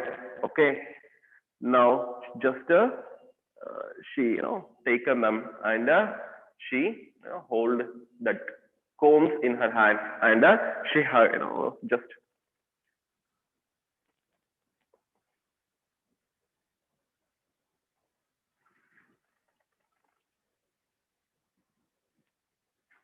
okay.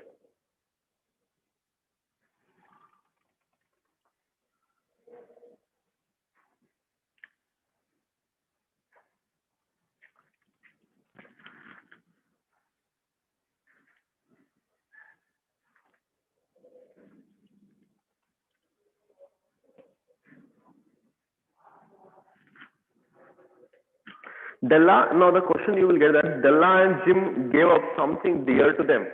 What does this tell us about them? So now, Jim, used to love that gold watch. I like that here. Della also used to love her long hair. Now both have given their precious things for to buy a gift. So that what does this tells about them? So that tells that they sacrifice their great treasure, okay, to just make them each other happy, or to present a gift to each other. So that is what, okay. So that is the way they love, the presenting, the kind of love they express with each other. Okay, they want to express their love to each other in this way. So that's why both have sacrificed their possessions or precious things to make them each happy. Okay, so this is what that line tells us about them.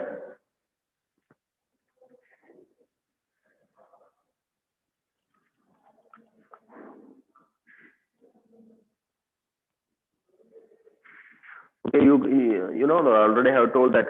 So what was the Jim's reaction when he used to watch the Della? Okay, so when Jim enters into the house, she stopped inside the door, as immovable as a setter at the scent of a coil. He had peculiar expression which was unreadable. It was not anger, it was not a surprise, it was not a disapproval or not horror, anything. So just he, immovably, stand there. He hasn't expressed any kind of behavior. He was even not angry. He was not expressed his angerness. Even he was not expressed his eagerness, a surpriseness, or disapproval of about her work. Just he shocked and stand there. So just after that, just he went quietly and he put a gift on the table, and he said that not to open and watch that gift.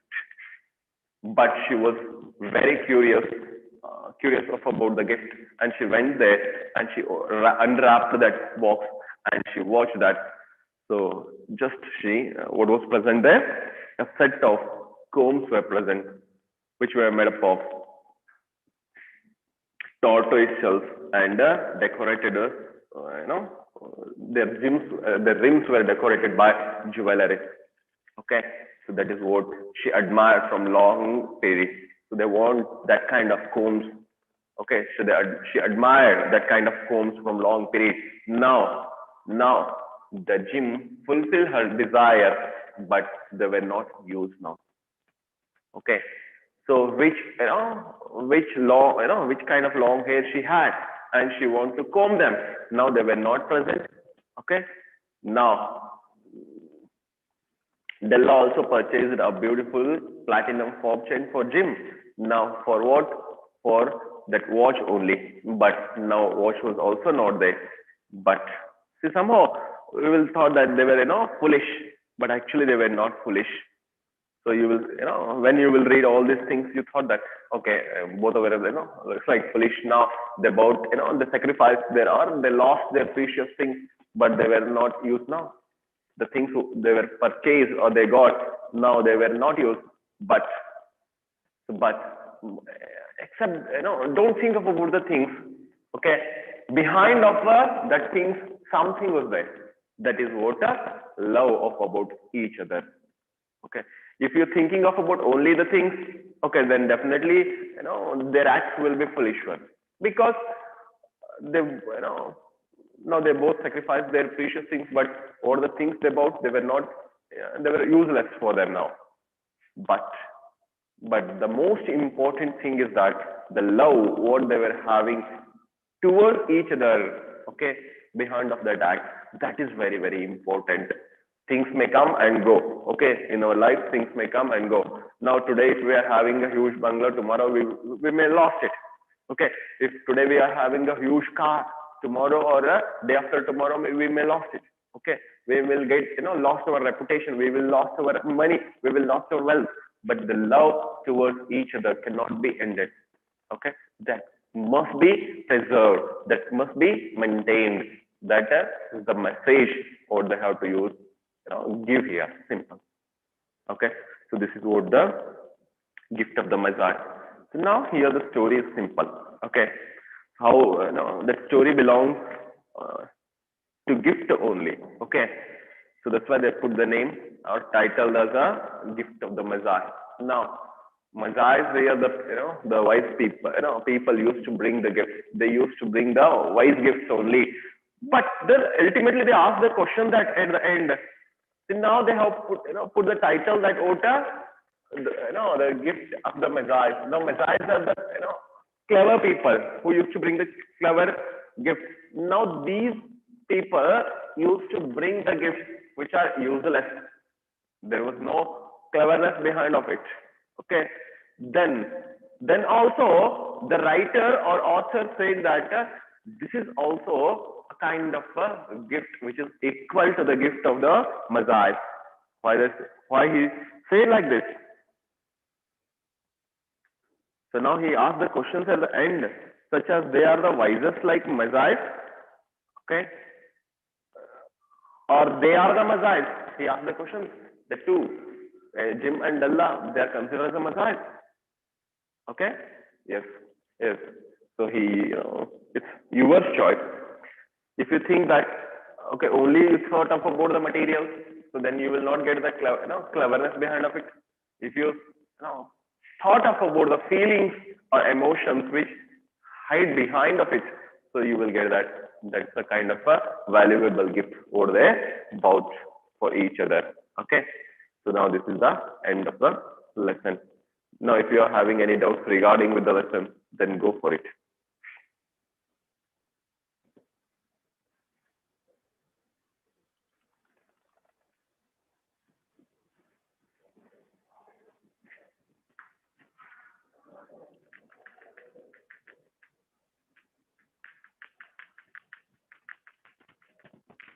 Another one thing you have to remember that here he made a two comparison.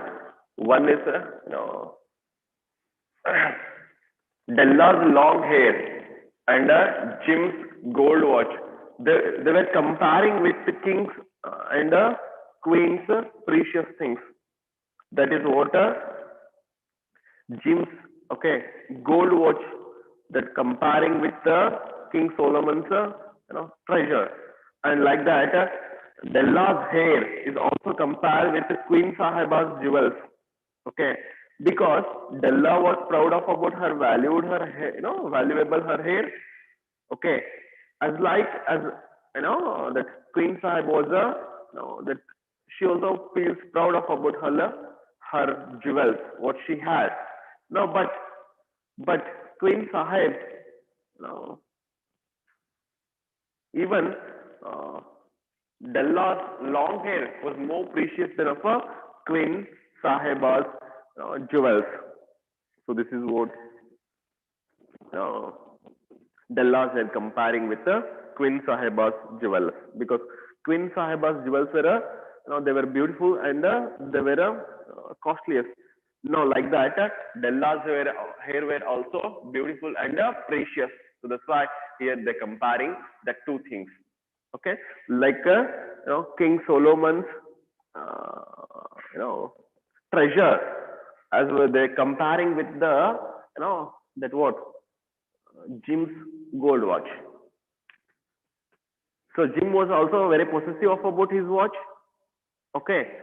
And thought that King Solomon would pluck his bird with the envy, because all his treasure put together would not be the precious as Jim's watch. So what here, author used to explain that. So King Solomon, okay, he had a long beard. So just he used to, this kind of work. Just he was, feel jealous of about the watch of by watching the watch of Jim's. Okay, so he thought that, the author thought that Jim's gold watch is more precious than of Solomon's treasure. Okay, so this is what he used to explain. So that one thing we have left in that lesson. Now everything after completing of this, so we have completed all the points from that lesson. Okay. So whatever the questions you will get the answers from this part. Okay. Simple thing is that.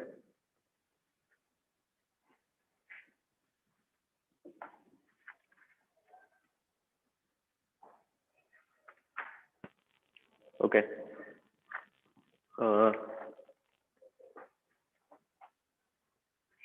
So tomorrow we will discuss about Louis Pasteur, conqueror of disease. Okay. That is also a simple lesson and a more valuable lesson. How a man has to live in society, that was explained or that was given through the life of Louis Pasteur. Okay, so even though if he want to get or earn money or wealth, okay, he may. Okay, he wanted, he may earn a lot of money or wealth in his life, but he didn't want to earn that. Okay, just he want to work for people, or he want to serve for them. So that's why he sacrificed his whole life for people only, for common people only. Okay, so he lived with them only, and he helped them only. So that's why he is a common man's scientist. Okay, and he was not only restricted to any field of science, so he worked in almost every field of science. So that's why he is called as an all-rounder scientist. He was not only restricted with the bio, he was not only restricted with the chemistry, he was not only restricted with any kind of science. He worked in every field of science because he was not restricted any kind of field. Just he was finding the answers of the questions or the problems faced by the people in the society. He tried to find out the solution for it. So that's why he find out so many things. Okay, so that's why he is considered as an all-rounder scientist.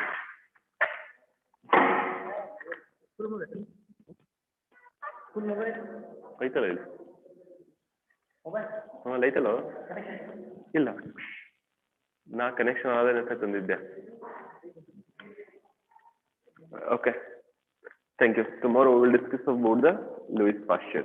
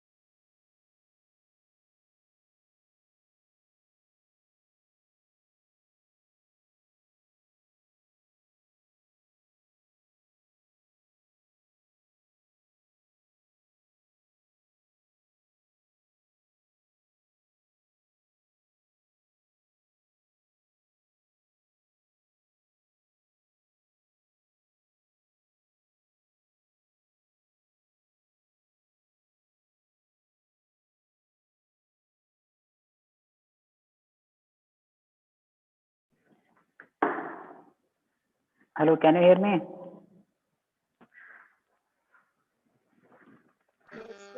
Yes, sir. Okay, thank you, sir.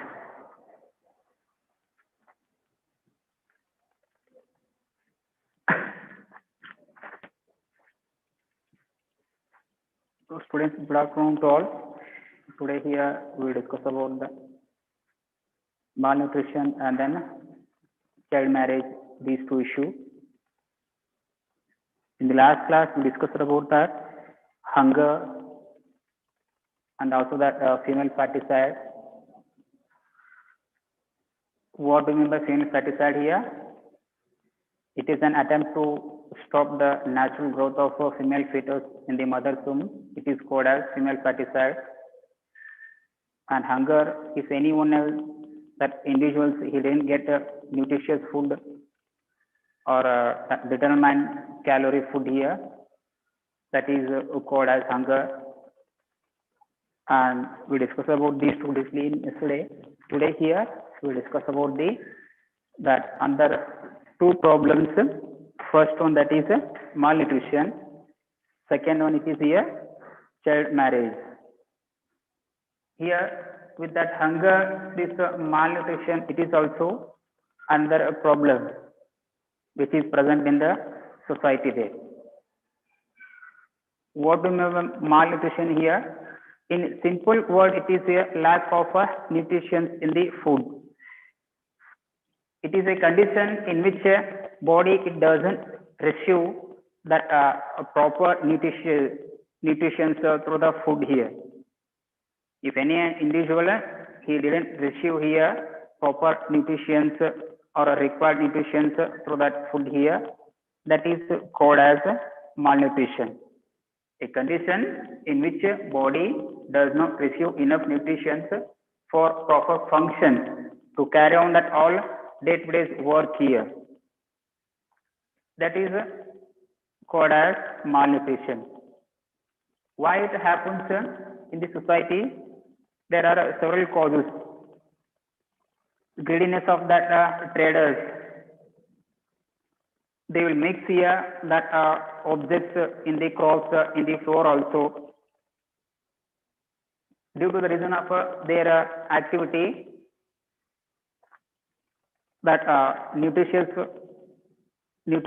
will be lack in the that crops also and even the that food also there. In some other occasions, due to the reason of shortage of food also, people or citizens or that children, they may suffer from this malnutrition here, or they do not get proper that nutritious food. First one, that is the greediness of that owners, shopkeepers, and the second, it is here lack of or scarcity of food. That is also another reason regarding this malnutrition, which is what a social problem in the society here. How they have identified this malnutrition, it is present in the society. There is while measuring that population, the central government it may allow that officials to measure that malnutrition percentage also there. The National Family Health Survey, which they conducted in 2011, in that survey, they identified malnutrition which is present in the human beings here, or through which human beings they have been suffering in the society there. Especially, this happens in the child and then woman there. Because of that inequality or discrimination which is present in the society there. You already know the entire Indian society it is what a patriarchal society. It will give importance to only that male child. Whatever he required, it will provide all that objects, things, food, the materials, that all there. But it show the negligence towards that daughters or a woman, or otherwise the Indian society it is underestimate the woman here. These are the causes of why only that children those who are 0 to 6 year below, or that even the elders also, those who are neglected from their children there during their old age, and the even women also in the family, they have been suffering from this malnutrition. That National Family Health Survey, it has told about that malnutrition, and it has told about the children also, what percent of children they have been suffering from that malnutrition. It told about that women also, pregnant women also there. Next about that old age people also here. If you want more further information, you can refer that textbook data here. That all data are according to the 2011 census. Remember, this survey, it helps us to identify the malnutrition here. That is, it has identified that through that body mass index here. What is that body mass index here? It is a kind of system which helps us to measure the person's ability of that nutrition. It is a kind of way they calculate that through the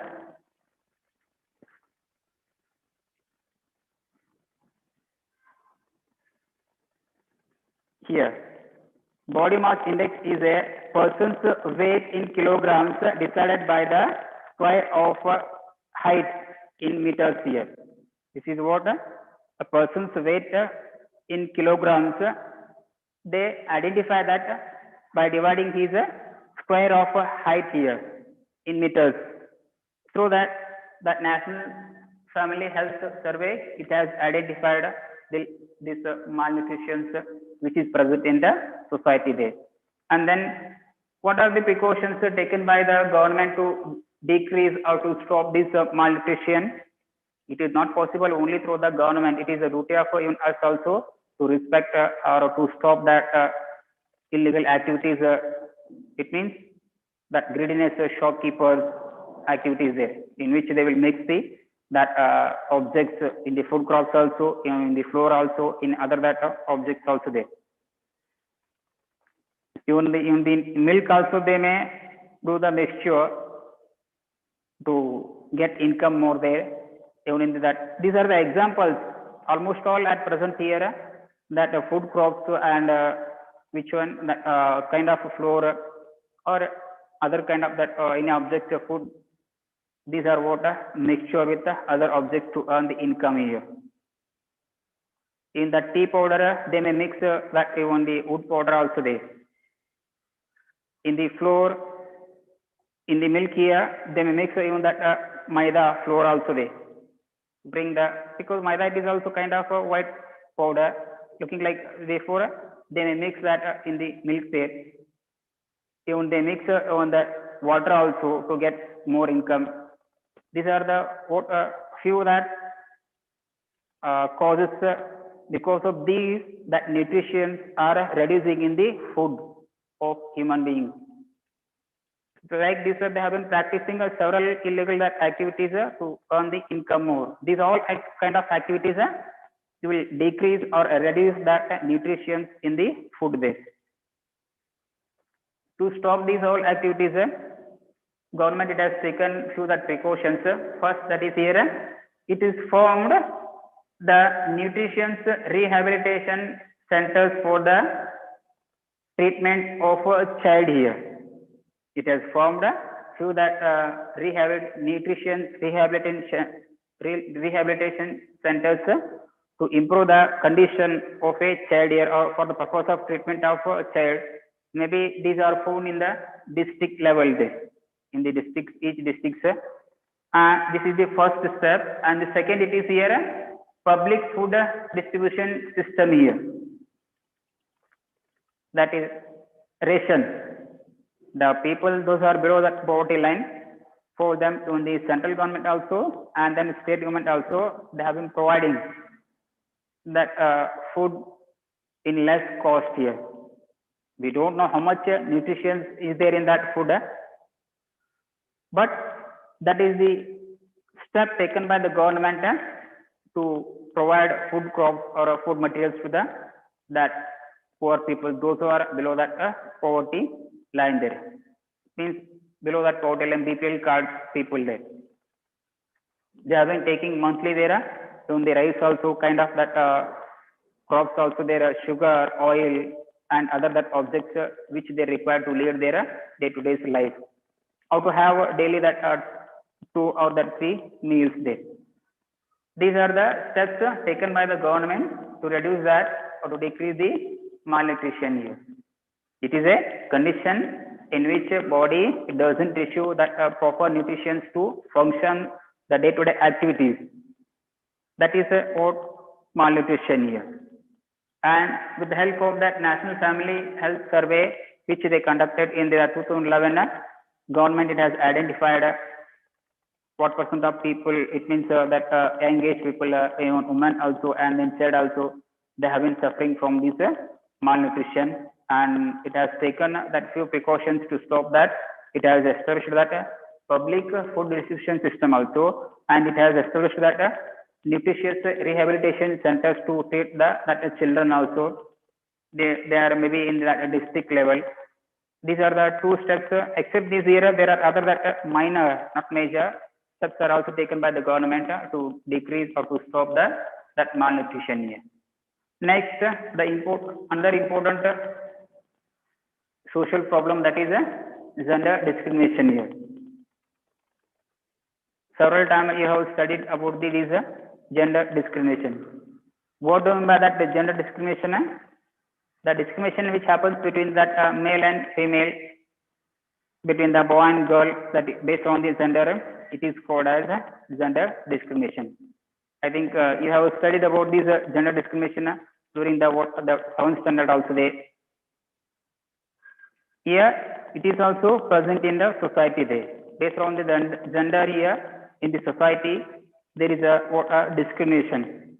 That patriarchal society, it is underestimating always that woman. It is not ready to give importance to that woman also there.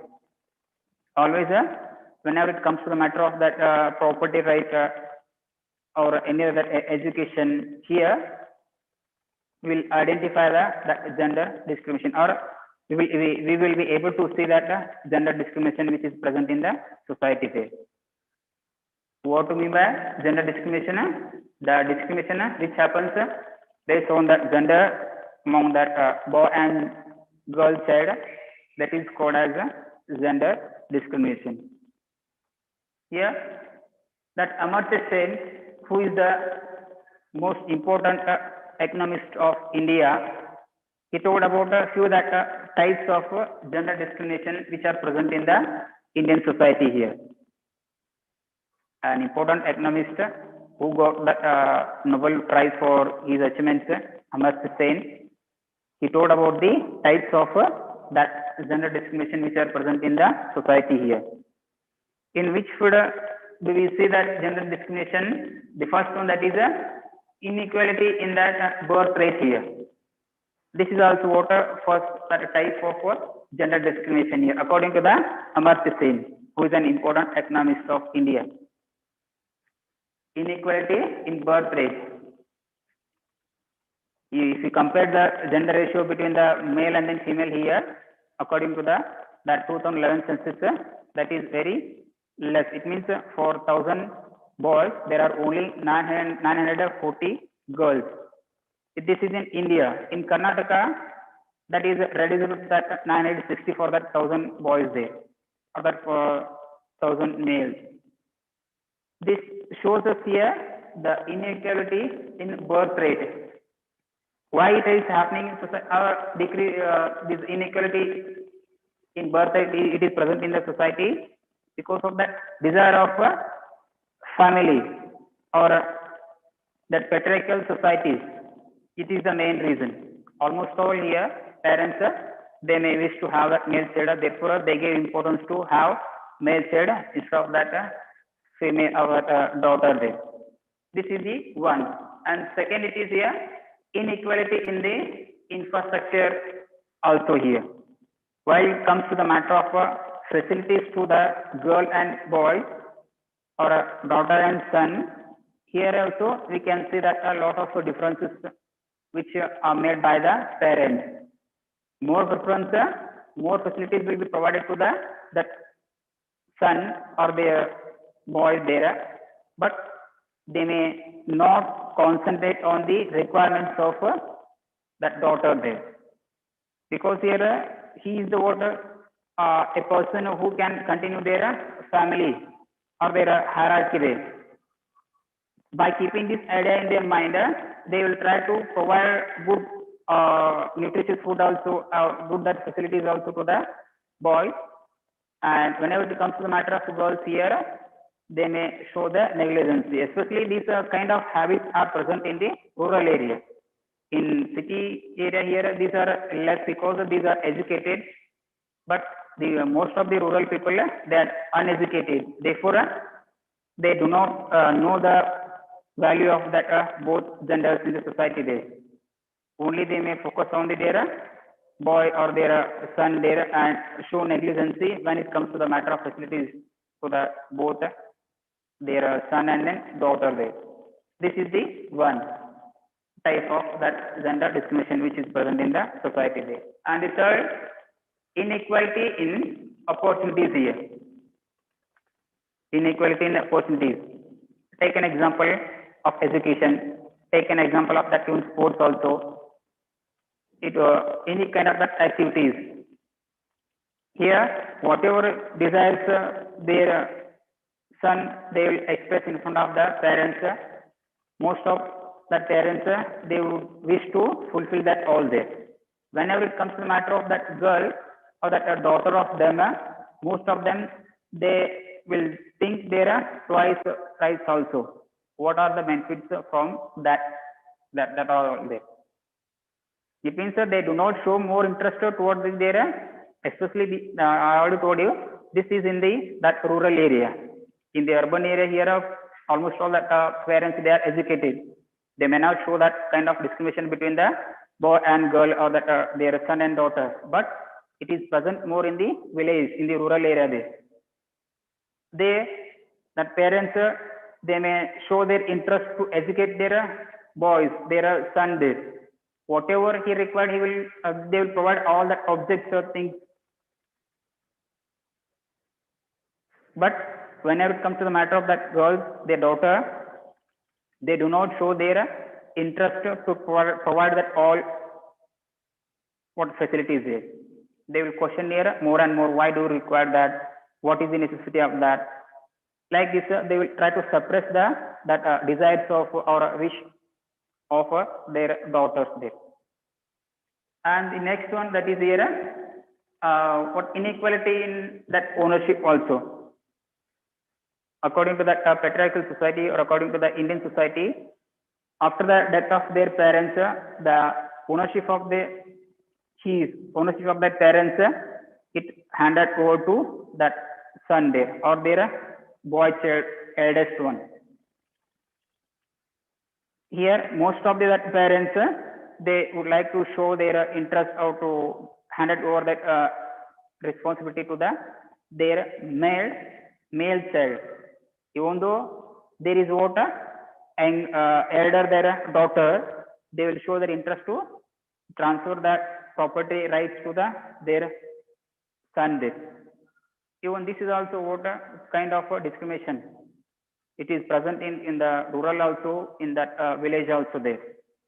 That is the another that discrimination. And the last, it is here inequality in that family work here. Most of the family works are done by only that daughter and then other female sex. Most of that man, they do not show their interest to do the work of family there. Always they will give importance to work here outside to earn the income. And they left that all family work or domestic work on only that female there. They consider that all that work belongs to only that females. They are the works of females there. Therefore, they do not show any interest to do the work of that house or that domestic work here. Even this type of inequality, it is also present in the Indian society here. Like this here, these are the what are types of gender discrimination which are present in the society and which are identified by the Amartya Sen, who is an important prominent economist of India, who got the Nobel Prize for his achievements in the economics. This is about what the gender discrimination, and here the government it has also taken necessary precautions, and it is the duty of even the our parents also to reduce these gender discrimination in the society here. Now, next here we have to discuss about the child marriage. This is what another important social that problem which has been practiced by the that rural area people or that poor family people here. What do you mean by that child marriage?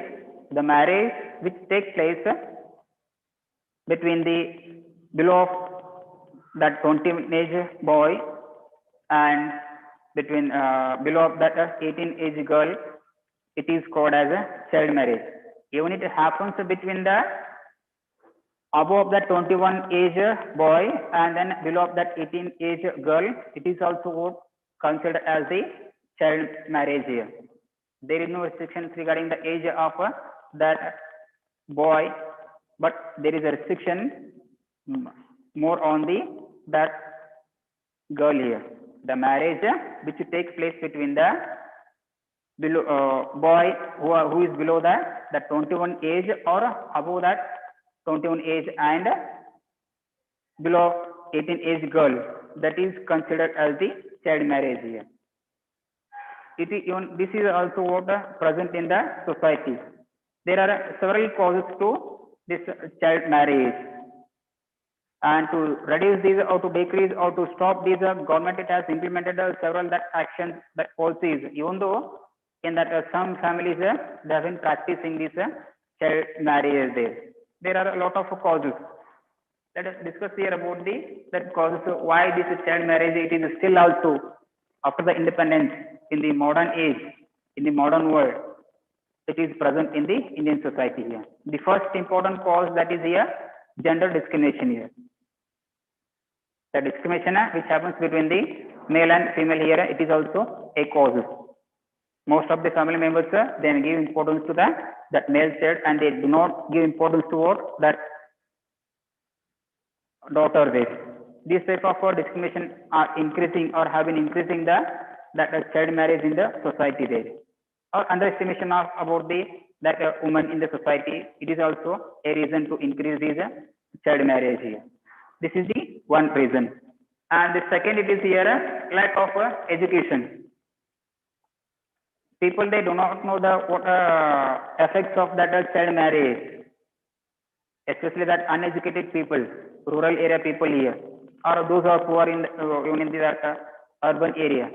They don't know that effects of a child marriage, the problems which that a child or that girl, it would be girl or boy, which they will face in the future if they would have made their marriage in the below that 18 age or below that 21 age there. That a lack of a proper education, that what a proper information about that effects of this child marriage among the that people, among the parents, among the society members here, it is also a cause to that child marriage here. And the third, it is here poverty here, financial condition of a family also. Most of the rural family members their financial condition it is not good there. Those are poor, almost all they will show their interest to marry their daughter early there due to because of that financial condition.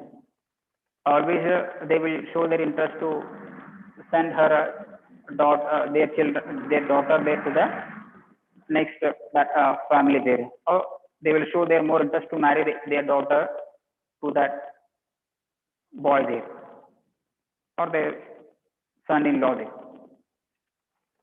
Next one, and proper implementation of that law here to stop these child marriage. Government it has taken or it has implemented that law and orders in the society, but they have been not practicing or following by properly here.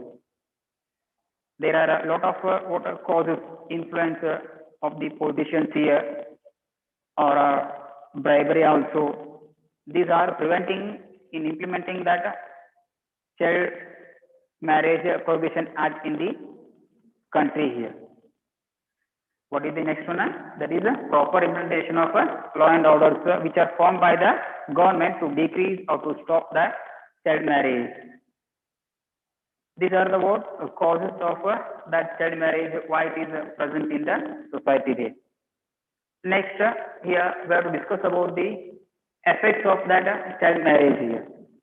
The first one, it prevent the holistic development of that child or that children there. Those who do that or will marry during their child age there. Holistic development means here integral development.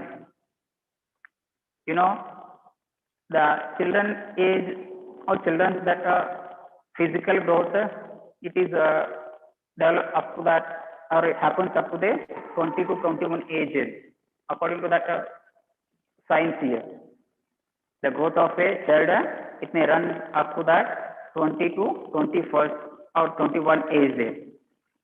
In this period, if that a child if it would marry with anyone else here or forced to marry with any that one here, it may affect upon the that child holistic development. It would be physically also, mentally also there. That is the first effect. It prevents the holistic development because that is the age of development and then entertainment and getting education and lot of that enjoyment. If they marry in this age, they may not have that all facilities or may not enjoy that all activities there.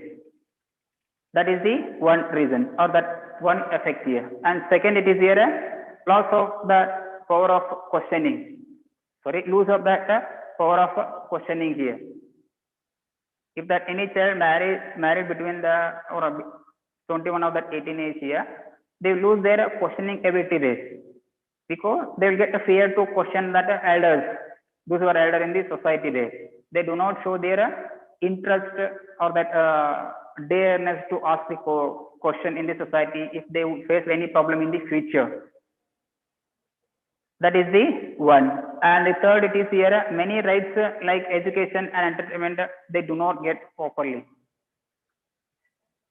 If that any child who are below that 21 and then 18 age, they would marry in the society they do not get these all, they do not enjoy these all facilities.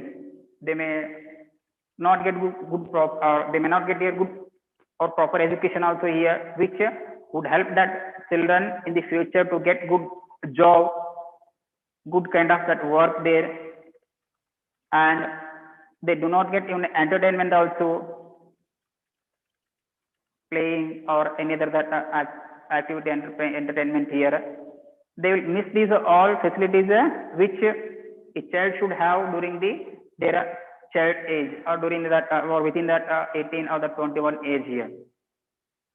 They do not get proper education also, and then they do not get proper entertainment also. They closely will not be able to mingle with their friends if they would marry within that 18, within that 21 age there.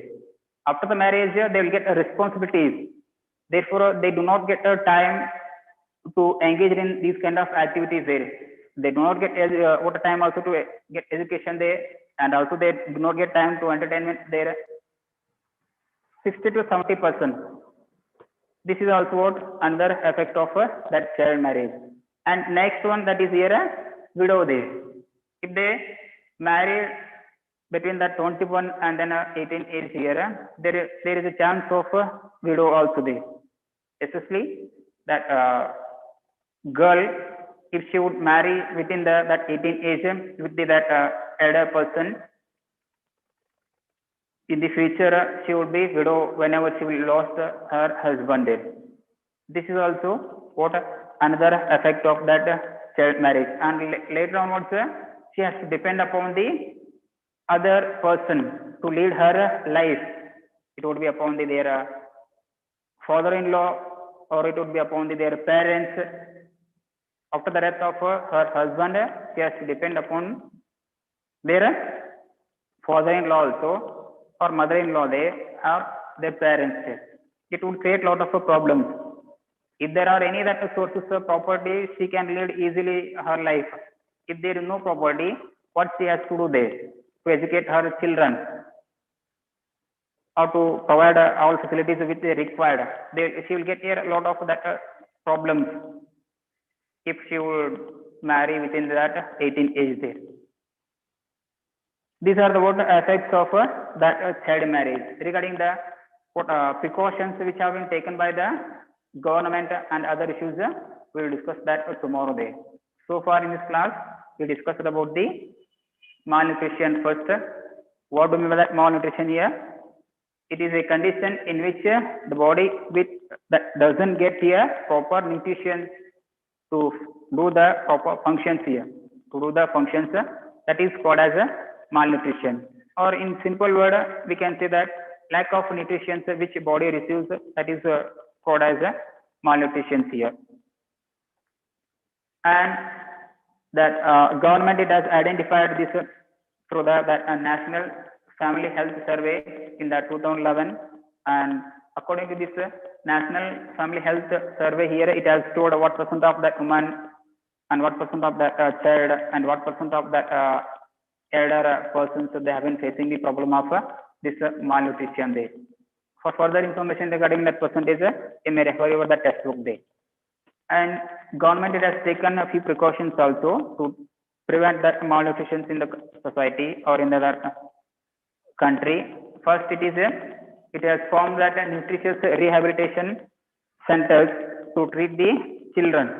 That is the one. And also it has founded that public system. It has started here public food distribution system here. That is ration. Here, those who are under that poverty line or below that poverty line, they will get determined that food here. Even rice also, even kind of crops also here, and oil or other kind of objects which they require to live their life. These are the a few that precautions taken by the government. Next, that gender discrimination. The discrimination which happens based on that gender, it is called as gender discrimination here. Even this is also present in the society, and the economist of India, Amartya Sen, he identified the types of gender discrimination. They are as follows here: inequality in the birth rate. There is a high birth rate of that male child, and there is a less birth rate of that female there. It means daughters in the society. And second, it is here inequality in that infrastructure, providing facilities, and inequality in the that opportunities here, education and that playing or any other that entertainment activities here, and inequality of that ownership here. Inequality in the ownership also, and inequality in that family also. It means practicing the or doing the performing the domestical work.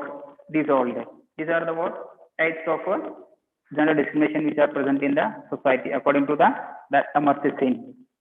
Next, we discuss about that child marriage. Here the marriage which takes place between that boy who is below that 21 age and girl who is below the 18 age, it is called as child marriage. There are several causes for the child marriage here. First one, that is gender discrimination, and the second, it is here lack of education, the effects of that child marriage, and on the financial condition of a family, poverty, and proper implementation of that law and orders of the government. According to that Child Marriage Prevention Act, at present, those who will involve in that child marriage, all they will be punished by the government. But in the implementation, the officials they have to take necessary actions without doing the partiality there.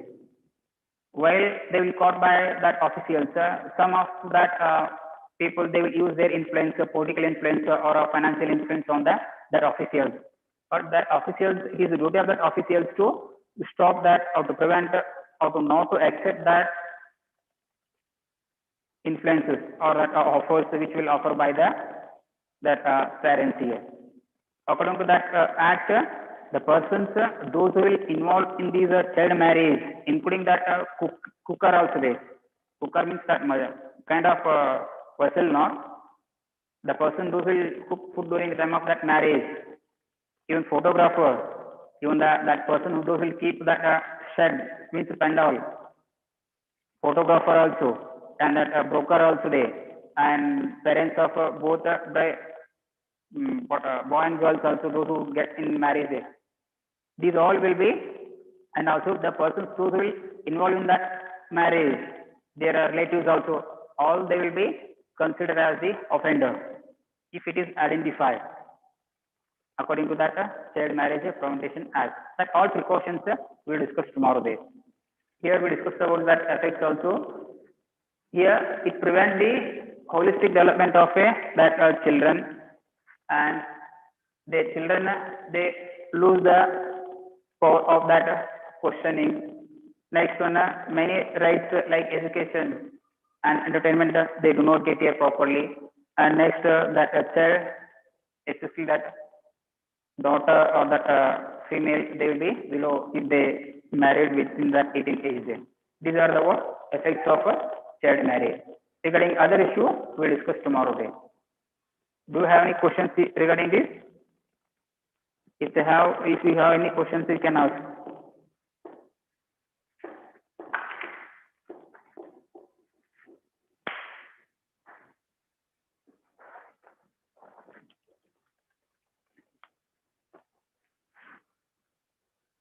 Wait here only I will tell that all.